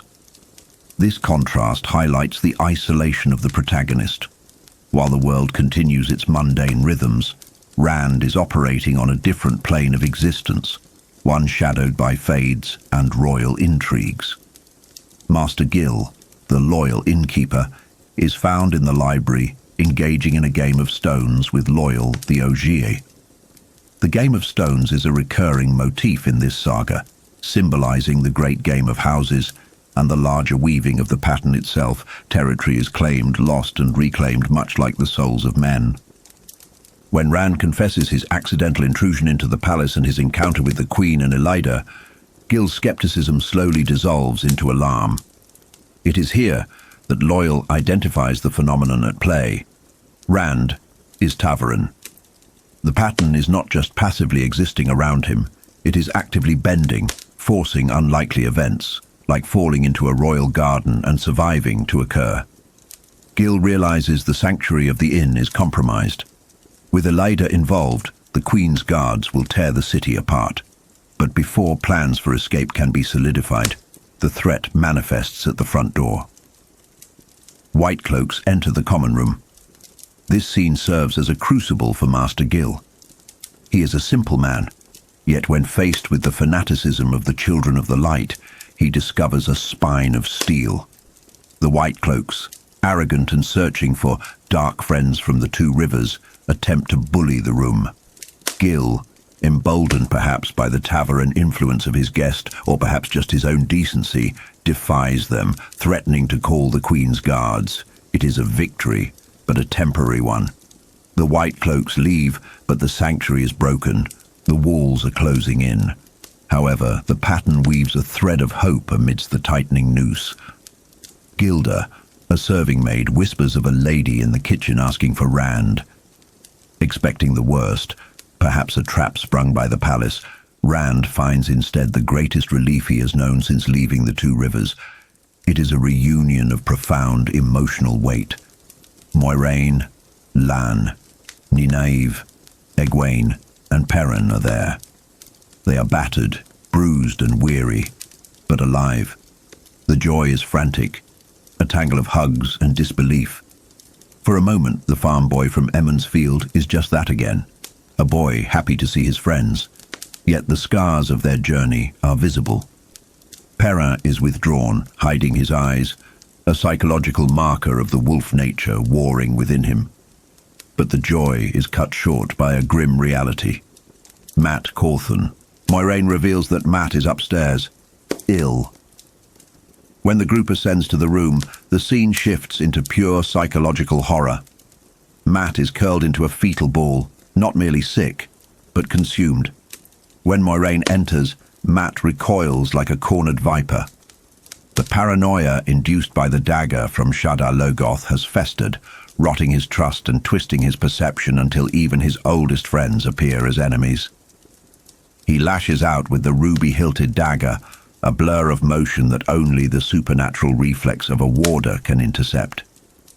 Lan catches Mat's wrist, stopping a blow meant for the Aes Sedai. Moiraine's diagnosis is chilling. This is the taint of Mashadar. It is an evil distinct from the Dark One, a predatory, chaotic malevolence born of human suspicion. Mat is not just carrying a cursed object, he is being hollowed out by it. Moiraine uses her Angreal, a focal point for the One Power, to temporarily shield him and slow the corruption, but she warns that without healing in Tar Valon, the boy they knew will be erased, replaced by a vessel of contagion. The stakes escalate further when Lan and Moiraine confirm that the shadow has not lost their trail. The subconscious dread the city feels is real. Trollocs and Fades are gathering in the countryside, preparing to storm Caemlyn itself. The boys have inadvertently brought a new Trolloc war to the heart of Andor. Chapter 42. Remembrance of Dreams. The group retreats to the library, the gravity of their situation settling over them like a shroud. Here, the two halves of Rand's new life collide. The friends from his past meet Loial, a creature of legend. The Eamon's fielders are stunned to silence by the sight of the Ogier, a reminder of how large and strange the world has truly become. Mat joins them, temporarily lucid thanks to Moiraine's intervention, though the cursed dagger remains at his hip, a ticking time bomb that cannot yet be disarmed. The dynamic of the group has shifted irrevocably. They are no longer innocent villagers, they are pieces on a board they cannot see. Loial, ever the scholar, inadvertently provides the catalyst for their next desperate move. He recounts a story told by a dying man who sought refuge in his steading. The man spoke of the Dark One's intent to blind the eye of the world and slay the great serpent, effectively killing time itself. This triggers a cascade of realization. Perrin speaks up, his voice heavy with resignation, confirming that the Tinkers told him a similar story from a dying Isle woman. The synchronicity is too precise to be coincidence. The pattern is screaming a warning. It is here that the psychological burden carried by the three boys is laid bare. Forced by the undeniable convergence of these omens, Perrin, Rand and Mat confess their darkest secret: the dreams. They admit that Ba'alzamon, the Dark One, or a manifestation of him, has been visiting their sleep, whispering lies, threats, and half-truths. He has taunted them with the names of false dragons and the fear of being used by the Aes Sedai. Moiraine's reaction is a study in controlled alarm. She realizes that the Dark One has been touching them, grooming them, trying to find a purchase in their souls. She explains that while the Dark One can assault them physically with Trollocs, he can only claim their souls if they surrender to despair or believe his lies. It is a battle of will as much as a battle of swords. The weaving of the pattern becomes undeniable. They cannot stay in Caemlyn, for the city will burn if they do. They cannot flee by conventional roads, for the Shadow's armies wait to ambush them. And now, 3 independent sources point to a dire threat at the eye of the world, a location steeped in mystery. Moiraine deduces that the Creator, or perhaps the wheel itself, is forcing their hand. There is only one path left open, a path that defies the physical blockade of the Trollocs. She turns to Loial. She knows that Ogier built the great cities of the world, and within those cities, they built the Waygates. She proposes they travel through the Ways, an ancient magical dimension that exists outside of normal space, allowing travel over vast distances in mere days. It is a solution born of desperation. The chapter ends on a note of terrifying finality. Loial, usually eager to please and hungry for adventure, recoils in horror. His refusal is stark and ominous. He warns that the ways, once bright and verdant, have darkened. To enter them is to risk not just death, but being swallowed by the shadow itself. The sanctuary of the inn has become a prison. The roads are a death trap, and their only escape route leads through a nightmare dimension corrupted by madness. The eye of the world awaits, and the race against the shadow truly begins. Chapter 43. Decisions and Apparitions. The air in the private library of the Queen's Blessing is thick, not just with the scent of old paper and fireplace smoke, but with the suffocating weight of inevitability. Here, the comfortable illusion of a simple adventure finally dies. Moiraine, composed as a queen on a throne, sits with the inn's cat purring at her ankles, a stark domestic contrast to the terrifying reality she is about to unveil. She turns the floor over to Loial, for the path to safety is not of human making. It is Ogier knowledge. Loial speaks of the ways. To understand the ways is to understand the tragedy of the breaking of the world. He explains that during the time of madness, when male Aes Sedai were tearing the earth apart, some sought sanctuary in the Ogier steading. There, cut off from the true source, they were safe from the Dark One's taint, but they were also hollowed out, unable to feel the one power. In gratitude for this shelter, before they left to die or go mad, these men gifted the Ogier the ways, paths outside of reality, grown through a talisman, allowing travel across the world in days rather than months. There is a profound melancholy in this lore. It suggests that even in their madness, the male Aes Sedai sought to build, to connect, and to give thanks. But as Loial reveals, the ways are no longer the pristine paths of sunlight and grass they once were. They have darkened. They have become a reflection of the rot affecting the world. Machin Shin, the Black Wind, prowls there now, stealing minds and souls. The gift has become a trap. The debate that follows is less about logistics and more about the nature of fate. Moiraine lays the truth bare. The Dark One is winning. The eye of the world is the target. And the three boys, Rand, Mat and Perrin, are Ta'veren. They are the focal points of the pattern. Moiraine's argument serves as a chilling reminder of the series' central philosophy. You can run from your destiny, but the pattern will weave itself around you regardless. To run is to die. To face it is to have a slim chance of saving the world. Resignation settles over the boys. They agree, not out of bravery, but out of a lack of options. However, the women of the Two Rivers show a different kind of strength. Egwene and Nynaeve refuse to be left behind. Nynaeve's motivation is grounded in fierce loyalty and a distrust of Moiraine, while Egwene is driven by a pull she cannot yet name, the sparking of her own potential. They are not merely baggage. They are forcing their way into the narrative, asserting their own agency against the Aes Sedai's command. Later, the planning is done, but the terror lingers. In the privacy of their room, Rand and Mat attempt to sleep, but the shadow does not respect closed doors. Rand falls into a dream that is too solid to be a fantasy. He finds himself in a stone room facing the Ba'alzamon. This confrontation escalates the psychological warfare the Dark One has been waging. Ba'alzamon mocks the very concept of time and resistance, speaking of an eternal struggle where Rand has fallen 1,000 times before. It is a terrifying tactic to strip away the hero's hope by claiming that his defeat is historically inevitable. Ba'alzamon shows Rand figures of his friends, claiming ownership over them, and demands submission. When Rand screams his denial, shattering the dream, he wakes with a physical wound. A splinter from the dream world is embedded in his palm. Mat, too, has been tormented, claiming the Dark One knows his face. The horror here is the dissolution of boundaries. If the Dark One can hurt them physically in their sleep, there is no sanctuary left anywhere. Moiraine arrives, sensing the disturbance. When she sees Rand's bleeding hand, she does not offer comfort, but immediate, cold intervention. She heals the wound, erasing the evidence, but the message is clear.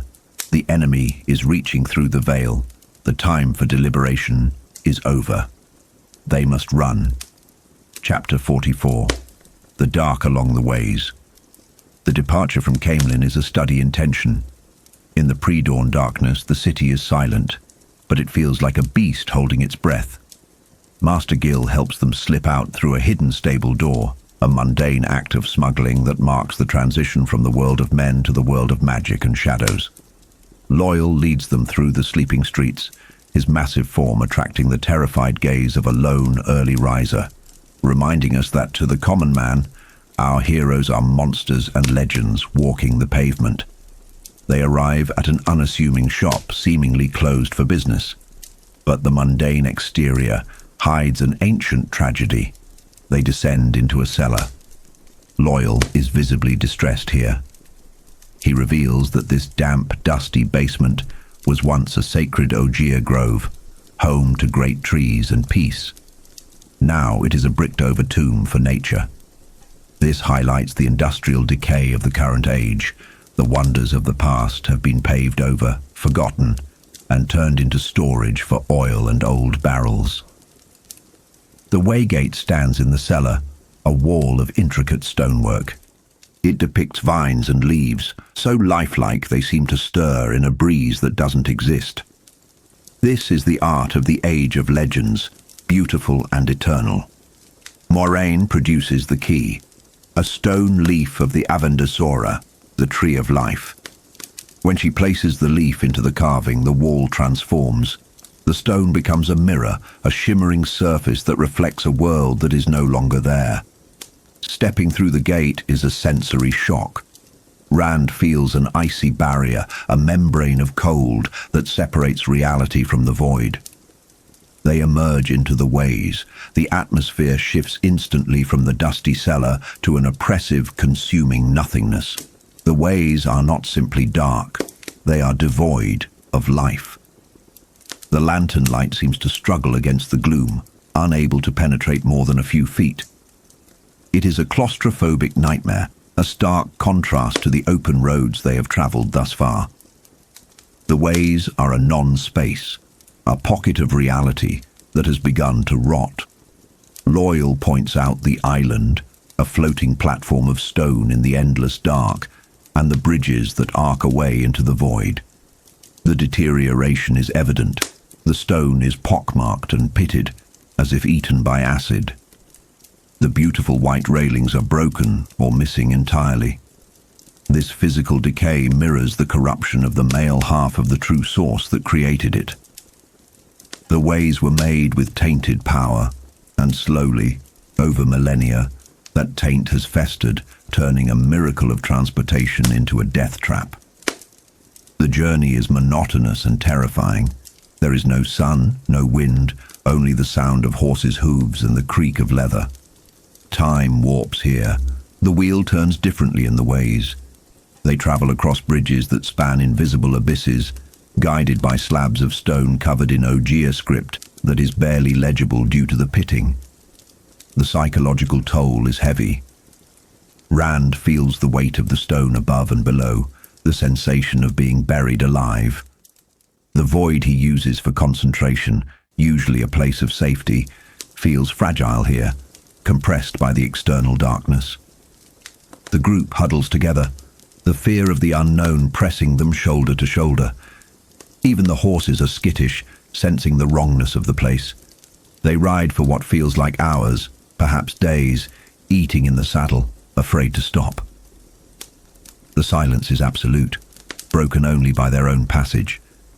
It creates a tension that builds not through action, but through the anticipation of what lies in the dark. Then, the monotony is shattered. Loyal grunts in surprise. Rand looks past the Ogier, and his heart hammers against his ribs. The bridge ahead, their only path forward through the endless void, simply ends. A jagged, broken gap stares back at them, leading only into the infinite drop of the dark. The path is severed. In the heart of the ways, surrounded by the rotting legacy of mad wizards, they are trapped. Chapter 45. What follows in shadow. The light of the lanterns offers a fragile defense against the suffocating pressure of the ways, illuminating a horror that speaks of time's erosion. They stand before a gap in the stone, where a bridge once spanned the void, but now thrusts out like the jagged remnants of a giant's teeth. Loyal's horse stamps nervously, dislodging a stone that tumbles into the abyss. There is no sound of it striking bottom. Rand al'Thor peers over the edge, and the absolute silence of that falling stone strikes a chord of primal fear deeper than any monster could provoke. It is the terror of the infinite drop, a physical manifestation of the uncertainty plaguing his own future. The corruption of the ways is not merely physical, it is a rotting of the reality within. Loyal, the Ogier, usually so steady, is visibly shaken. To a being who reveres growth and life, this stone decay is an abomination. He realizes with dawning horror that the deterioration is far worse than the script-covered guidings had warned. The path to Mafal de Daranel is broken. Moiraine, ever the pragmatist, refuses to accept defeat. Her will is the spine that holds the group upright as she directs Loyal to find an alternative route. They cannot return to Caemlyn. They must press on to Fal Dara. There is a psychological weight to the ways that presses down on the Eamon's fielders.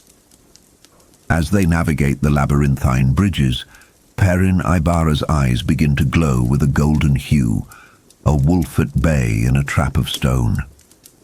It is a subtle reminder of the change working within him, a wildness that contrasts sharply with the dead sterility of this place.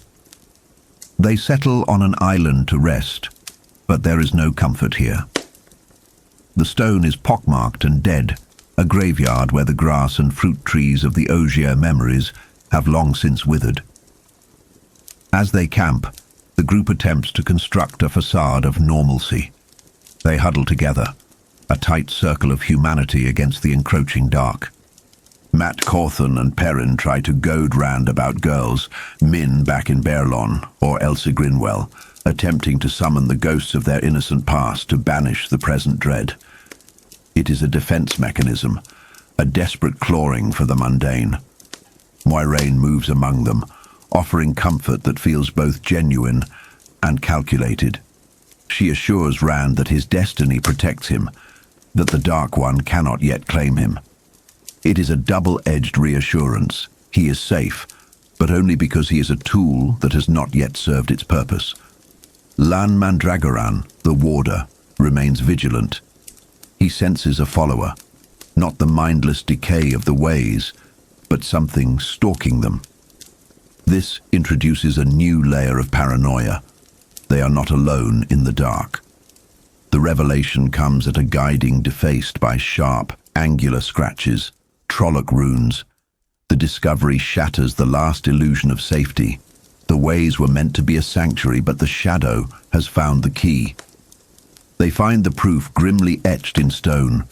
A group of Trollocs, frozen and half-merged with the bridge, caught in a trap left by the original creators of the ways. It is a grotesque tableau of agony, creatures of the Dark One snarling in eternal fear. The ways are treacherous to all, it seems.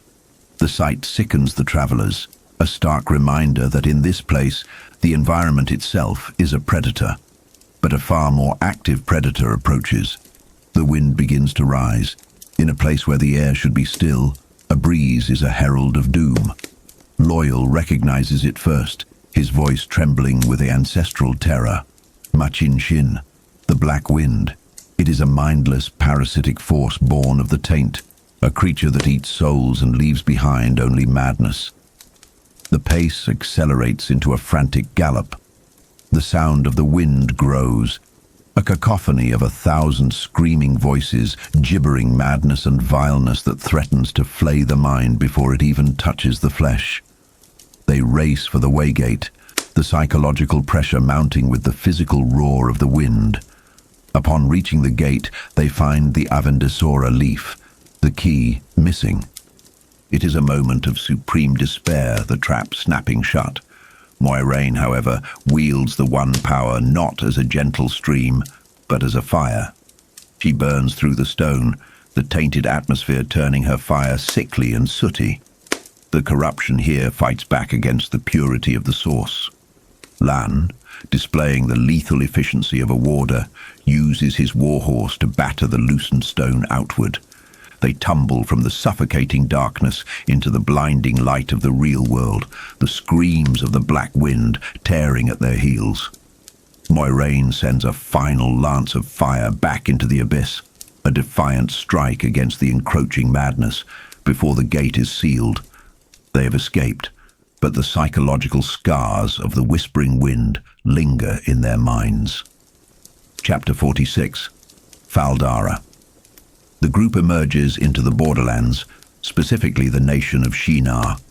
The transition is jarring. They have left the humid, rotting dark of the ways for the biting, sterile cold of a northern spring. The landscape here reflects the proximity to the blight. Trees are split open, burst by the sheer intensity of the winter freeze, standing like grey skeletons against the sky. It is a hard land that breeds hard people. As they ride toward Faldara, they pass abandoned farms. The emptiness is haunting. Houses stand silent, curtains still in windows, tools dropped in the mud. It speaks of a disciplined evacuation, a people who know the drill of war too well. The mundane rust on a scythe blade tells a story of recent flight. The tension here is not the creeping dread of the ways, but the sharp, metallic tang of imminent battle. Loyal's presence brings a moment of levity and lore. He speaks of the Ta'veren, the focal points of the pattern, and how Rand, Mat and Perrin swirl lives around them. He mentions the Green Man, a figure of legend even to the Ogier. This connects the current journey to ancient history, reminding us that these events are cycles repeating through the ages. Faldara itself is a fortress disguised as a town, or perhaps the reverse. The walls are grim and implacable, devoid of the ornamentation found in southern cities like Kemlin. This is architecture for survival, not aesthetics. The laws here are different, stripped of pretense. Hoods must be lowered, faces shown. In the borderlands, anonymity is a luxury they cannot afford. A hidden face could belong to a murderal. They are welcomed as heroes, or at least Lan and Loyal are. The Shienerans greet Lan as Dai Shan, a title of lost Malkia, evoking a nobility and a tragedy that hangs heavy over the warder. They enter the keep of Lord Agelmar, the quintessential borderland lord, head shaved but for a white topknot, face carved from granite, a man who has lived his life in the shadow of the Blight. The meeting with Agelmar reveals the desperate state of the world. The Trollocs are massing at Tarwin's Gap, a strategic choke point. Agelmar pleads for Moiraine and Lan's aid. He sees the immediate threat, the invasion of his homeland. But Moiraine operates on a global, perhaps cosmic scale. She refuses him. It highlights the terrible burden of the Aes Sedai. She must sacrifice the immediate safety of thousands for the potential salvation of the entire world.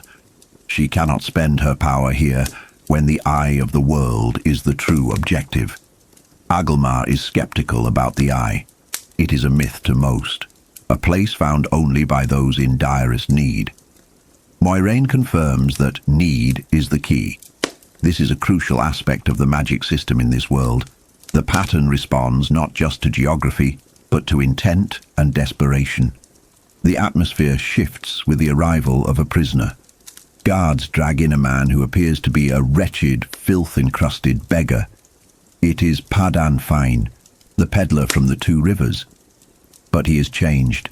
The psychological fracture within him is evident. He oscillates between a whining, terrified wretch and an arrogant, sneering figure who speaks with the authority of the dark. Fain claims he was made a hound to hunt the Eamon's fielders, forced by him and his burning eyes, a reference to Baalzamon. The horror of Fain's existence is laid bare. He is a man whose soul has been distilled into a singular purpose, the hunt. He is a tragic, repulsive creature, broken by the Dark One and discarded, yet still driven by the compulsion to follow. Moiraine realizes that this is how the shadow has tracked them so effectively. Fain is the thread connecting them to the Dark One's intent. The chapter closes with Moiraine preparing to interrogate Fain. The contrast is stark. The noble, tragic duty of Agelmar and the Shienerans facing death at the Gap, versus the twisted, pathetic malice of Padan Fain. The group is no longer running blindly. They are racing toward a confrontation at the Eye, leaving a war behind them to prevent a catastrophe ahead. The web of the pattern is tightening, and every thread, from the Lord of Faldara to the Mad Peddler, is being pulled toward the Blight. Chapter 47. More Tales of the Wheel. The atmosphere within the private chambers of Faldara is heavy, suffocating under the weight of waiting. We find Rand al'Thor trapped in a cycle of nervous energy, pacing the length of a dining table that measures exactly 12 strides, a meaningless number he cannot stop counting. It is a manifestation of the anxiety that grips them all, the feeling of being a small thread woven into a tapestry far larger and darker than they can comprehend. Around him, his friends process the tension in their own ways. Peran Ibera, whose connection to the wolves is growing harder to ignore, stares into the distance with yellow eyes, lost in thoughts that seem to span miles. Matt Cawthon attempts to mask his fear with a slouch and a grin, but the facade cracks as his fingers unconsciously seek the ruby-hilted dagger from Shadar Logoth, a cursed crutch for a boy slowly being consumed by paranoia. Only Loyal the Ogier finds solace in the immediate, losing himself in the masonry of the room, tracing the stone with a reverence that speaks to the Ogier longing for permanence and peace. But the silence is broken by Lord Agelmar, whose conversation with Egwene and Nynaeve unveils one of the most tragic and pivotal histories of the Borderlands, the fall of Malkia. This is not merely a history lesson. It is the unmasking of Alan Mandragoran. Agelmar reveals that the man they know simply as a warder is, by blood and right, a king. We learn of the Golden Crane, the banner of a fallen nation. We hear of the tragedy of Lain and Brian, whose envy and ambition led to a disastrous expedition into the blasted lands, and of the subsequent betrayal by Cowin Fairheart, a hero turned dark friend. It is a classic tragedy of hubris and treachery that allowed the Trolloc hordes to break the Seven Towers. The emotional core of this revelation lies in the image of the infant Lan. As the kingdom burned, his parents, King Alakir and Queen Eliana, anointed him in his cradle. They placed the heavy sword of Malkieri kings in his baby hands and swore an oath on his behalf, not to rule, but to fight. To stand against the shadow so long as iron is hard and stone abides. This context fundamentally shifts our perception of Lan. He is not merely a stoic bodyguard. He is a man whose entire existence was pledged to a war he cannot win before he could even speak. He is a king of a graveyard, burdened by the ghosts of a nation swallowed by the blight. The gravity of the past is soon met by the horror of the present as Moiraine returns from her interrogation of Padan Fain. If Lan represents the nobility of resistance, Fain represents the absolute degradation of the soul. Moiraine, looking drained and soiled by the mere proximity to the creature, reveals the depths of the Dark One's reach. Fain is no longer truly a man. He has been distilled at Shaiol Ghul.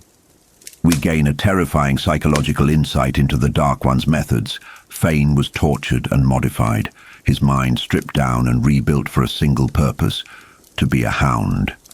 He has been hunting the boys for 3 years, driven by a compulsion that burns him physically if he resists. The revelation that Fain followed them through the ways, surviving the black wind through a twisted kinship with its evil, underscores just how relentless the shadow is. The Dark One does not just command armies, he breaks individuals, turning them into extensions of his own malice. Despite Agelmar's skepticism about farm boys being the key to saving the world, Moiraine insists that the pattern has woven itself around Rand, Mat, and Pera. They are Tabarin, and the blood of Manetheren runs true in them. The chapter closes on an ominous note of destiny pressing down upon them. They must leave for the blight at dawn. There is no time left to prepare, only time to act. Chapter 48, The Blight. As the sun rises, the company departs, Faldara, escorted by Lord Ingtar and 100 Shanaran lances. The imagery here is stark and martial, steel-clad horses and fluttering pennants contrasting with the grim reality of their destination. They pass the watchtowers of the borderlands, stone sentinels that mark the edge of the human world. When they reach the final border post, Ingtar must turn back, bound by orders and duty to defend Tarwin's Gap. This separation emphasizes the isolation of our heroes. From this point on, they are walking out of civilization and into a nightmare. The transition into the blight is not sudden, but insidious. We might expect a frozen wasteland in the north, but the blight defies the natural order. The air grows unnaturally warm and humid, heavy with the sickly sweet stench of rot. It is an environmental horror show. The trees are covered in leaves that are bloated and stained with disease, yellow, black, and gangrenous red. Robert Jordan masterfully uses the environment to assault the senses. It is not just the sight of corruption, but the physical sensation of it. The damp heat saps their strength.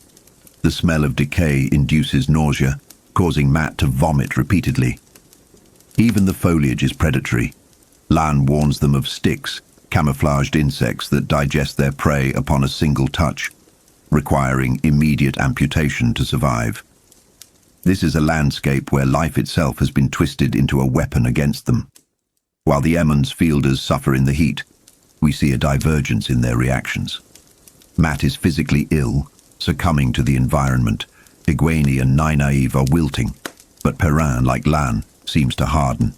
The wolf within him recognizes this place not as nature, but as a wrongness to be fought. He grips his axe, his eyes glowing, meeting the hostility of the land with a predator's focus. As evening approaches, the party witnesses a heartbreaking spectacle. The setting sun illuminates a distant range of jagged hills which, for a fleeting moment, are revealed to be the broken remnants of the Seven Towers. It is a visual echo of Agelmar's story, the physical corpse of Lan's kingdom rotting in the distance. They make camp on a hilltop near a network of dark lakes. The horror of the blight continues as a massive tentacled creature breaks the water's surface, a thing far too large for the lake, defying biology, reinforcing that the laws of nature do not apply here.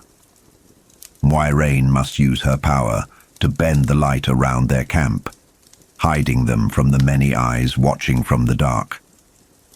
In the quiet of the camp, two pivotal conversations occur that define the relationships and future tragedies of the group.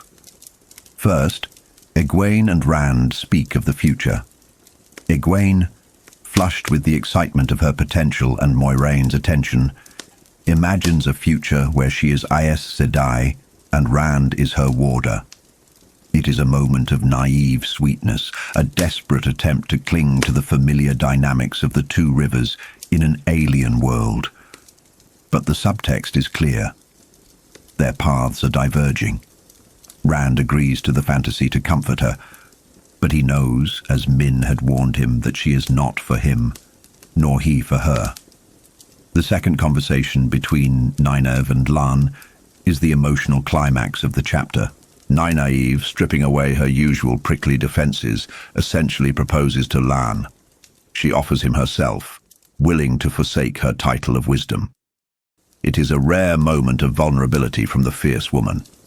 Lan's rejection is one of the most poignant moments in the series thus far. He does not reject her out of lack of love. On the contrary, his response confirms his deep feelings.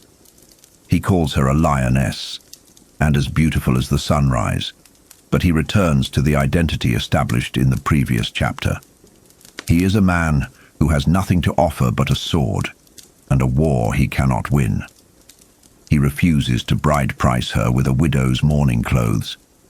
It is a decision born of ultimate self-sacrifice. He denies himself happiness because he knows his life belongs to the blight and to his oath. As the chapter ends, Rand watches Nynaeve kneeling alone in the dark after Lan leaves. The contrast is stark. The innocent hope of Egwene and the brutal, mature reality of Nynaeve and Lan. Surrounded by the rotting forest and the encroaching dark, sleep comes hard, for the blight is not just a place on a map, but a weight on the soul. Chapter 49. The Dark One stirs. The morning breaks over the blight, not with hope, but with a sullen, reluctant light. As Rand al'Thor wakes, the heat is already oppressive, a suffocating blanket that smells of rot and ancient malice. Here, even the sunrise feels complicit in the decay. The campsite is tense, a tableau of unspoken farewells. We see Nynaeve, her eyes red-rimmed from a sleepless vigil, and Lan, the warder, his face set like a stone mask. There is a tragic intimacy in their silence. An exchange of glances between Nynaeve and Egwene hints at a conversation about love and duty that words would only cheapen. It is a reminder that in the shadow of the Dark One, human connection becomes both a vulnerability and a desperate shield. Moiraine, ever the architect of their survival, scrubs the last magical traces of their presence. She takes no chances, for the shadow is strong here. As they ride north toward the jagged, tooth-like peaks of the Mountains of Doom, the environment itself turns weaponized. This is not merely a dangerous forest, it is a corruption of nature. Trees do not just grow, they writhe. They ooze pus rather than sap, trembling with a semblance of sentient hunger. It is a psychological assault as much as a physical one, designed to break the mind before the body is ever touched. The corruption manifests violently. A tree whips out, snaring a dark shape, and the very forest seems to scream. Lan, the embodiment of lethal grace, leads them through the nightmare, his color-shifting cloak rendering him a ghost among the rot. But the blight is waking up. A massive creature, a twisted amalgamation of bear and insect with too many legs, leaps from the foliage. It is a grotesque perversion of life, easily dispatched by Mat's arrow and Lan's blade, yet it serves as a grim herald. The warder's sword, etched with the heron mark, hisses as it burns the creature's acidic blood, a sound that underscores the unnaturalness of their enemy. The journey devolves into a running battle. The group is forced to hack their way through grasping branches and screeching monstrosities. Rand, seeking the calm of the flame and the void, a mental fortress taught to him by Tam, finds himself shouting the ancient battle cry of Manetheren. It is a moment of ancestral memory bleeding through, the blood of the old blood rising to meet the shadow. Mat and Perrin too are swept up in this fervor, their fear transmuted into a desperate, lethal focus. Just as they seem on the brink of being overwhelmed, a new sound cuts through the cacophony, a high, fluting whistle. The worms have come. These are not the worms of a garden, but burrowing horrors that even the monsters of the blight fear. Lan drives the party into a frantic gallop. The terror here is primal. The worms are a force of nature, blind and consuming. They drive the party toward the high passes, where the only thing that keeps the worms at bay is the fear of something even worse living in the mountains. Rand, pushed to the breaking point of sanity and courage, considers turning back to face the worms rather than the unknown ahead. But the pattern shifts. Suddenly the rot vanishes. They cross an invisible threshold into a pocket of impossible spring. The air is sweet, filled with birdsong and butterflies. They have reached the sanctuary of the Green Man.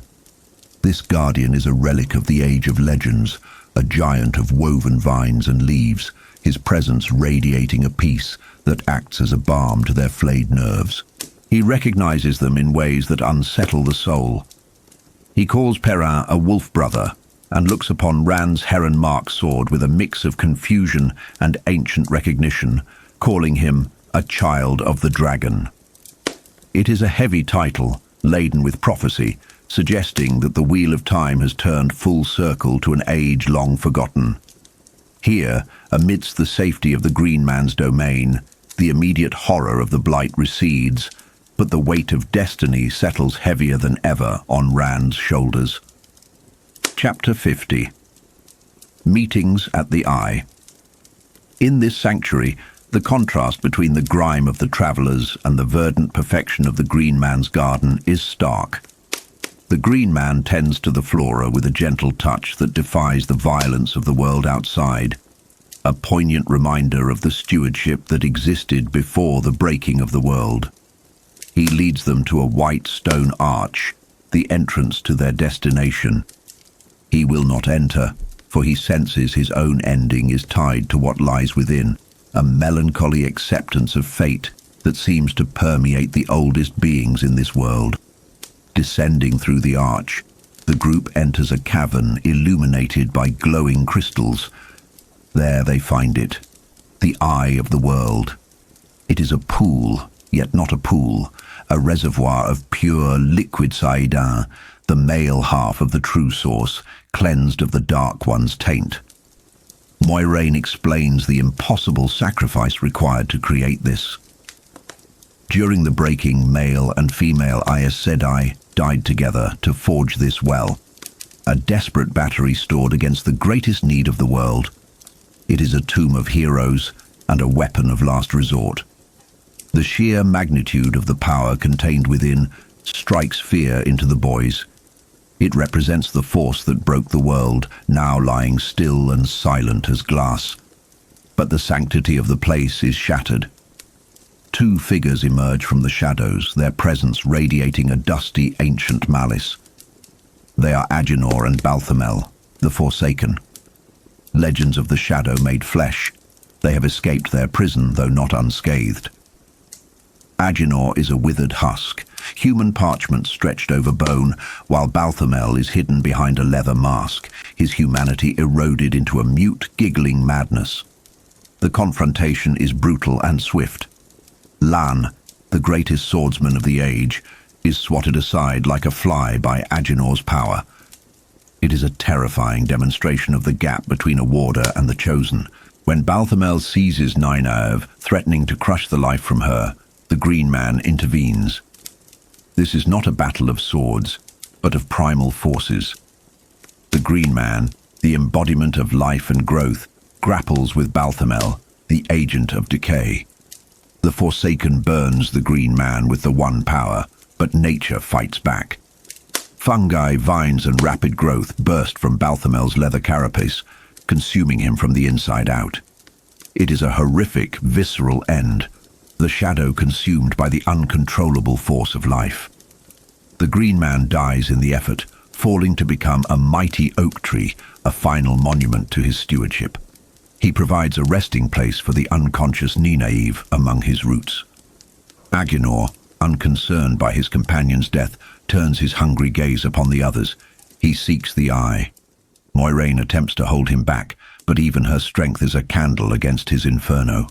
She shouts for the Eamon's fielders to run. In the chaos, Rand sees Agenor focused on Egwene. A protective instinct, primal and fierce, surges within him.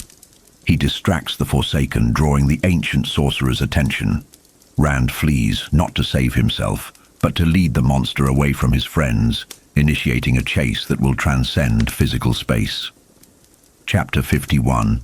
Against the Shadow. Rand scrambles up the steep terrain, lungs burning, fueled by terror. He reaches a dead end, a sheer drop, and turns to find Agenor behind him. The Forsaken does not merely want to kill Rand.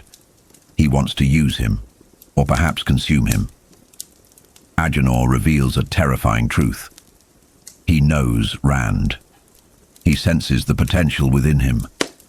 Desperation unlocks something dormant in the sheepherder. Rand perceives a glowing white cord tethering Agenor to the infinite, a lifeline of power. But Rand also feels a connection of his own. A cord of light, pulsing with the heartbeat of the universe, offers itself to him. It is the eye. It is the power. They grapple not with hands but with wills. Agenor, starving for the power he has been denied for millennia, draws greedily from the eye. But Rand, acting on instinct and the sheer need to survive, fights for control. The light floods Rand, a blinding, euphoric torrent. Agenor, in his gluttony, draws too much. The withered flesh fills out, returning to a semblance of youth, but the vessel is too brittle. He burns. The power of the eye incinerates him from the inside out, a victim of his own insatiable lust for dominance. Rand is swept away. The scene shifts instantly. He's no longer in the cave, but standing at Tarwin's Gap. The transition is jarring, dreamlike, yet hyper-real. Below him, the armies of Shinar are being crushed by a massive Trolloc horde. Rand, filled with the devastating energy of the eye, acts as a conduit for the light. He does not weave the power with the finesse of an Aes Sedai. He strikes with the blunt force of a natural disaster. The earth ripples, the mountains shake, and fire consumes the shadow spawn. In moments he decimates an army, saving the borderlands. It is a display of godlike power that leaves him reeling, blurring the lines between man and weapon. But the trial is not over. He steps through a doorway in the air, entering an impossible room with a fireplace of screaming faces. Baalzamon waits. The Dark One, or the man who claims to be him, stands confident, tethered by a thick black cord that pulses with anti-light. This is the psychological climax of his journey. Baalzamon tries to break Rand not with force but with despair. He shows Rand images of his mother, Kari Althor, claiming to torture her soul in the afterlife. It is a violation of Rand's most sacred memories. The figure of his mother pleads with him to submit, to serve the shadow to save her. It is a cruel, manipulative illusion designed to exploit Rand's love and guilt. But Rand finds a core of steel within himself. He denies the Dark One. He rejects the lie. He creates a sword not of steel, but of pure light, a manifestation of his will and the power he wields. With a declaration that echoes with the finality of the breaking, Rand strikes. He severs the black cord connecting Ba'alzamon to the dark. The backlash is catastrophic. Ba'alzamon screams as his connection is severed, and the room disintegrates in a maelstrom of light and fire. Rand, having expended the energy of the Eye and his own soul's fury, falls into darkness. He has won the battle, rejecting the shadow and wielding the light, but he has taken the first irrevocable steps on a path that will change him forever. The shepherd is gone. The channeler has awakened. Chapter 52. There is neither beginning nor end. Consciousness returns to the boy not as a flood, but as a fragmented, painful reconstruction of self. Rand al'Thor awakes atop a stony hill, the sun beating down on unblinking eyes that feel foreign to him. Time seems to have lost its consistency, jerking forward in fits and starts, days compressing into moments, light streaking across the sky like a celestial arrow.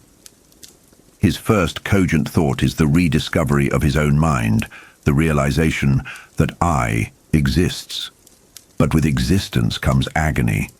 His body remembers the shaking chills of a fever that should have killed him, the brutal bruising of being tossed about like a discarded toy. And then there is the smell, a greasy, cloying stench of burned meat and ancient corruption that clings to the inside of his skull. He forces himself upright, his muscles screaming in protest, and finds himself kneeling in oily ash. These are the mortal remains of Agenor, one of the Forsaken, a creature of nightmare from the age of legends, now reduced to soot smeared across the rock. The sight triggers a visceral recoil. Rand scrambles backward, nearly tumbling off the sheer cliff edge that drops away just inches from his hands. He retches, his body rejecting the proximity to such concentrated evil. Panic sets in. He fumbles for his sword, the heron-marked blade that belonged to Tam, the man he desperately wants to believe is his father. The sword is real, steel and leather. But the memory crashing into his mind is not of steel. It is of a tether of light, a weapon of pure energy, and a battle not fought with blades. He remembers the voice. The Dark One is dead. The realization sends him into a fit of hysterical, weeping laughter. The ultimate evil, Shaitan, the shadow across creation, is dead. Or so he believes in this delirium of victory. But memory brings other names. Egwene. He stumbles down the slope, his coordination shattered, limbs flailing like grass in a gale. He's driven by a singular, frantic need to find her. He falls, crashes into trees, and forces himself up again, his legs slowly relearning the art of movement. He bursts into the clearing where the Green Man died. The great oak tree, the marker of the Guardian's sacrifice, now dominates the space. There, beneath the white stone arch of the Aes Sedai, he finds them. Egwene is alive. She is shaken, adorned with flowers in her hair, but safe. Nynaeve, the wisdom, watches him with haunted eyes, while Moiraine, the Aes Sedai, lies broken and exhausted on a bed of cloaks. They watch him with an intensity that strips him bare. They know. Rand collapses beside them, manic relief flooding him. He touches Egwene, and for a fleeting second he feels her flinch. It is a subtle recoil, born of instinct, but it cuts deeper than any blade. He tries to laugh it off, asking for Nynaeve's healing, but the dynamic has shifted irrevocably. Moiraine, though physically battered and drained from holding off Agenor, possesses a gaze that is sharp and commanding. She speaks of the Forsaken with the clinical detachment of a historian, confirming that Agenor and Balthamel, trapped near the surface of the Dark One's prison, are destroyed. Rand, still high on the adrenaline of survival, insists the Dark One is dead too. He remembers wielding the light. He remembers the power. And then the words die in his throat. I wielded the one power. The silence that descends is heavy with 3,000 years of history and horror. In this world, men who touch the true source are doomed to madness and rotting death, destined to break the world around them. He looks at the women. They are not blinking. He reaches for Egwene again, and this time she does not pull away, but the comfort she offers is desperate, tearful. She hugs him, not with joy, but with the frantic grip of someone saying goodbye. Nynaeve, fiercely protective, yet deeply sorrowful, voices the terrible truth. Rand al'Thor is too dangerous to exist as he is. Moiraine, relentless even in her weakness, demands the full story. Under her compulsion, Rand spills everything. The dream of his mother, the cord of light, the severing of the Dark One's tether. He confesses that the light moved him, that he was a conduit, a passenger in his own body. He pleads for this distinction to matter. Moiraine reveals she suspected him from the beginning. His resistance to her control, his stubbornness, and the miraculous healing of the horse Baylor during their flight. These were the breadcrumbs. Rand had channeled without knowing it, driven by desperate need. Now the cold reality sets in. He shivers, freezing from the inside out. He swears he will never touch it again, terrified of the madness that awaits. But Moiraine offers no false comfort. She cannot teach him. A bird cannot teach a fish to swim. The men who could teach him have been dust for millennia. The rest of the party, Lan, Loyal, Mat and Perrin, return from the Cavern of the Eye.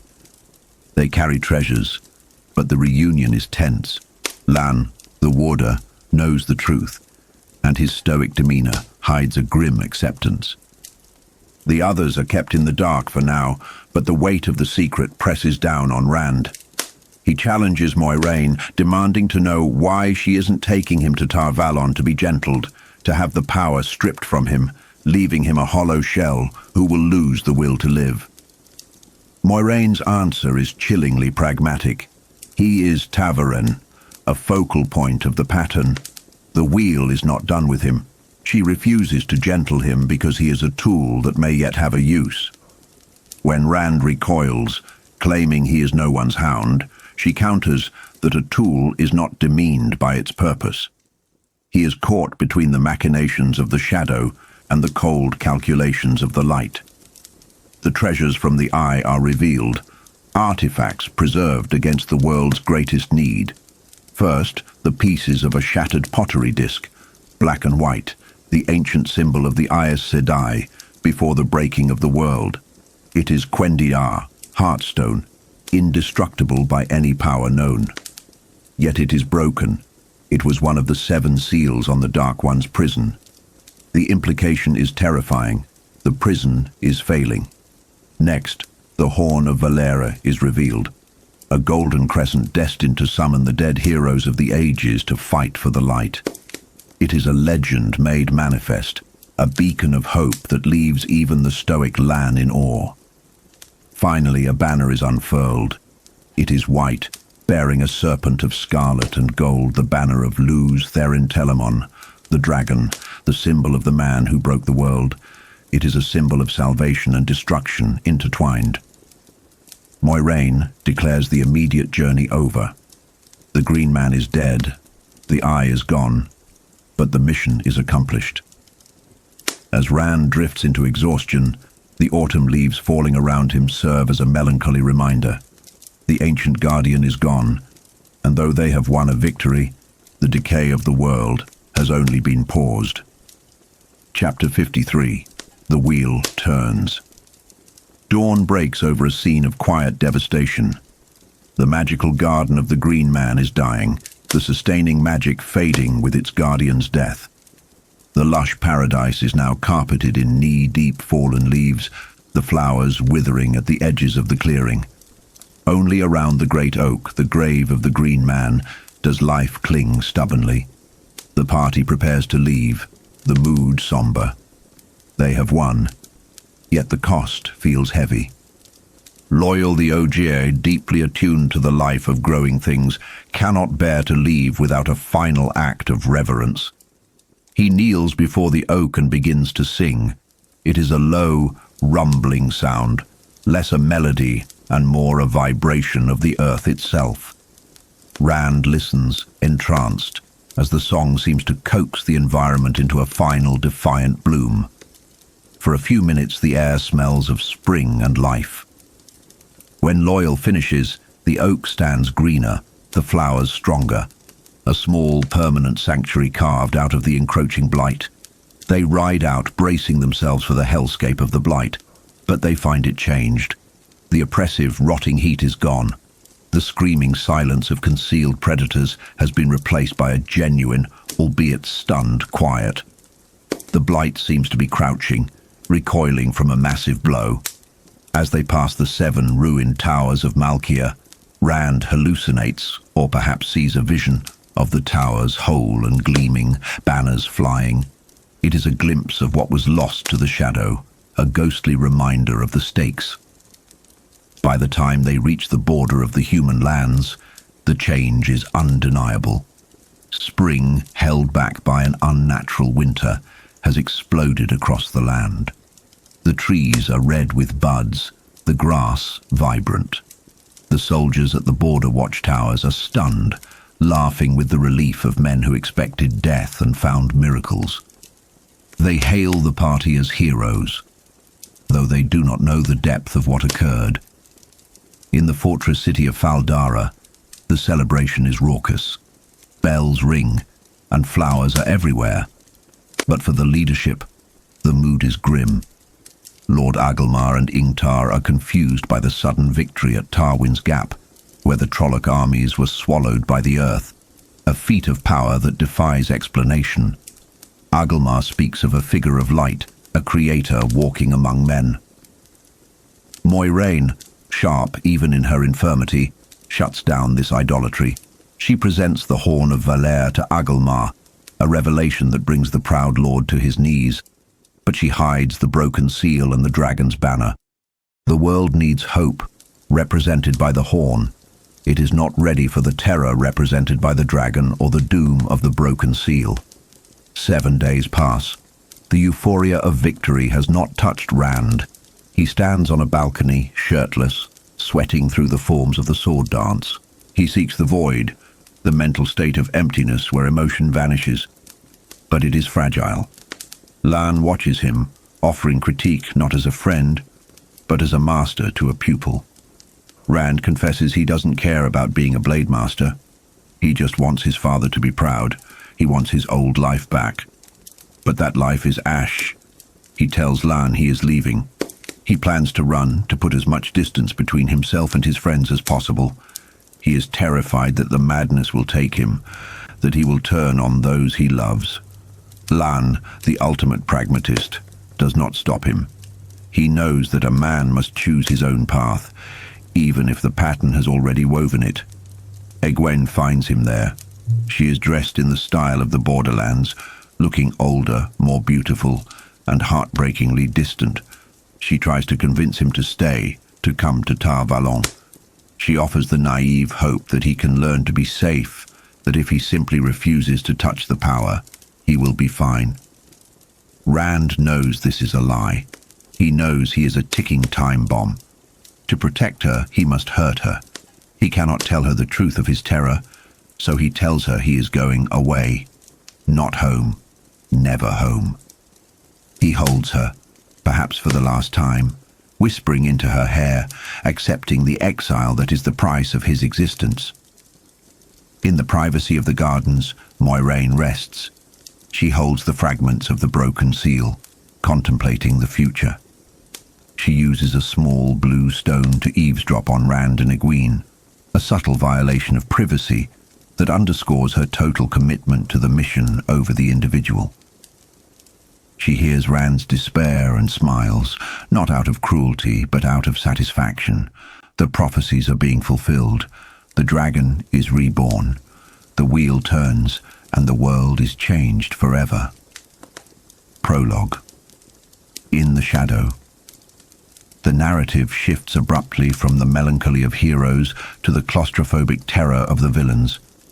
We find ourselves in a massive, vaulted chamber, a place of dark stone and cold fireplaces. It is a meeting of shadows. The man calling himself Bors, a pseudonym for a man who values his anonymity above all else, stands among 100 others. All are masked. All are swathed in black cloaks. This is a gathering of dark friends, those who have sworn their souls to the shadow for promises of power and immortality. Bors is a man of high station, a fanatic of the children of the light in his public life. But here, he is just another servant. He scans the room, his eyes trained to find weakness. He sees it everywhere. He identifies the nervous gait of a merchant, the arrogant stance of a High Lord of Tyr, the serene, terrifying composure of an Aes Sedai of the Black Aja. They are here from every nation, every strata of society, nobles, tinkers, warriors, and beggars. It is a chilling reminder that the shadow has infiltrated every corner of the world. The servants moving through the crowd are beautiful, golden-haired youths with dead eyes. They are husks, their humanity stripped away, leaving only obedient shells. Bors drinks his wine, his mind racing with paranoia. He despises his company, seeing them as fools and rivals, but he fears his masters more. The summons is answered not by a human, but by monsters. 2 Trollocs enter, bowing and scraping, followed by a Myrddraal, a Fade. The pale, eyeless face of the halfman sweeps the room, its gaze inducing a primal, paralyzing fear even in these hardened souls. It commands them to grovel, and they do. Bors, a man of pride and power, throws himself to the stone floor, chanting a litany of submission to the great Lord of the Dark. It is a pathetic display of the hierarchy of evil. Here, human dignity is the first thing sacrificed, but the Fade is merely the herald. Above the prostrate crowd, a figure appears, floating in the air. He is masked in blood red, his robes the color of fresh slaughter. He introduces himself as Ba'alzamon, the heart of the dark. To these zealots, he is the Dark One incarnate. Ba'alzamon speaks with a voice of honey and fire. He mocks their fear even as he feeds it. He confirms that the seals are weakening, that the day of return is at hand. He promises them rule over the world, eternal life, and power beyond imagining. It is the classic devil's bargain, absolute power in exchange for absolute servitude. But there is work to be done. Ba'alzamon conjures 3 images in the air, suspending them for all to see. The first is a young man with a look of mischief, the trickster. The second is a powerful, curly-haired youth with a blacksmith's build and a heavy axe, the wolf. The third is a tall young man with reddish hair and a heron-marked sword, the dragon. Rand, Mat, and Perrin. The order is given. These 3 must be found. Ba'alzamon reveals a terrifying nuance. The Dragon Reborn is not necessarily to be killed. If he can be turned, if he can be made to serve the shadow, it would be a victory greater than his death. The pattern itself is bending, and the shadow seeks to twist it to its own design. Bors is singled out. The red mask of Ba'alzamon fills his vision, a psychic intrusion that feels like his skull is being crushed. He is commanded to return to his homeland of Tarabon to redouble his efforts in sowing chaos. He is told to watch for the 3 boys. When he questions how a few farm boys can be dangerous, Ba'alzamon's retort is sharp.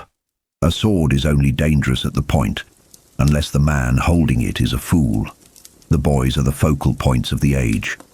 Then Bors is assaulted by a barrage of visions, a sensory overload that nearly shatters his mind. He sees a sky of impossible colors, a woman in white who vanishes, a golden horn, a wolf ripping out his throat. It is a prophecy of violence and confusion. When the vision clears, Ba'alzamon is gone. The meeting disperses. Bors is shaken to his core, sweating and terrified. As he's led to his room by one of the soulless servants, he realizes the terrifying scope of what has begun. The victory Rand and his friends celebrated at the Eye of the World was merely the opening move in a game played by immortal powers. The shadow is not dead. It is awake, it is organized, and it is hunting. Bors returns to his room and packs his gear. He touches the symbol on his white cloak, the sunburst of the Children of the Light. The irony is supreme. He is a man who claims to serve the light, preparing to do the work of the shadow, hunting the very savior the world needs. The great hunt has begun, and the prey does not even know the wolves are loose. This brings us to the end of our first journey. Remember to subscribe to William's audiobooks for more dives into the lore of the Wheel of Time novels.